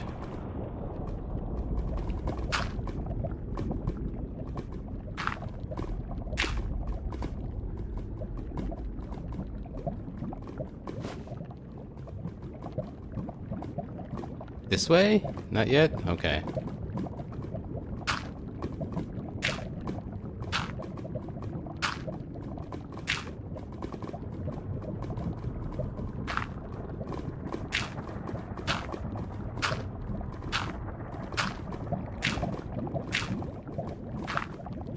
That enough? Hey, over here. Dumbass. Hey, dumbass. Over here. Oh, that's dirt. What's the key to swap your offhand? There it is. This way. No? Alright. Not gonna work, huh?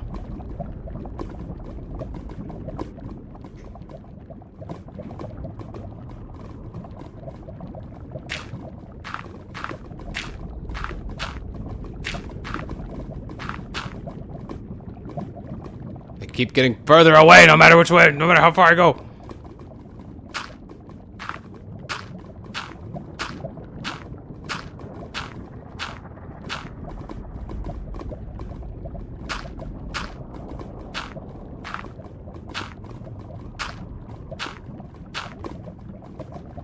This one's walking right to me, finally. There you are.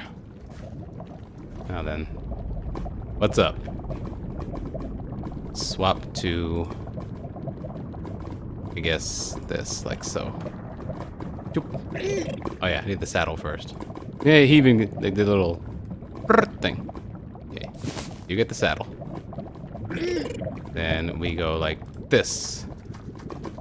Okay, finally.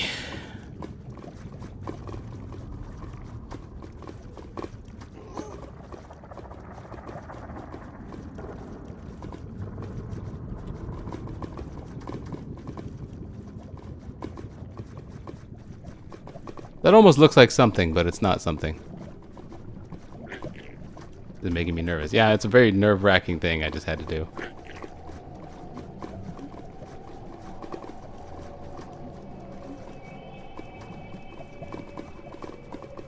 That one of my pillars? Nope, it's an Enderman, and I just hovered over him like he was safe to hover over. Hey, this looks like something.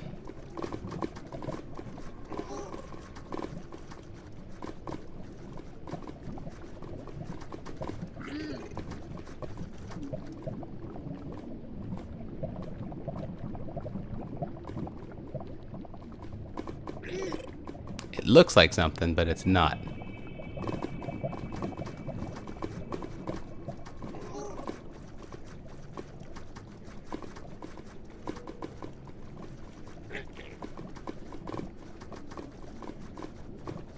Yeah, I guess you're right. This is faster.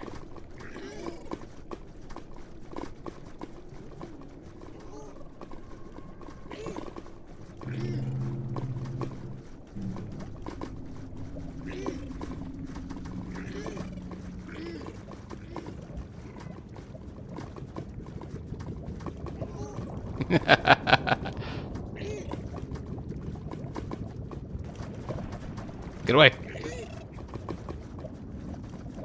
He's like, but you're carrying my favorite food. How could I possibly get away?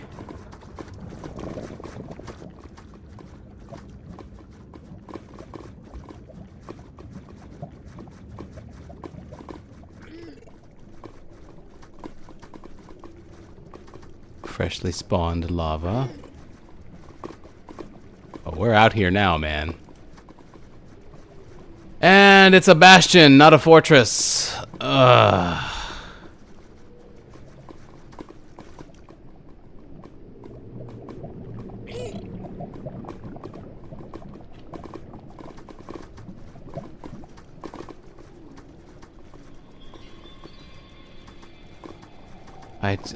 I just missed those old school fortresses, man. Why can't we find one? I'm starting to feel like Sunbro looking for sunlight, looking for his own sun.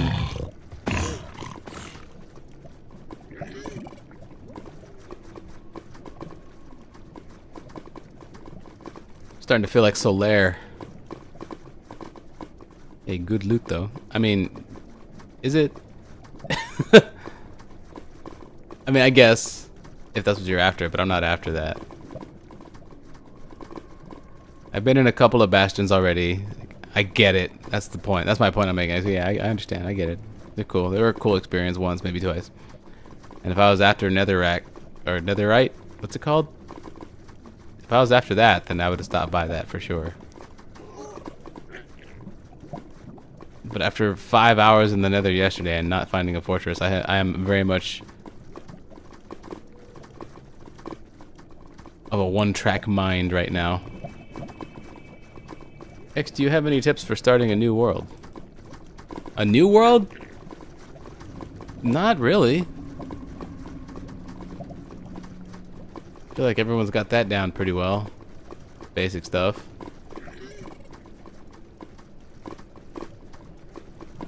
Make some tools, find a place to sleep, or stay safe for the night. I guess my biggest tip for starting a new world would be turn off phantoms and the need to sleep. Like do this.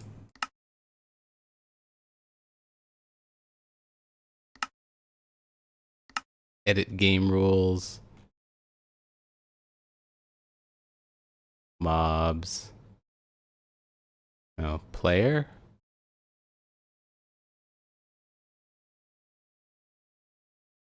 I don't know. Somewhere in here, there is an option to turn off the need for players to sleep or turn phantoms off. Definitely do that. That's my biggest tip for starting a new world. These days might be my only tip for starting a new world. You can find good gear. Yeah, I know. But look what we just found. Look what we just found. Look what we just found. Okay, I gotta make sure and dismount properly here. How do I do this specifically? How do we handle this? How do we handle this? How do I keep him around is the important thing. Also, this doesn't really look like a fortress. It looks like fool's gold. Unless it extends that way. It's probably a fortress now that I think about it. Alright, so what we're gonna do is we're gonna go boop, boop, boop. I'm gonna get you way up here. Up, up, up, up. Up. And here is probably fine. Now if I plant this, I can't plant it. Dang it. I don't want him wandering off. He's like, no, don't. I need the food. I need the food.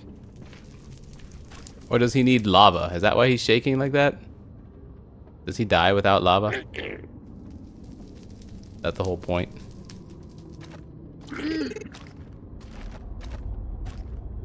He looks weird. I need him to get out of here.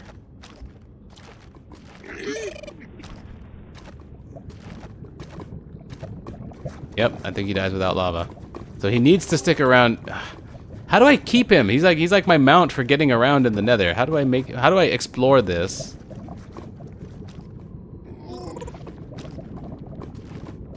Without him leaving.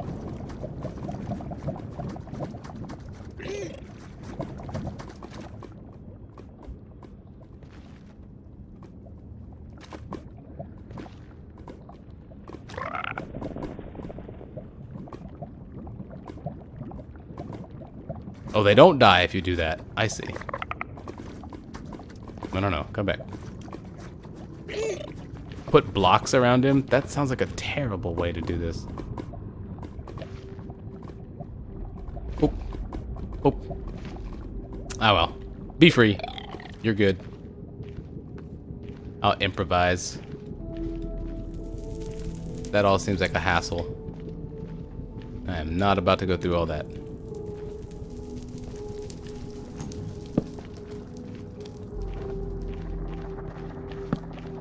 Okay. After 4 billion years, we found a terrible fortress.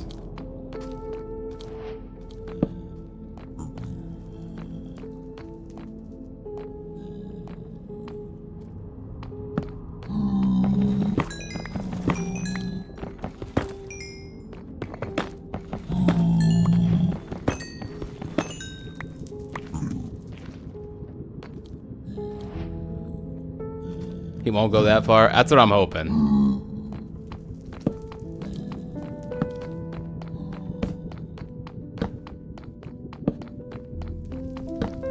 Aha.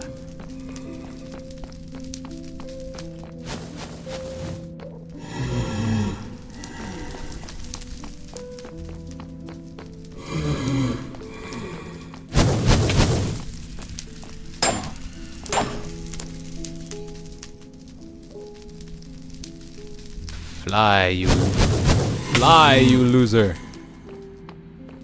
Come up. I need your rod.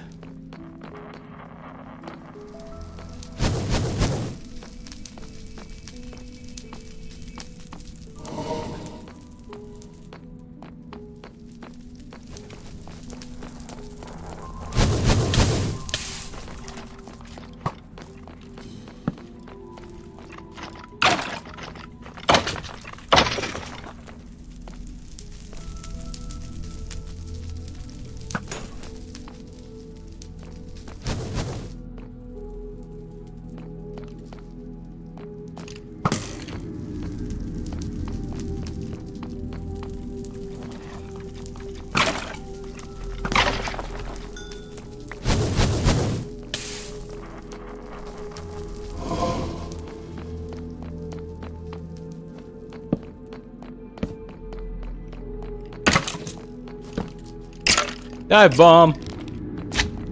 Ha! Everything's dive bombing me from up there. All the good shit must be up there.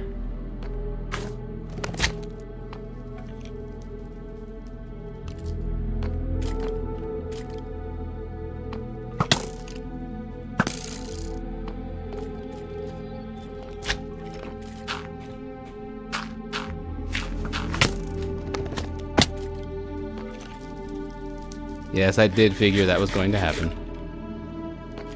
So I wanted to kill him first, but then I gave up.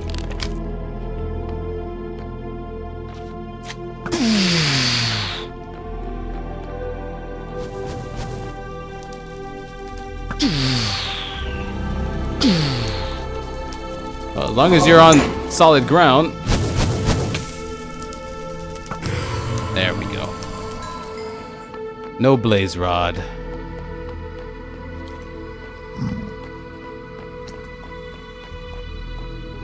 We found another fortress. Yes, we did. Yes, it is a good thing you went and got lunch, because now we're on to the real part. One of the real juicy bits of this adventure. I just realized I'm low on this stuff, so let me do something more like...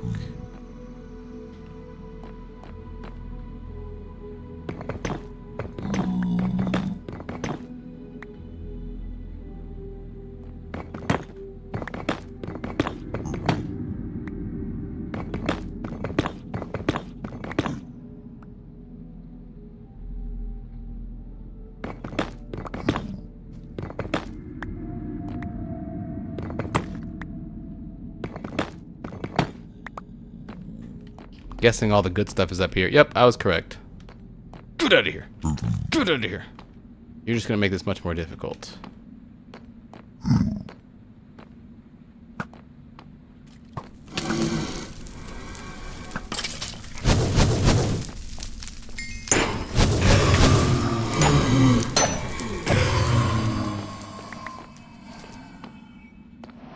Okay. Finally, a blaze rod. How many of these do I want? Like 438? 438,000? 438,000 plus 3? Anytime now. There you go.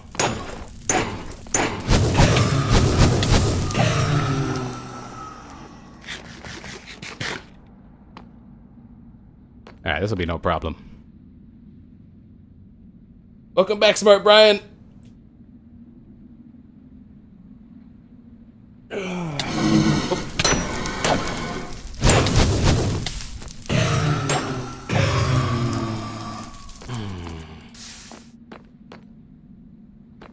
I remember you used to in the past. Used to what? What did I do?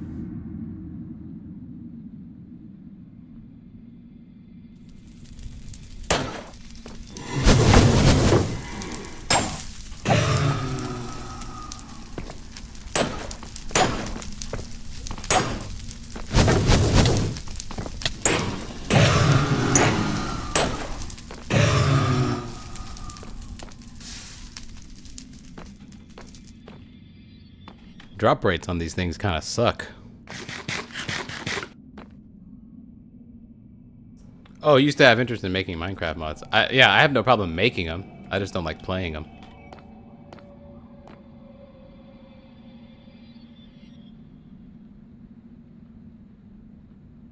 Half a stack, so 32. 14 is way more than enough. Oh, really? Good XP though. Actually, that's a fair point.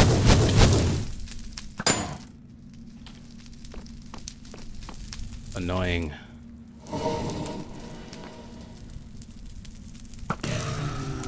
Just to get rid of him.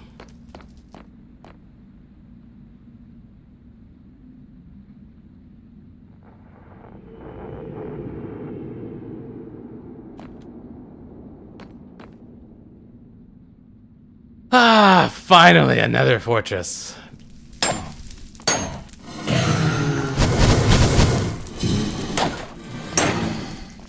I'm glad I'm so geared out here.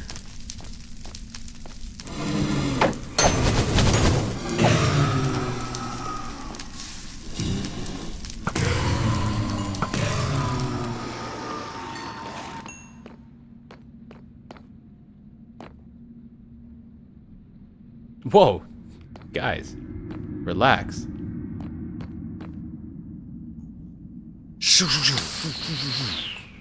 Pretty cool.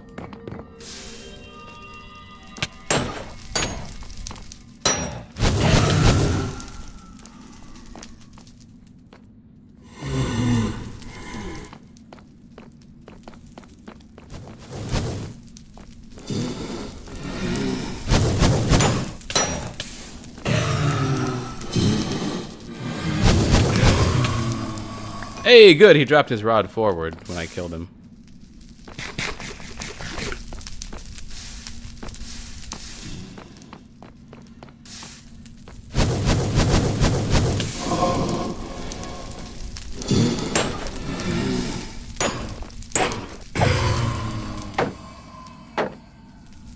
Wait, they have a melee attack?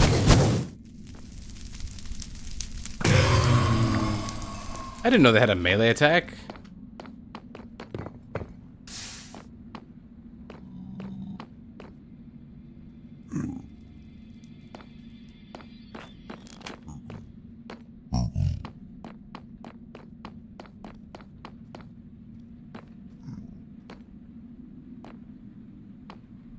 No, they're just hot. Oh, I guess that makes sense.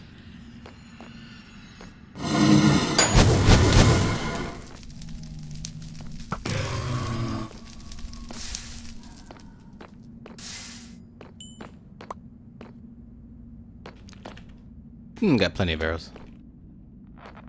While you grind away, thoughts on astronomy? Astronomy or astrology?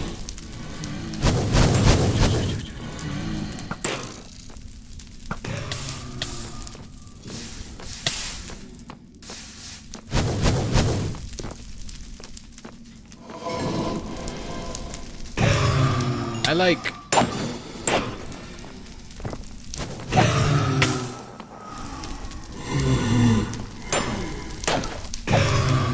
I guess I don't really have any strong thoughts on either. Like, yeah, they exist. I mean, I like astronomy. Astronomy's cool. I'm more into, like... astrophysics? Well... astronomy in the fact that there are, like, stars and stuff out there to explore is awesome. But like constellations and shit, I don't really care too much about. They're neat. Space itself, I am very fascinated by space itself. Like, God, there's so much of it. Like, is it truly infinite?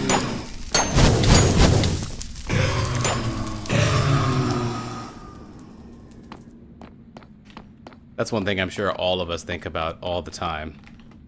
Is whether or not, I mean, maybe not all the time, but is whether or not space is truly infinite. Is it? Is space infinite? Is the universe infinite? Are there infinite universes? How big is everything? You know what I mean?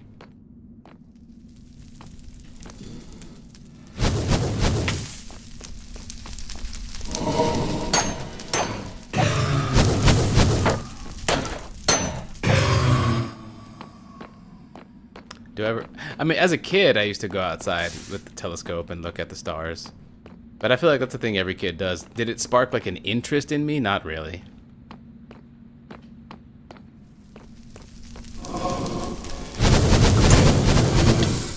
There's a lot of them there.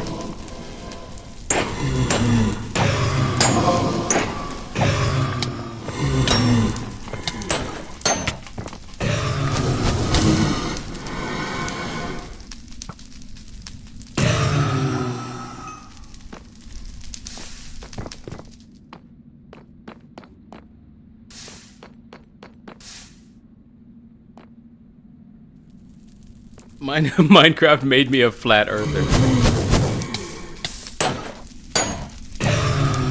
Yeah, Minecraft's world is kind of crazy. If you were to tell the Minecraft denizen that the world isn't flat, they would look at you like we look at flat earthers.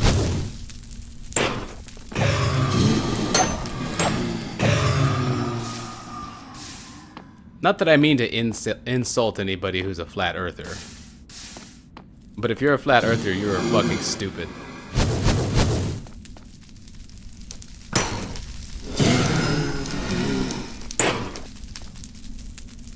What? You dodging, you ducking? Turducking?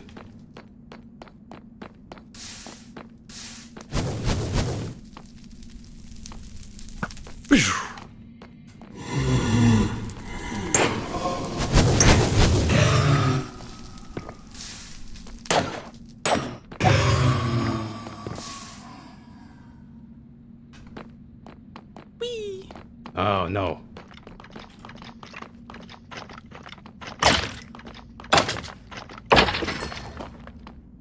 Somebody explain to me the wither debuff.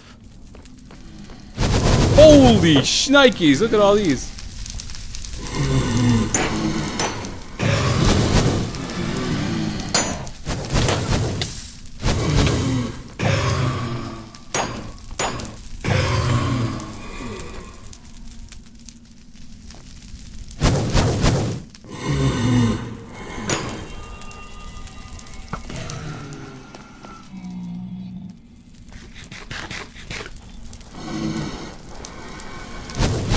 That was a boss wave? Do they do that?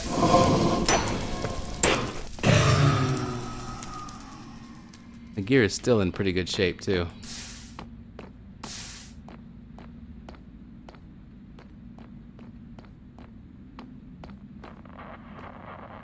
Wither stops you from regenerating health. Okay.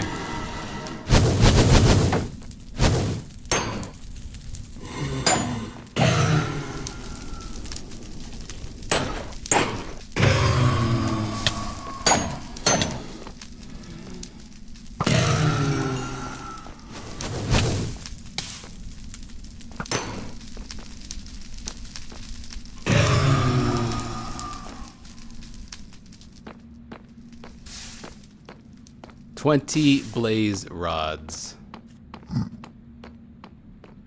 I really don't want to farm more of these, but I want some for potions. I want to do the ender pearl thing, obviously. So I'm gonna get a good number of these.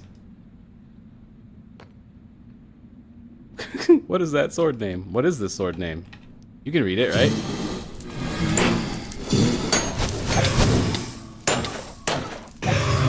I think it's pretty accurate for what this sword does. Wither effect is kind of like poison. It just withers away your hearts over time while the effect is active. It's gotta be different than poison.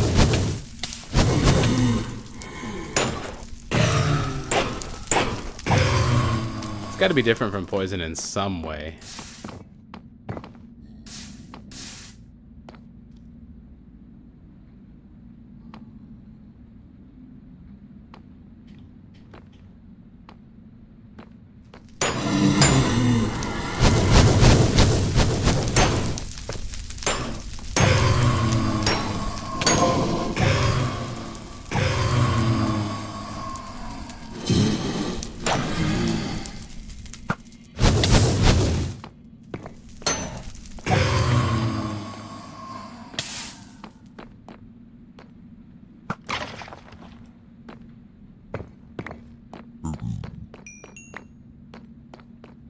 I forgot that arrows can catch fire and then fly.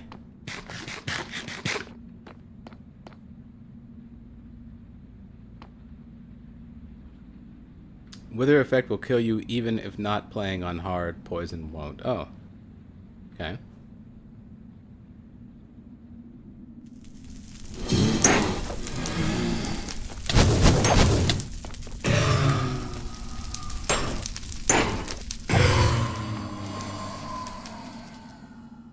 So where did we roughly estimate the Big Bang to have occurred? I mean, that would be huge information about having scientific answers to our universe. I'm pretty sure someone has an answer to that.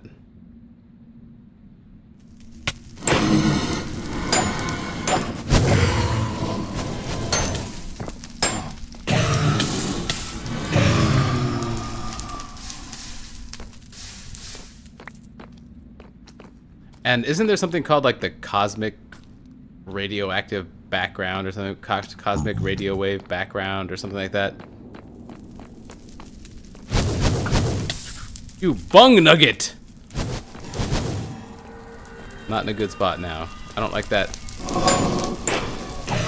zombie pigman being up here. Because I'm going to end up cutting him. And that aggro's all of them, right? If I hit one zombie pigman, it'll aggro all of them in the nether? Or is it just like a local thing? Like, I think killing him would be the best thing for me right now.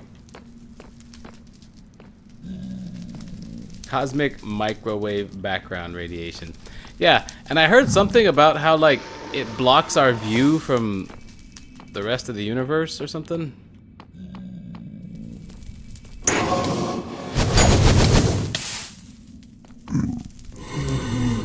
Oh, that was a good shot.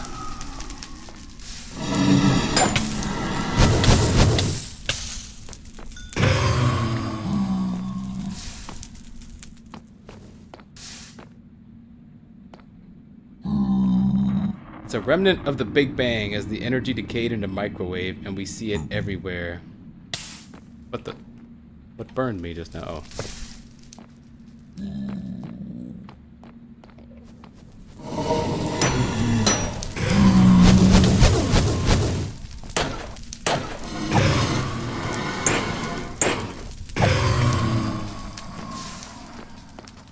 I hate this pigman.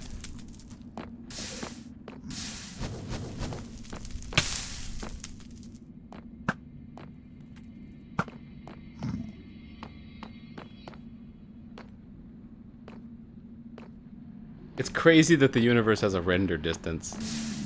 I don't know, a lot of it seems very designed to me. A lot of the universe seems like it's built to be the way that it was built. One of the reasons I brought up the cosmic microwave background is that I recently saw a video that explained that we discovered that the cosmic microwave background, and I don't know what they mean by this, so I can't explain it, and I may not be explaining it correctly. This is in incredibly simplistic terms, but I heard that the cosmic microwave background is almost oriented toward us, toward Earth specifically. Something about the way we view it, and it's almost like whatever it's doing is aimed specifically at us. And from what I understand, it's notable because it's not one of those things that's like, well, everything seems to be like that because we, to our view, are crap. It's not one of those things where it's like, well, we seem like the center of everything because, you know, we're looking out in all directions from our perspective, what is the center of everything.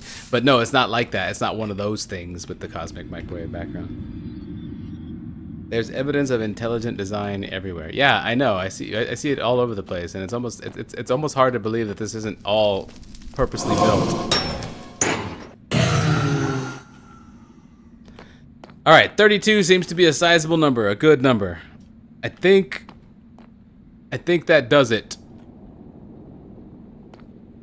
I think we got enough blaze rods. Let's just do one more wave just in case. I feel like that might pay off. Okay, there's one left. 33. We'll go one more wave beyond this. I feel like that'll pay off, just to really push things over the top. You mean like we seem to be the center? You mean like we seem to be the center of expansion? Yeah, well that would always that's the case for everybody. Like no matter where you are in the universe, it always seems like you're at the center of everything. But this isn't one of those things when it comes to the cosmic microwave background. Like and many of you probably don't even know what I'm talking about because I think it's a fairly recent finding. But there's a part of it. There's a part of something that we've observed about it that makes it seem like it's oriented specifically towards us, like either to block our view or something like that. I'm not sure. But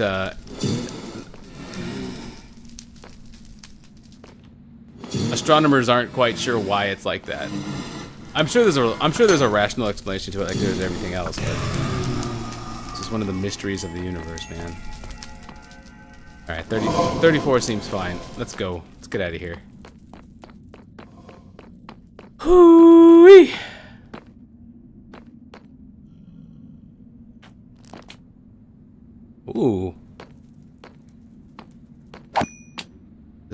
intended way up here.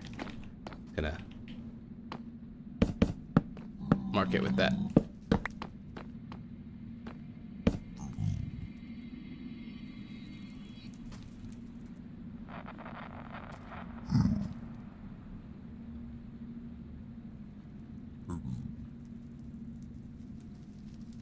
You're not far from level 30. Oh shit, that's a good point, actually.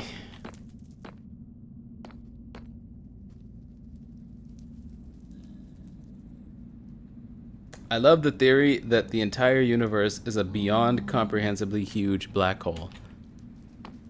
I've had that thought myself. Every black hole is a universe, and we're just in the center of one inside another universe. I mean, if one were to intelligently design how all this works, that would be a viable path. I also love how there's just no way for us to know what's to be able to observe with our own eyes what's in the center of a black hole. There's no way to do it. The universe is designed to prohibit that. That's what it feels like anyway. And it feels like everything has some sort of a greater cosmic purpose.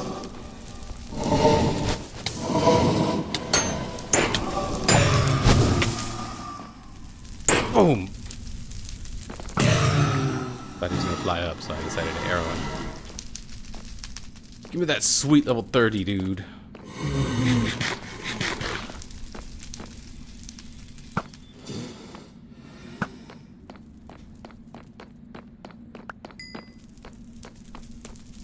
Getting real tired of that one being down there.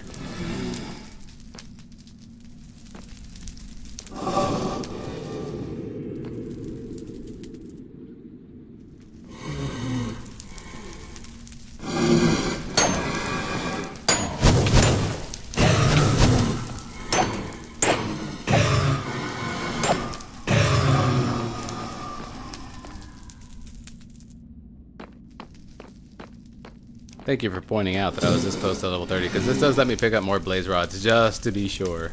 Like, absolutely sure.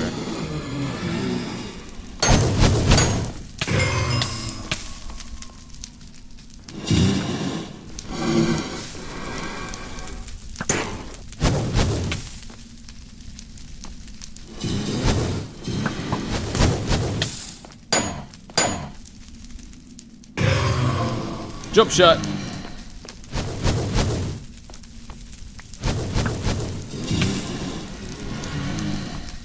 Now I'm surrounded. That's level 30.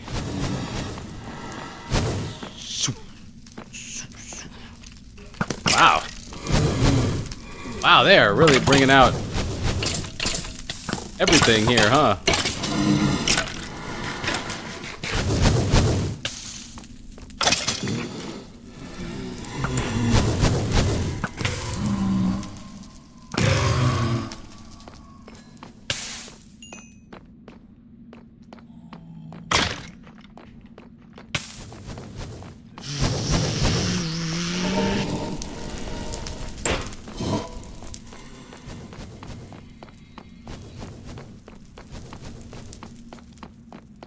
Whew.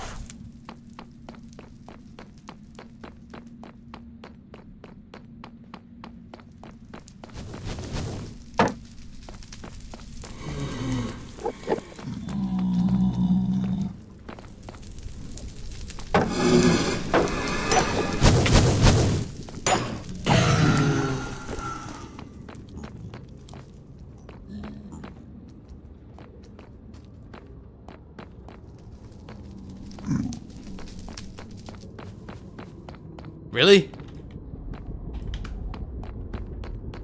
Man, I really don't want to get knocked off here. Oh, I don't have to.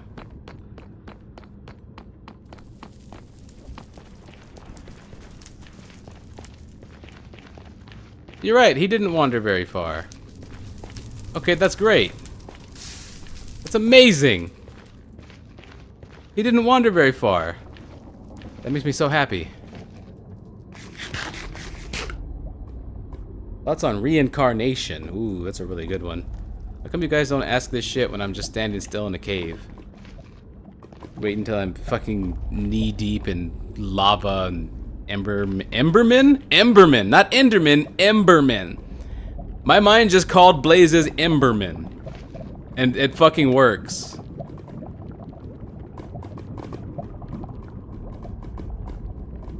Yeah, I'll share that stuff later. Remind me of it. I want to get out of here first, safely.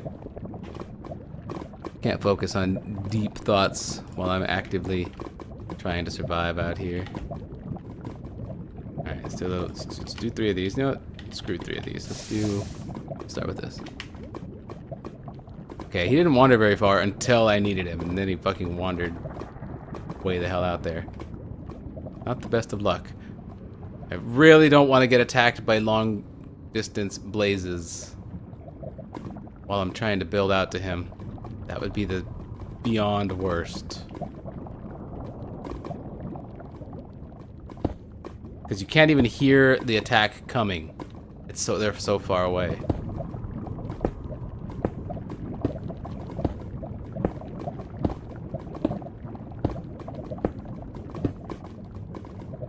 This way, buddy. This way, buddy. Out here. There we go. Okay. Now let's get my compass. Nether portal 1. Pull this out. Put it in space here. And we're walking back. We're gonna find our way back somehow. We know we got out here just by walking on lava. Okay, we've got our blaze rods.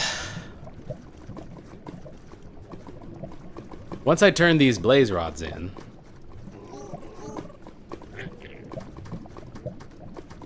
and get them nice and safe and secure back in my stash, as we Tarkov players would say, I wouldn't mind coming to the Nether again and hunting down another bastion and getting its treasure. That would be okay. Now that I have the main goal, I feel a lot more, I feel much more okay with coming into the Nether. But we're not in the clear yet.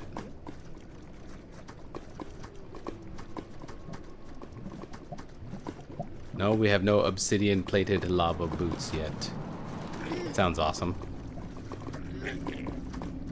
Emberman, yeah, that is pretty great. Emberman.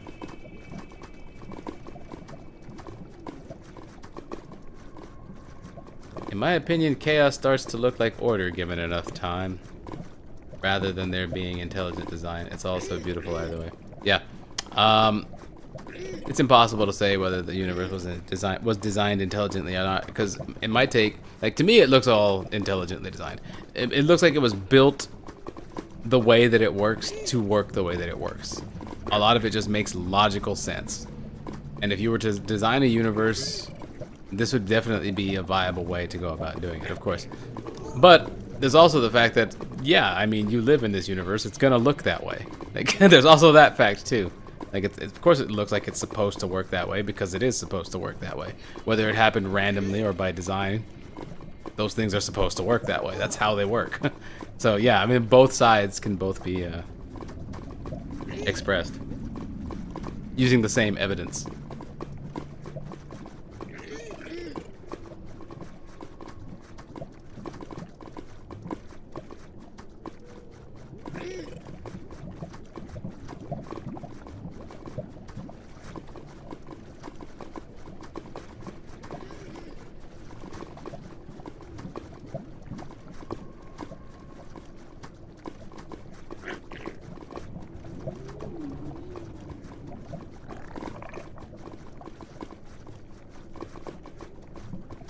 Our reality is full of coincidences. You put reality and coincidences in quotes. I'm a firm believer that there are no coincidences. There are no coincidences? Well, there are no coincidences? I wouldn't say that. That's a bit much. How far did I go? Like, I feel like I should be able to walk through here, but I can't. I guess we're gonna go all the way around. All the way around this whole continent? I don't think we did that. Maybe we did.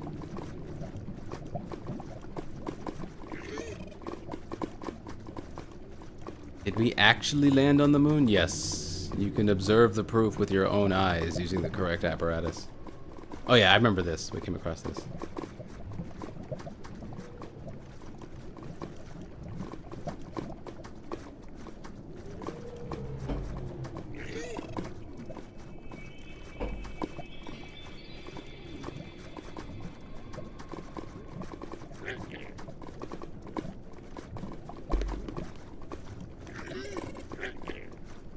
No, you cannot swim up the lava pool with a lava pig. It'll burn the crap out of your head.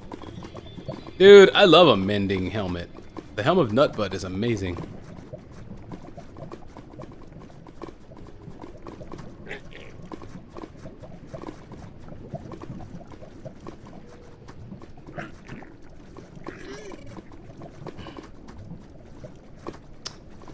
Observing Andromeda through your telescope and seeing it as just a smudge.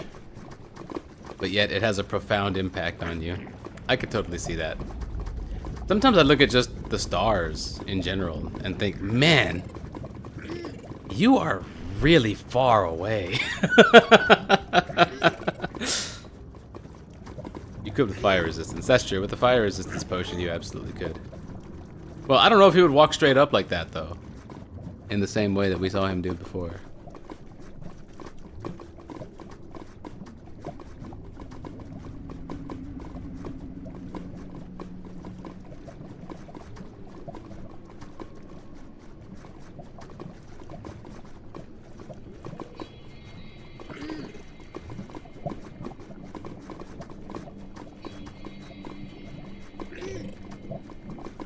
I remember this too. Okay.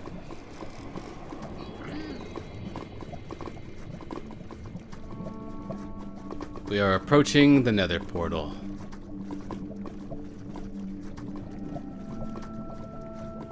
Oh, this was a much easier run than yesterday's Nether run. Yesterday's Nether run was just the worst.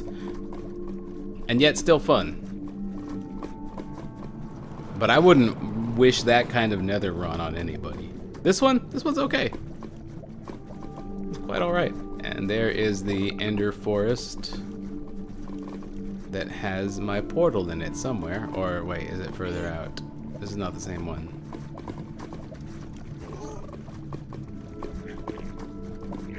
Does this work? It does.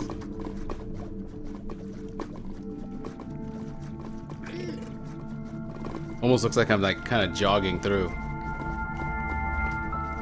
Alright, my other portal's above me now. Gotta find the shore.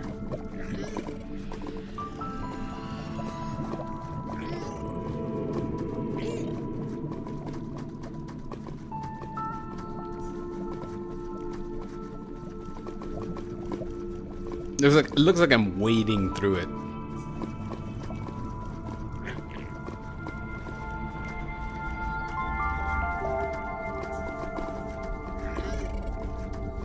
Alright, man. Thanks so much for the ride. Man, you're not gonna... Wait, actually, if I don't know.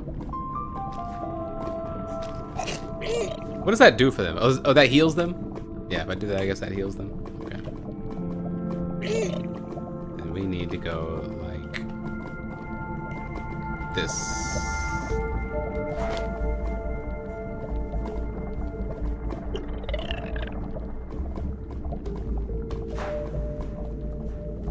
Back into the lava with you. You're cold.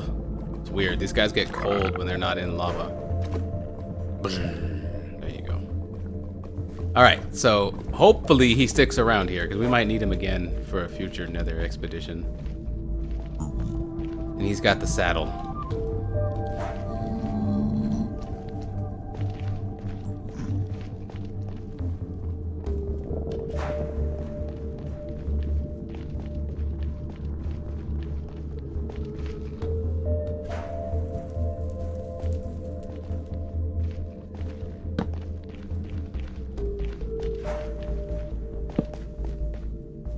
Then the way up.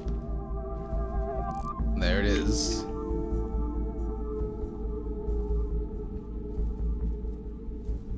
Let's get rid of this stuff.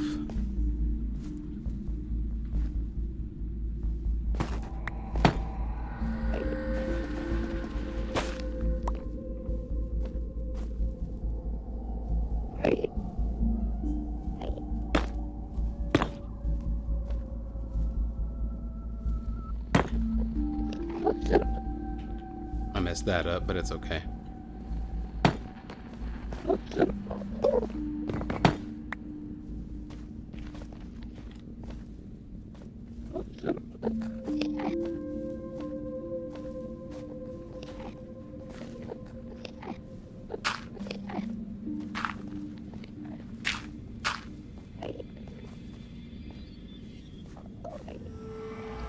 Oh, can you believe it? Can you believe it? Oh. Hello again, Overworld.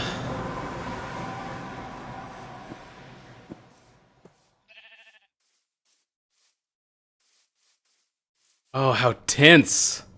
You guys are still here? Stay away from my house. I will murder you.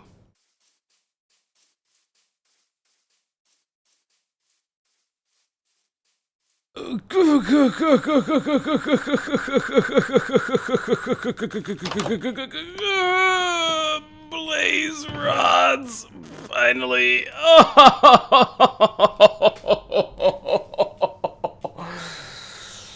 Oh, I need a stretch. I've got to stretch and have some root beer. Good job on another run. Thank you so much, RC78T77.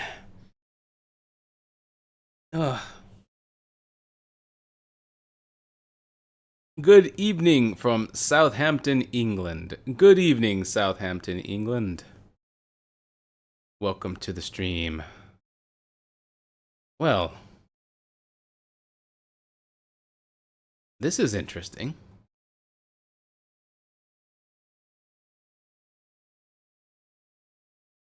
I'm currently dropping 2.5% of frames right now.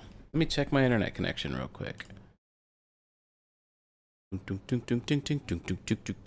Nope, we're back. We're back to normal connection, looks like. I'll leave that ping test running. We don't trust the mice. They lack towels. What? Okay, I'm way behind on this conversation you guys have been having here. Stuff about the moon landing, Southampton, England, Pokemon cards. Are Pokemon cards a good investment strategy for retirement? Yeah, dude, do it. No, don't actually. That would suck. My favorite way to piss off moon landing deniers is to say, wait, you believe in the moon? The moon's not real. How can the moon be real if our eyes aren't real?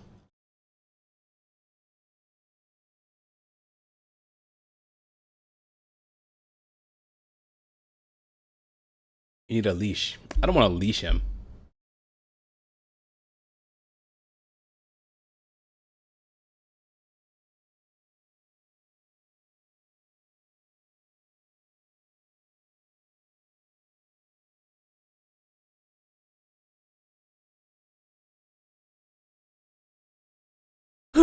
Oh yes, max enchant an item slash book. Yeah. Let me grab a book.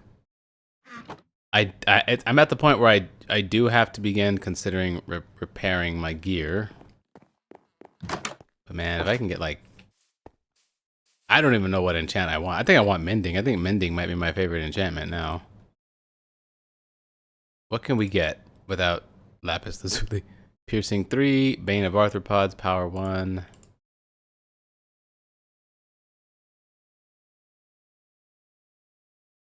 Now, since this is already enchanted, I can't put it back in there, right? No, I can't. So to enchant this gear any further, all of these, to enchant any of this any further, I would need books, and only books will do.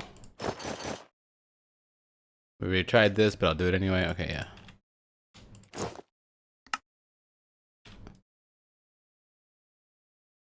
Mending you can only get from villagers. Oh, did you get more bookshelves? No? I don't think I need more bookshelves. This is the maximum amount you need. Go get my lapis, and I think I can enchant like some random piece of like iron gear or something to cycle the enchantments again. Oh, but that'll take a level away from me, and I'm level 30. The whole point is to get something on level 30. What was the stupid enchant for this one? Piercing 3. What is piercing? Are you gonna kidnap villagers? No, I hadn't planned on it. Or an anvil, yeah.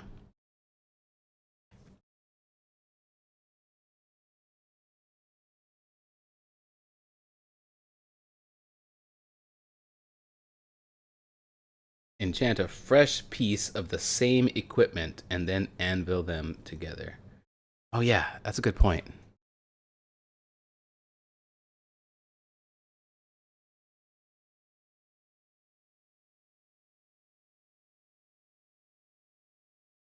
Ooh, a Fortune 3 pickaxe would be amazing.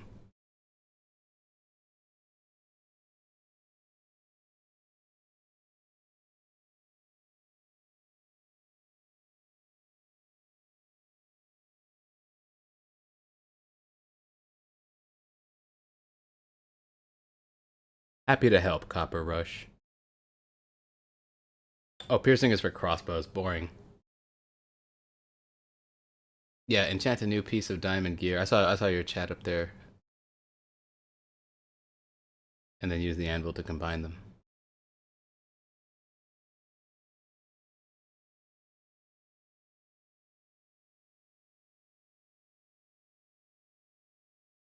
Do you have Looting 3 sword yet? No, I do not have Looting 3 sword.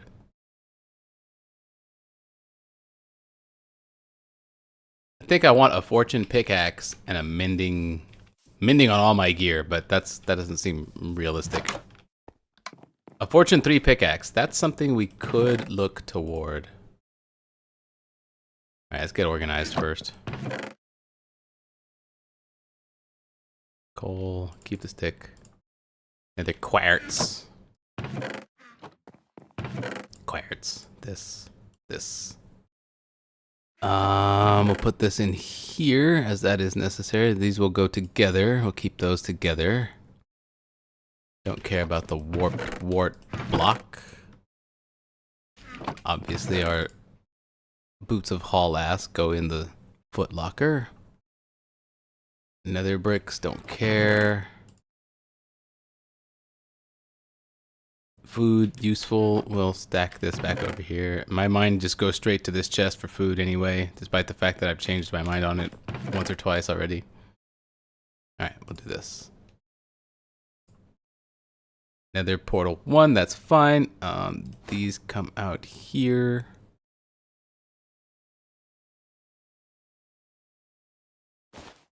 Okay, we've got the Kampai. Un saddle, that's fine. Flint and steel, I don't think I'll need to carry that. Books are fine. Cobblestone, we absolutely do want cobblestone. Well, it's actually more important to have dirt than cobblestone. Actually, the cobblestone can go in here, because I'm going to be in the overworld for a while. It's just dirt that I want. Sticks, wood, crafting table, the books we're playing with right now, so we don't want to put those away. Wow, we've made really good use of our arrows. Torches. And my bucket, of course. Grab the original. Alright, this is what a hot bar should look like. Okay. Let me just take some time to chill here. Put my focus on chat for a little while. Just because someone is a known liar doesn't mean the opposite of what they say is true. That's not true. When someone lies about something, it means the exact opposite of what they said is true. Like if someone said that the sun, if they knowingly said falsely that the sun is a giant cube made of rice, but they know that it's actually a sphere of superheated gas, but they tell you it's a cube of rice, and they're lying, that means the opposite of the sun is a cube of rice. So what's the opposite of a cube? And what's the opposite of rice? If someone tells you that the sun is a cube of rice, just believe the opposite.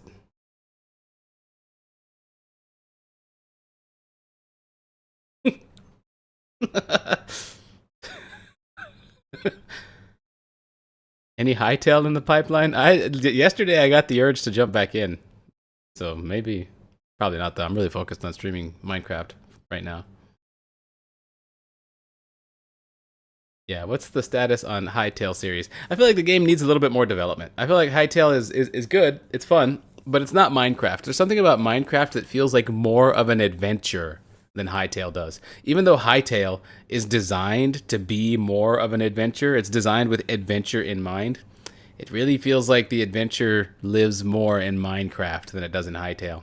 At least from my perspective, from how I feel about it. There's something about it that's just, I don't know, man. Playing Hytale makes you want to play Minecraft, but playing Minecraft doesn't make you want to play Hytale. At least that's my experience again. Maybe it just needs more updates. It's good. I loved the combat in Hytale. That hammer was fucking awesome. That hammer was fucking awesome.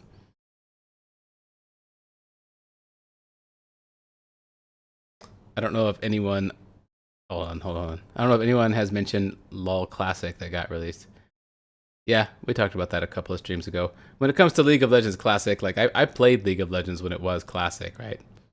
I'm not really about the whole nostalgic factor. I really don't have any interest in playing League of Legends Classic. I played it when it was Classic. I played it when it was... That's just the state that the game was in. That was, you know, I played it. And I feel like every minute spent on nostalgia is a minute spent not looking forward. So every minute spent looking backwards is a minute spent not looking forwards. And I'm not about that. I like moving forwards. That's not to say I'll never do nostalgic things, of course. I am human. But yeah, that's my general take on that kind of thing.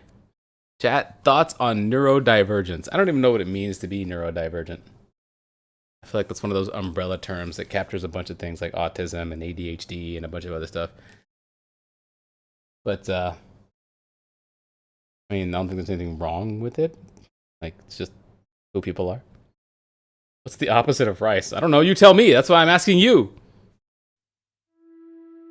But not everything the liar says will necessarily be a lie. I think that's their point. Okay, not everything a liar says will necessarily be a lie.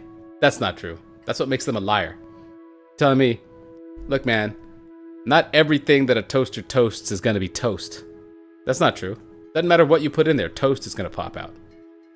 Come on now, Rudo Metkin. Need you to start thinking about some of these things. Thoughts on Sonic the Hedgehog? He was cool until I learned that he's basically an icon for the furry community. Now he's gross. The opposite of a... Sorry, I tried to keep that. I tried to keep that laugh in. The opposite of a cube is a triangle in my mind. Really? The opposite of a cube is a ebook. Oh yeah, thoughts on reincarnation, or the idea of us all being like cells on a bigger body, aka we're all part of something bigger. I mean, in my mind, it's pretty clear that we are all part of something bigger. I mean, factually speaking, we are part of something bigger. Every single part of what you are, physically speaking, was born in the center of a star in this universe. You are the universe. Not just part of it, you are literally the universe. You are a way for the universe to experience itself. So we are, by definition, all part of something bigger. Yes, for sure. As far as reincarnation is concerned, I don't know. You are spelling reincarnation wrong, though. Every time I read it. I don't know. Thoughts on reincarnation? Everyone's got their own thoughts about what happens after death.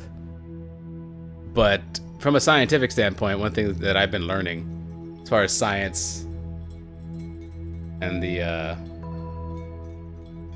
what you learn from astrophysicists and what they're learning lately, is that there's a bunch of theories about how the universe ends, about how about not just the galaxy, but how the universe ends. Like eventually, at a point way far enough.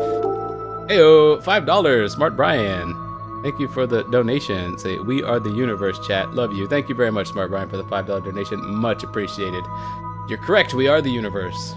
What was I saying? I was saying something. I was on something. Oh, yeah. There's at a point far enough down the line, there's going to be a point where there's nothing but Hawking radiation. It's just nothing. Everything is just complete stillness except for the Hawking radiation floating through all of existence / non-existence, right? There's eventually there's going to be a point where there's nothing left except that Hawking radiation. That is, of course, one theory, and there is no theory that says that that is guaranteed to be the very, very end of everything, right? In fact, there's a number of theories, a lot of them, at least half, that say at some point there's a reset. Like at some point the expansion of the universe stops and it starts to become a contraction of the universe until instead of there being just nothing left, everything contracts back into a singularity again. Well, what happens when there's a singularity? Another Big Bang, right? A singularity of that magnitude, another Big Bang. So there's the theory that the universe contracts back into a singularity and then back into another Big Bang, and that just keeps happening over and over and over and over. Expansion, contraction, over and over and over again. And there's various different theories that say that the universe resets in some form or another, as if everything is a cycle. And if you look around, the universe itself operates on such cycles, right? Everything operates the cycle of life, cycle of time, cycle of...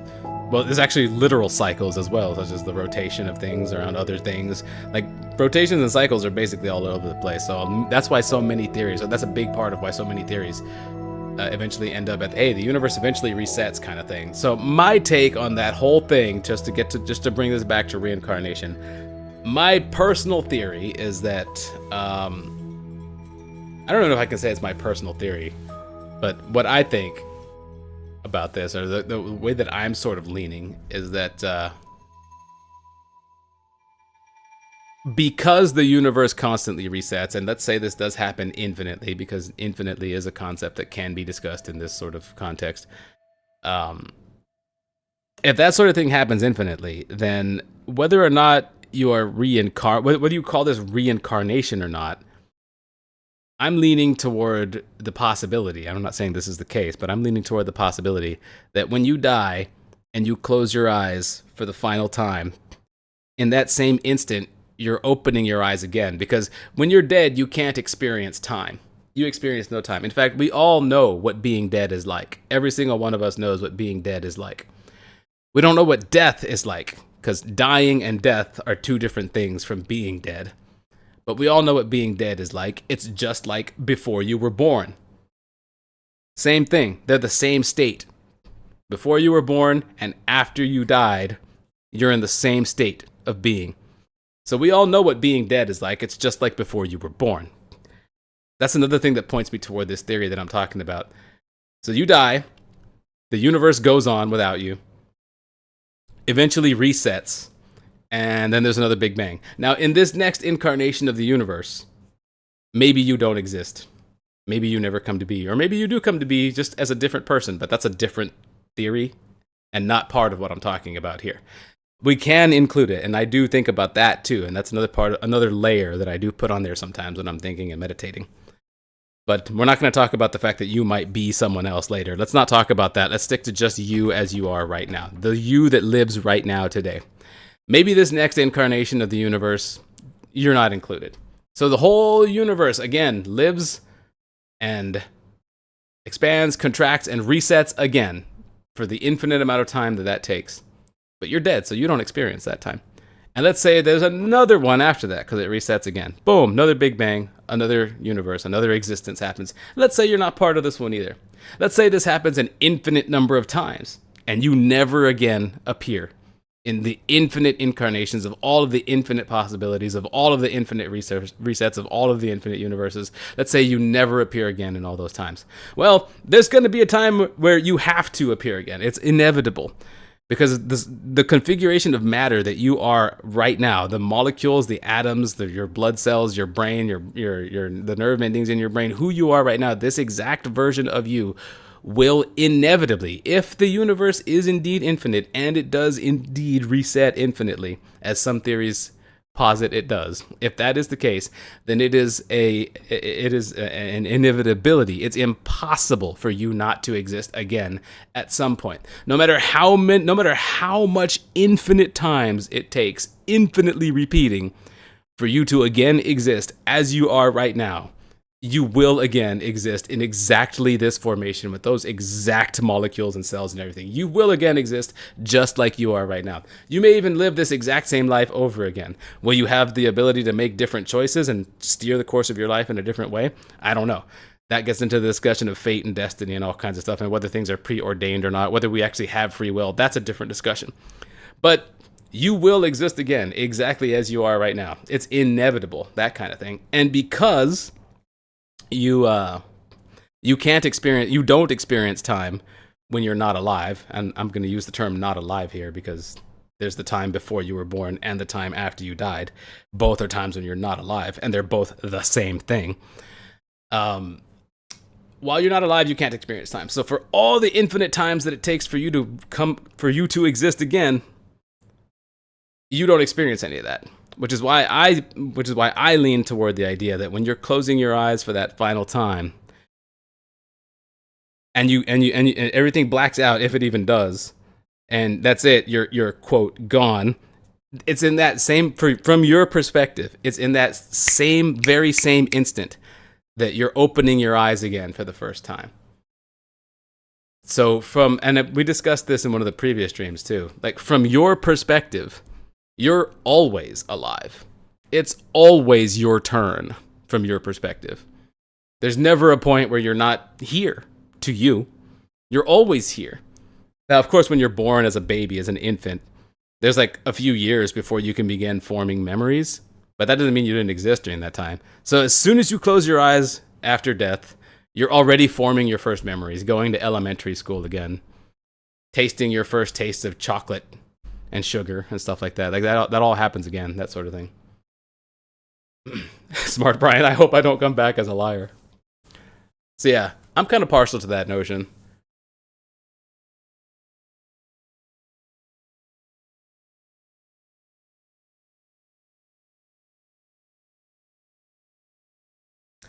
And then I think about things that branch off from that notion, the idea that whether you want to call that reincarnation or not, I don't know. And I can also bring religion into this too, because I'm a Catholic. I am Christian. So I do think about this not just in the physical terms, what I've described to you as the physical possibilities. We have yet to discuss the metaphysical. We have yet to discuss the soul, God, and stuff like that. What the notion that I described to you, where it's always your turn, is just something I've arrived at based strictly on the physical and the observable and the objective.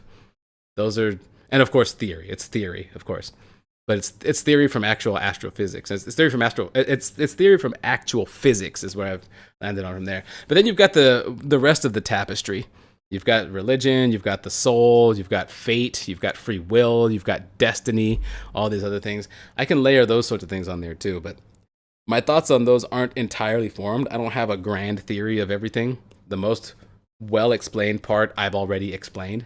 So that's where I currently sit right there. But I do think about interesting things like the knowledge that you have in your brain is there. From a physical standpoint, the knowledge that you have in your brain is the way your nerve ending, the way the nerve endings and cells in your brain and everything are all configured, the way the brain is built, right, in a certain way.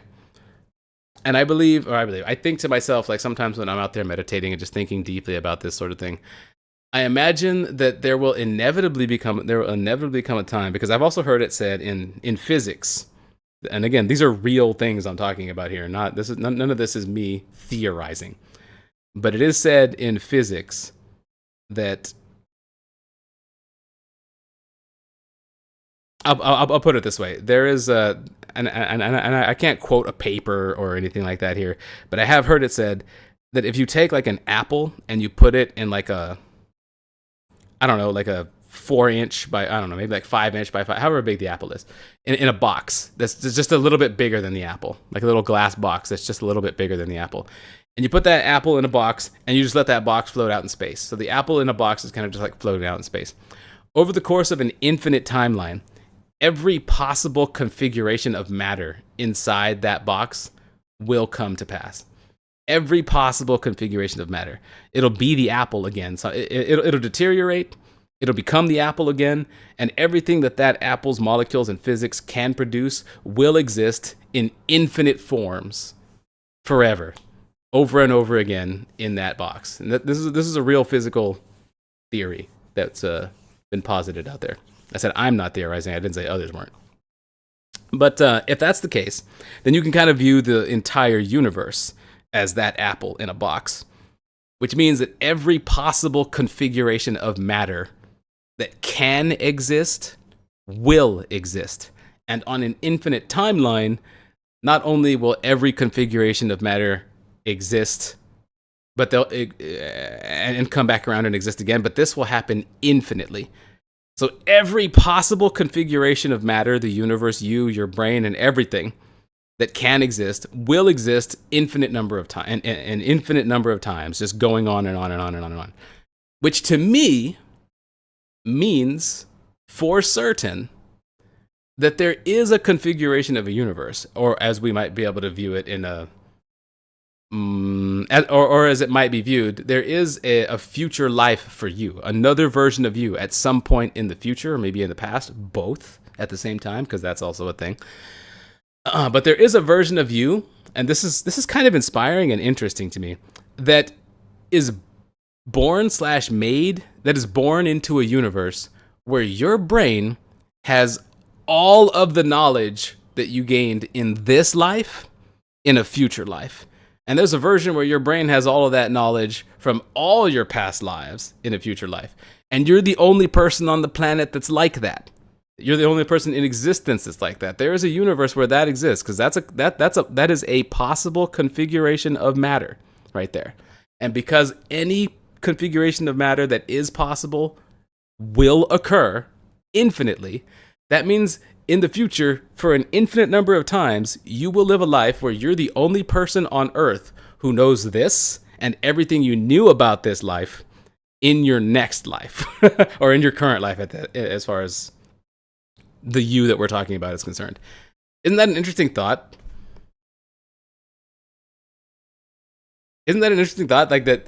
And an even more interesting thought, maybe not even more interesting, but another interesting thought about that is that maybe there's someone like that out there right now today.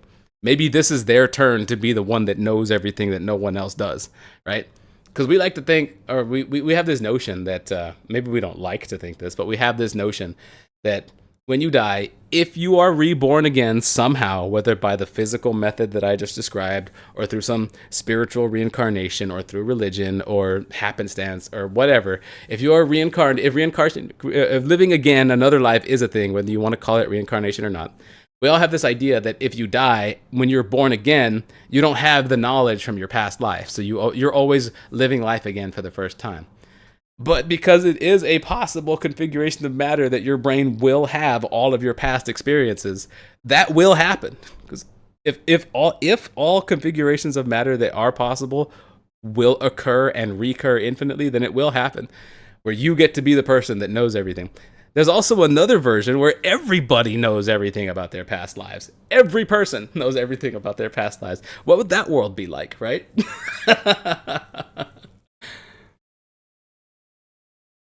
Smart Brian says, that's the beauty of it all, that there is no answer. There is no objective truth. Only real trust and love. I mean, it's faith. It's called faith. There's a reason those of us who are religious call it faith. That's the definition of faith. None of us can prove, none of us Catholics, none of us Christians can prove the existence of God, right? We can't do that. We'll never be able to prove it to somebody who doesn't believe. But as Kira Nerys said in Deep Space Nine, that's the thing about faith. If you have it, well, so if you don't have it, you can never understand. And if you do have it, no explanation is necessary. And that's what you're talking about right there, Smart Brian. There's no answer. There's no objective truth to it all. Only real trust and love. That's faith. That's what you're describing right there. What's going on, Brazelex? Hey, X, just want to give you my appreciation for all the years you've been doing this. I started watching you during your first adventures in Minecraft. I want to thank you for being you. We love you. Thank you, Brazelex. Much appreciated. Why are you scared in Maui?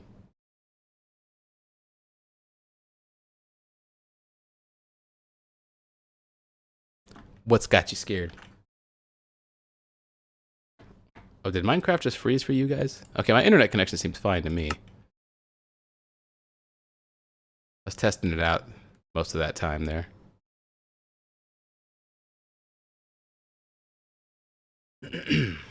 Minecraft is deep, man. Yeah, Minecraft got a lot deeper than you thought, right?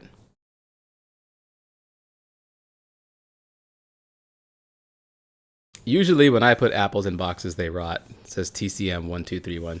And so will the apple in that glass box that we just talked about. But then all those molecules, they're not going to just stop being, they're not going to stop responding to physics. They're going to keep doing whatever it is they do. which means over an infinite timeline, those rotten apple molecules will again one day be a fresh apple in that box, and everything else that can exist in that box, repeatedly, forever. Shredder, but what about the universe where what about the universe where everybody except you remembers everything about their past lives, where you're the only one? Well, that would be a gift, wouldn't it? I think that would be a gift. Everyone around you knows everything about their past lives and all the knowledge that humanity gained, and you're the only one who's going through it for the first time, or what you view as the first time. I think that would be a gift. I don't think that would be bad. I think that would be, you would be one lucky human being in that circumstance. From a Catholic, Styled Sloth 7892 says, from a Catholic perspective, the universe had a beginning in time and will eventually come to a definitive end, transformed at the second coming of Christ into a new heavens and a new earth. Yeah, I hesitate to get into religious talk on a YouTube stream. A lot of it doesn't go over well with a lot of audiences. But that is the kind of thing that I probably would like to talk about. Maybe I should start a podcast, right? A podcast separate from YouTube and stuff like that. Maybe that's what my Patreon can be for. Don't worry, it was just a joke. And Maui says about being scared. Yeah. It was frozen for a bit, but it's fine. Yeah, that's when I alt-tabbed. What's going on, Kid S? Jofu3. I personally don't hold to the infinite apple combinations theory because of entropy and thermodynamics, but as noted, that doesn't prove X is wrong. Well, neither does me saying it prove I'm right, just to be clear. If time is infinite, it may be correct. Yeah, that's exactly what Smart Brian was saying too. One of the beautiful things about it is that there is no answer. There's no clear, objectively true answer. And that's part of the beauty of that, is it goes right along with that mysteries of the universe thing we were talking about while we were fighting blazes. The mystery is the mystery is a big part of the beauty. Man, how boring would it be to know everything? Damn, that would suck.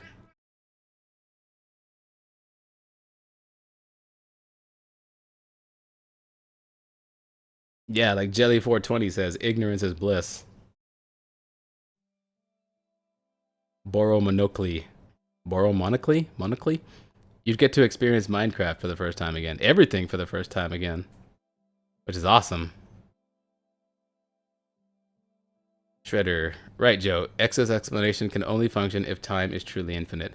And I think, of all the things that we can theorize about, I think that's the one thing that I'm most confident in. I'm most confident in the notion that time genuinely is truly infinite. I think that's one of the things I'm most confident about when I think about all this stuff.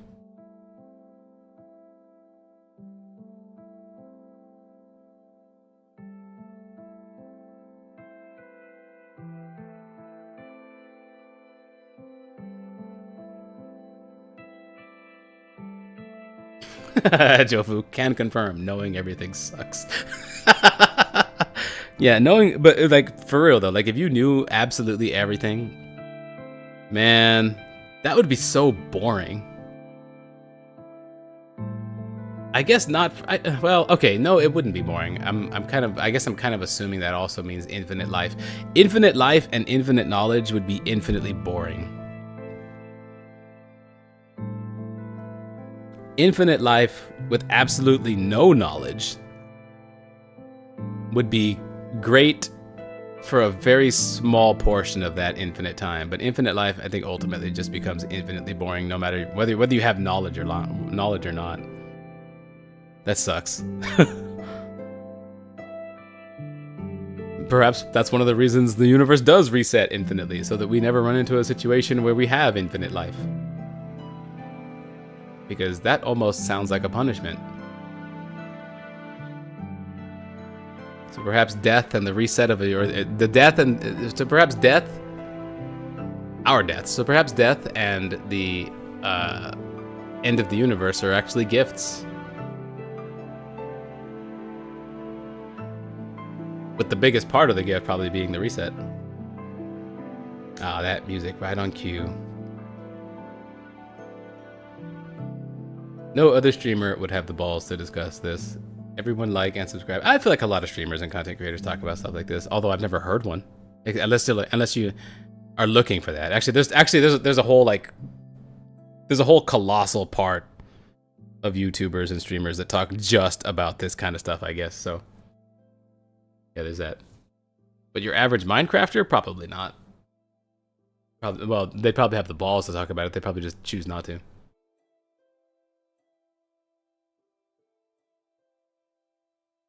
Styled sloth.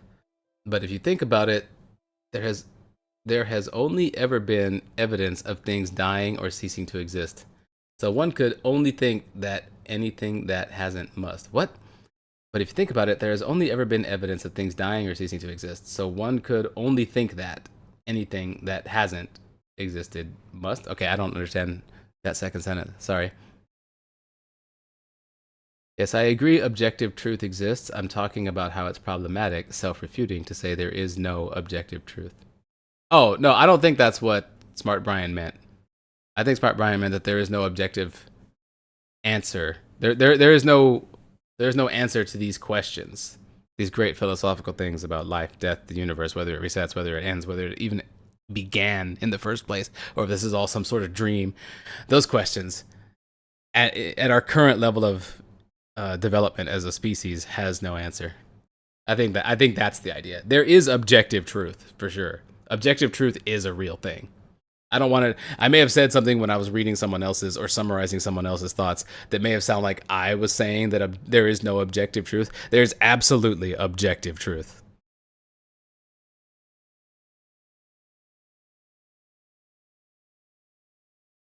Infinite Minecraft. That would be infinitely boring too.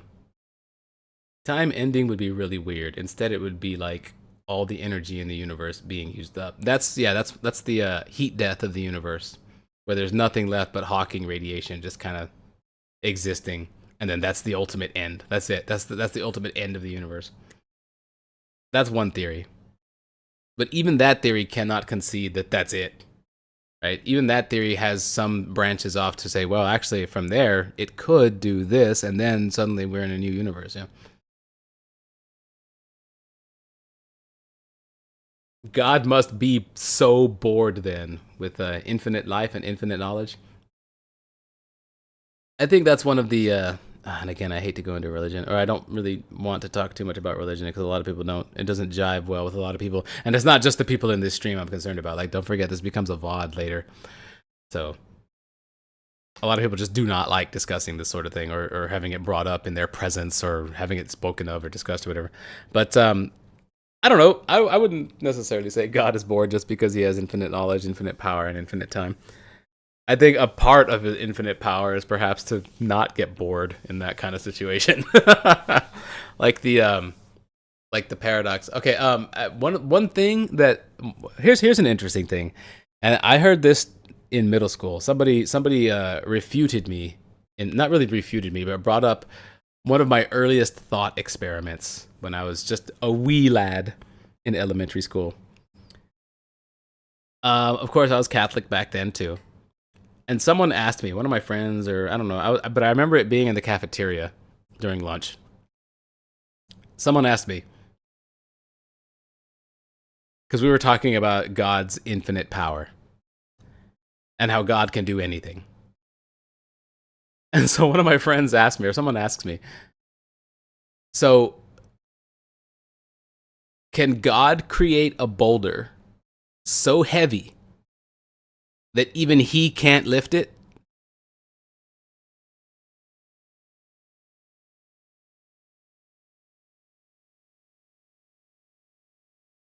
And that made me think. That really made me think, like, because as a defensive reflex, just to say God is all powerful, you would say yes, he can create that boulder, but then he can't lift it, so then he can't do anything, right? All right, so maybe he can't create a boulder that he can't lift, but then he can't. That's not infinite power, is it? And I've thought about that throughout life,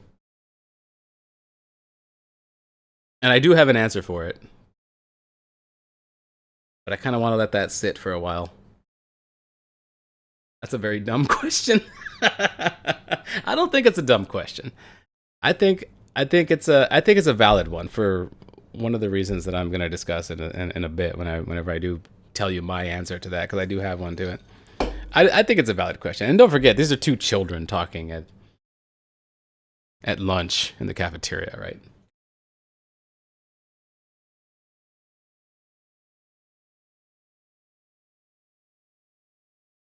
Rudo Metkin says, I believe God can do anything that is within the confines of logic.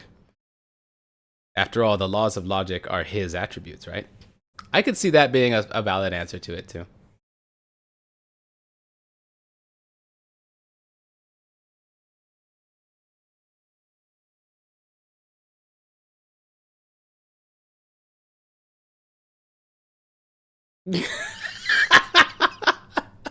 Shredder. I love the alternative version of this, where God microwaves a burrito so hot that even he cannot eat it.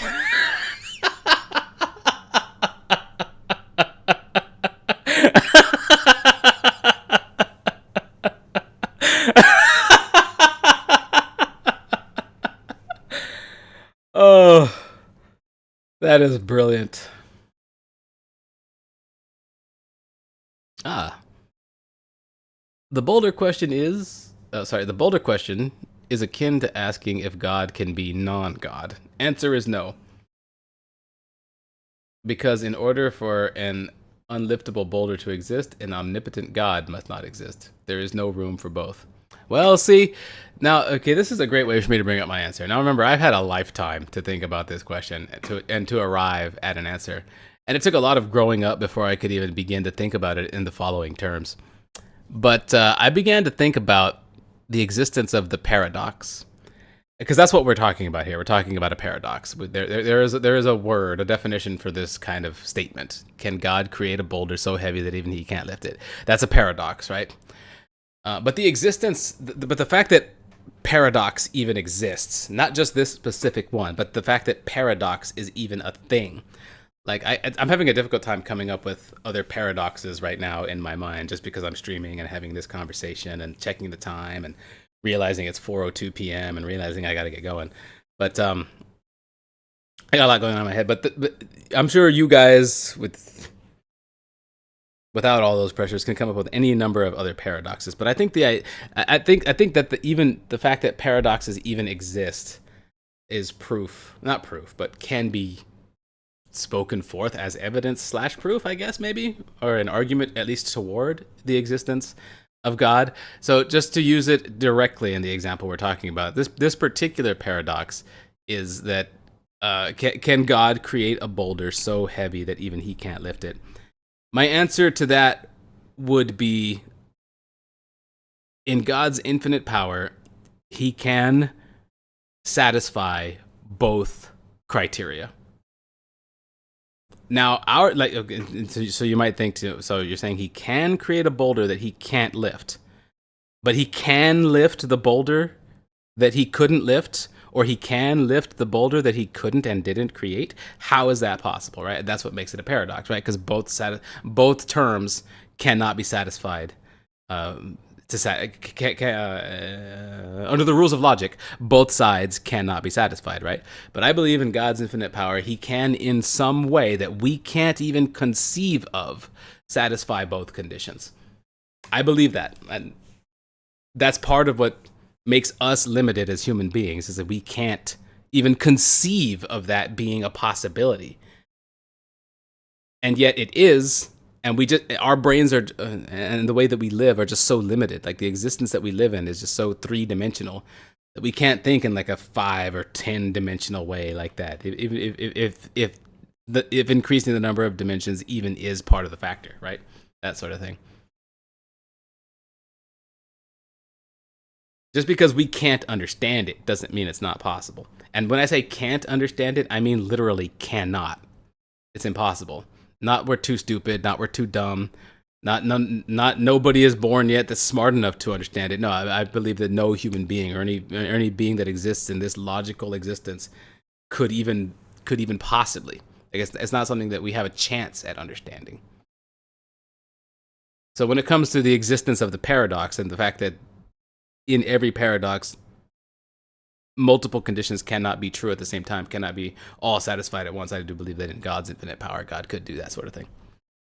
And it must be done in a way that we can't understand. Great answer. Thank you. Well, if God can eat the inedible burrito, then my mind is blown. But I guess that would be the point. I feel like that is a very funny way to look about it. Look, that's a very funny paradox to come across here.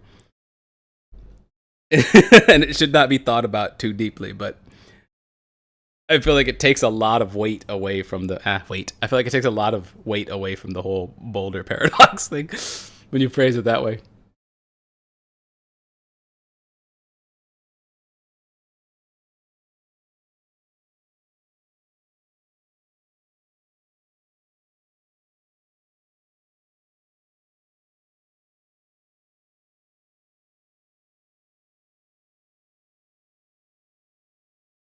The question wasn't how he moves the rock. The end result is still God moving it, so the paradox still stands. I don't know what you mean by that, Boris Smilas.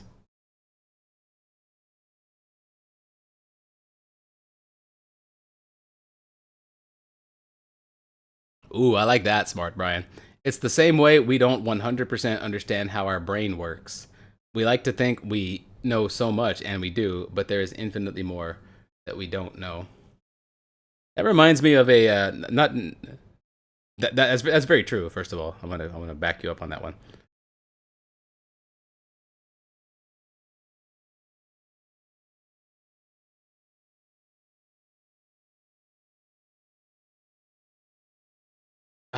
But there's something else I wanted to say. I'm actually trying to think about two different notions right now at the same time.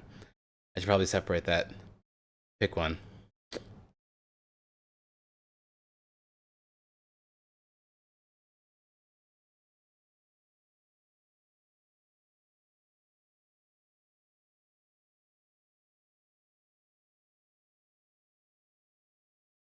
What you just said reminded me of two different things. One, a Star Trek episode, and two, how I heard quite a while back that I read this in a book somewhere, I believe, that the synapses, the nerve endings in our brain, they end on a subatomic level. The nerve endings in our brain end, like they get thinner and thinner and thinner and thinner. Like you got the nerve endings in your brain, the synapses that firing the electricity and stuff like that. All that machinery comes down to a point that's smaller than the subatomic level. And that book, or wherever I read that, put forth the notion that because of this, our brains, the nerve endings in our brains, actually end on the quantum or even sub-quantum level. And once you get into the quantum slash sub-quantum level of physics, almost anything becomes possible. And because our brains live in that realm, just every single one of us walking around, or even just sitting here at our computers, we have brains that actually are just existing on that subquantum level while existing here in the three-dimensional and the logical. But if your brain ends on that subquantum, that subatomic level, if your brain can tap into quantum realities, then it's no wonder we dream. And maybe dreams actually are windows or visions into other existences, past lives, future lives, current lives that you're also running alongside this one.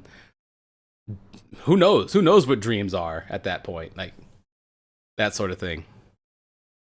The possibilities become truly endless, almost endless, when you begin to think about just how complicated and complex a machine your brain is, and the mysteries that come from the fact that we even think. Like, what is that?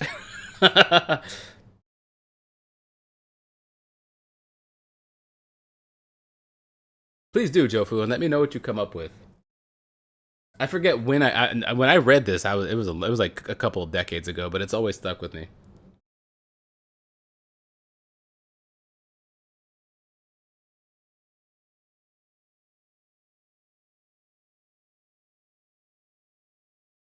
But the other thing that got me to think of when you said, when you talked about the fact that there's a lot about the brain. We know a lot about it, but there's a lot more that we don't know. I thought about a Star Trek episode where they said the same thing about death. Because they found, in this particular episode, they met an alien race who did this ritual upon death or getting close to dying. They performed a ritual where their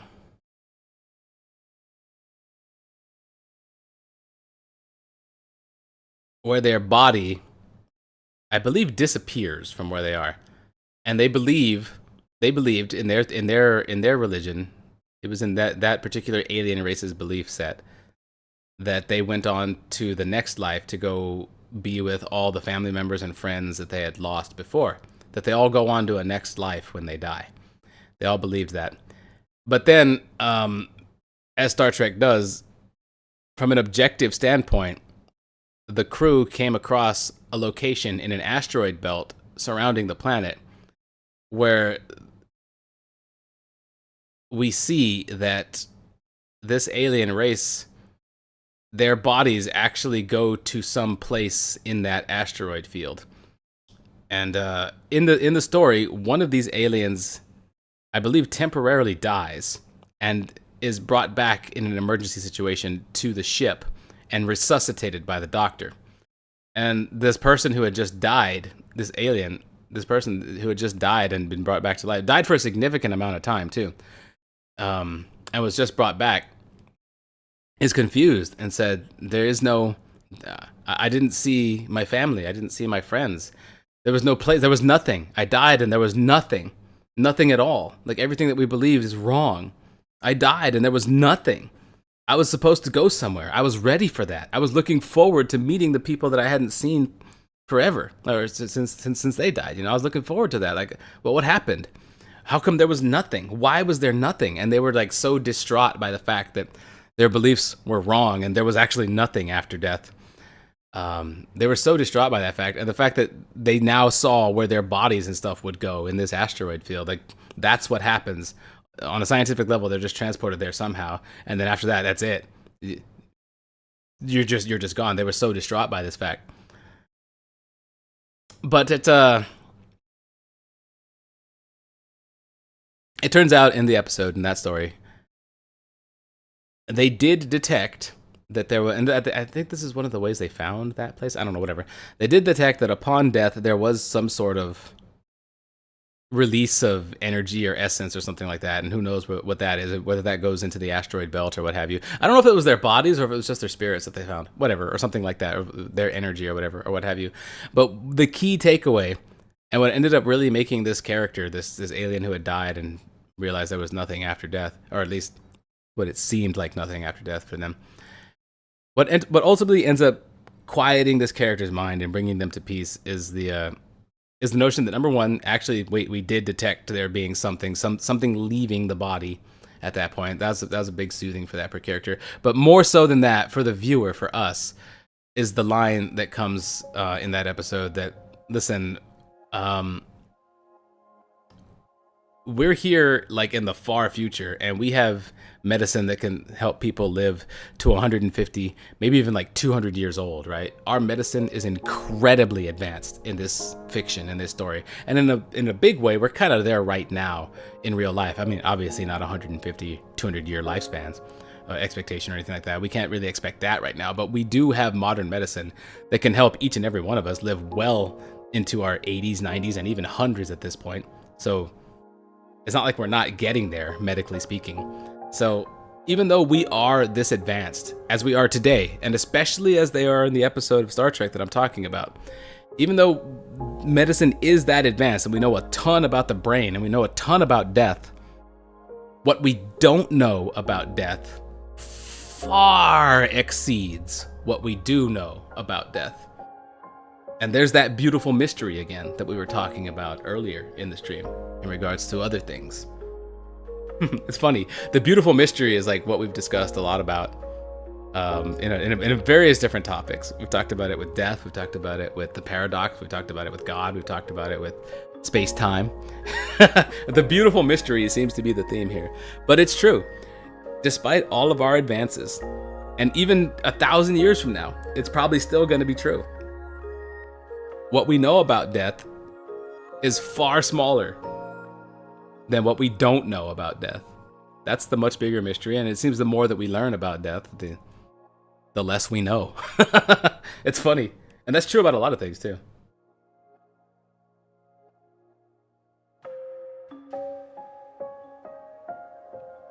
Was this episode from the original series? Actually, Shredder, to be perfectly honest with you, I think I'm mixing up 2 episodes. I'm combining 2 episodes, I think. And I believe... it's been a while. I believe it was Voyager. That's one of the ones I'm talking about. And perhaps the line about us knowing far less about death than we know about it, I think that may have come from McCoy, may have come from the original series. I don't know. I think I am combining 2 episodes in my memory right here and trying to tell the lesson. But the lesson and the tale are both still there.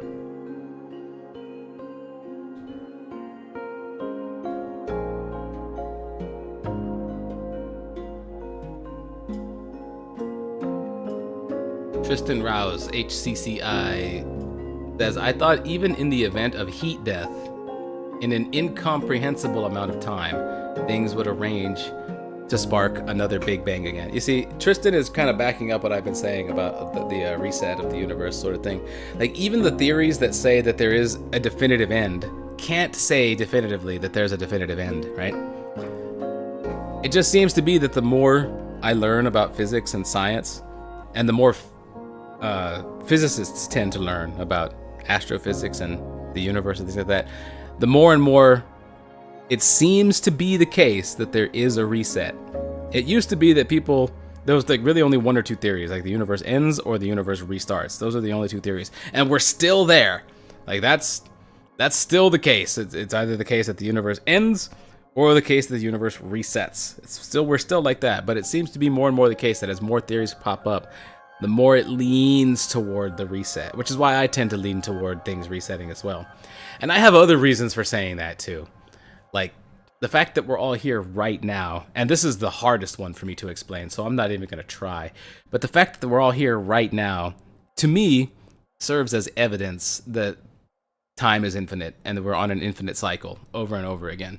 The fact that we're here right now, because if you imagine, I'm going to try a little bit here to explain why I think this, because that's not the kind of thing that I can just put out there and then just leave unexplained.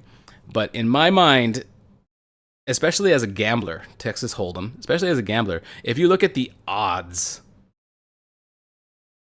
on now, I want you to try in your mind to imagine an infinite timeline. You know how timelines are usually illustrated in TV shows like Cosmos? It's usually a left to right long line on your screen, and it just extends and extends and extends and extends. Okay, imagine that. Imagine an infinite timeline. Now I'm talking infinity. Now assume that the universe does not reset. Assume you live only one life. And that we all live only this one existence, one time, and that's it. Assume that. Now also assume an infinite timeline. Now pick any random point on that timeline. What are the odds that that point is right now? What are the odds that... I'll put it to you this way. The odds are infinite to 1 that you land on a point on that timeline where you exist, where you're alive, where we're here right now.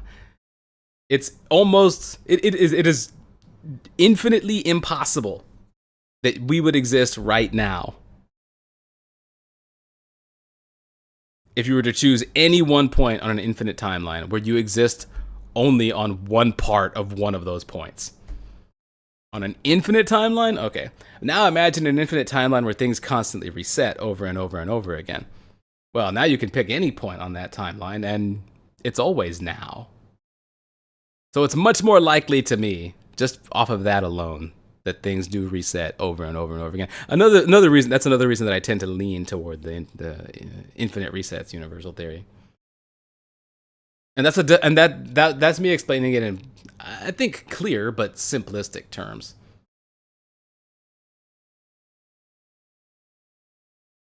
Technically not theoretically impossible, though. Yes, of course. time is a donut. And donuts are amazing. Okay, dear viewers, it has gotten kind of late on me here. And this stream has been going for 5 hours.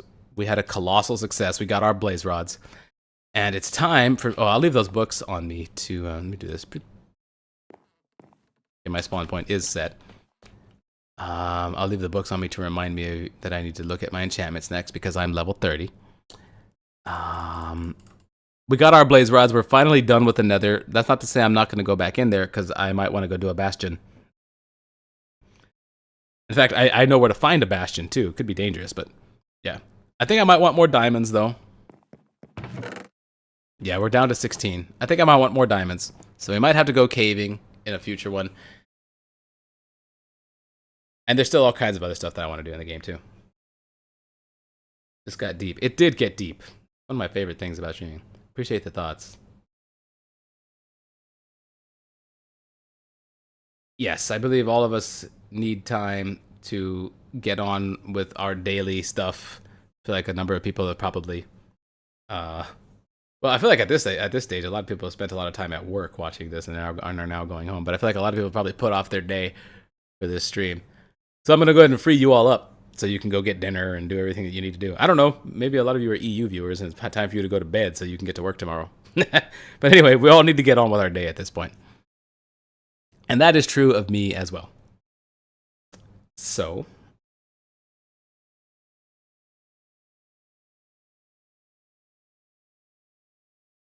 Oh, Tristan, I like that. A quote from Alan Watts. If you are intelligent and reasonable, you cannot be the product of a mechanical and meaningless universe. I believe that makes sense in a lot of ways. Because a big part of my own philosophy is that we are the universe. So if we ourselves are full of life, logic, we're reasonable and we're intelligent. We're full of life, logical, reasonable, and intelligent. The fact that we are from the universe is yet further evidence that the universe is not mechanical and meaningless. It too is intelligent and reasonable and full of life. And logical. That does make a lot of sense. Because you can't pull a plain pebble out of a chocolate birthday cake. What can you pull out of a chocolate birthday cake? Chocolate, icing, chocolate, cake. But you can't pull something out of it that's not there. So if we are products of the universe, we ourselves cannot be pulled out of a useless cake because we ourselves are not useless. Or meaningless, not useless. I definitely can get behind that, Tristan. That's pretty cool. I need to look more into Alan Watts' teachings because I have heard some of his stuff like on YouTube. Often I get high and I listen to a lot of philosophy on YouTube. Alan Watts comes up sometimes, but I haven't listened to that sort of stuff in a while. I mean, some of it, yes, but a lot of it I used to listen to like during League of Legends while I was high, playing solo. That was fun. I used to love putting on that kind of stuff and just grinding out top lane mindlessly. That was neat. All right, I gotta stop talking. I gotta let you guys go. I gotta get going. So, fucking, let's just do that. All right, yeah, I'd like to thank you all for stopping by this morning and afternoon. Thank you for all the support you've shown, whether that support comes in the form of monetary support, or that support comes in the form of chatting with one another, chatting with me, keeping that chat moving. Community interaction, as you can tell, is one of the biggest reasons I stream. Or if that support comes in the form of lurking, because lurkers make a stream, they absolutely do. Dear viewers, that's going to do it for this particular stream. Hope you folks enjoyed it. Thanks a lot for watching, and I will see you folks next time. And click.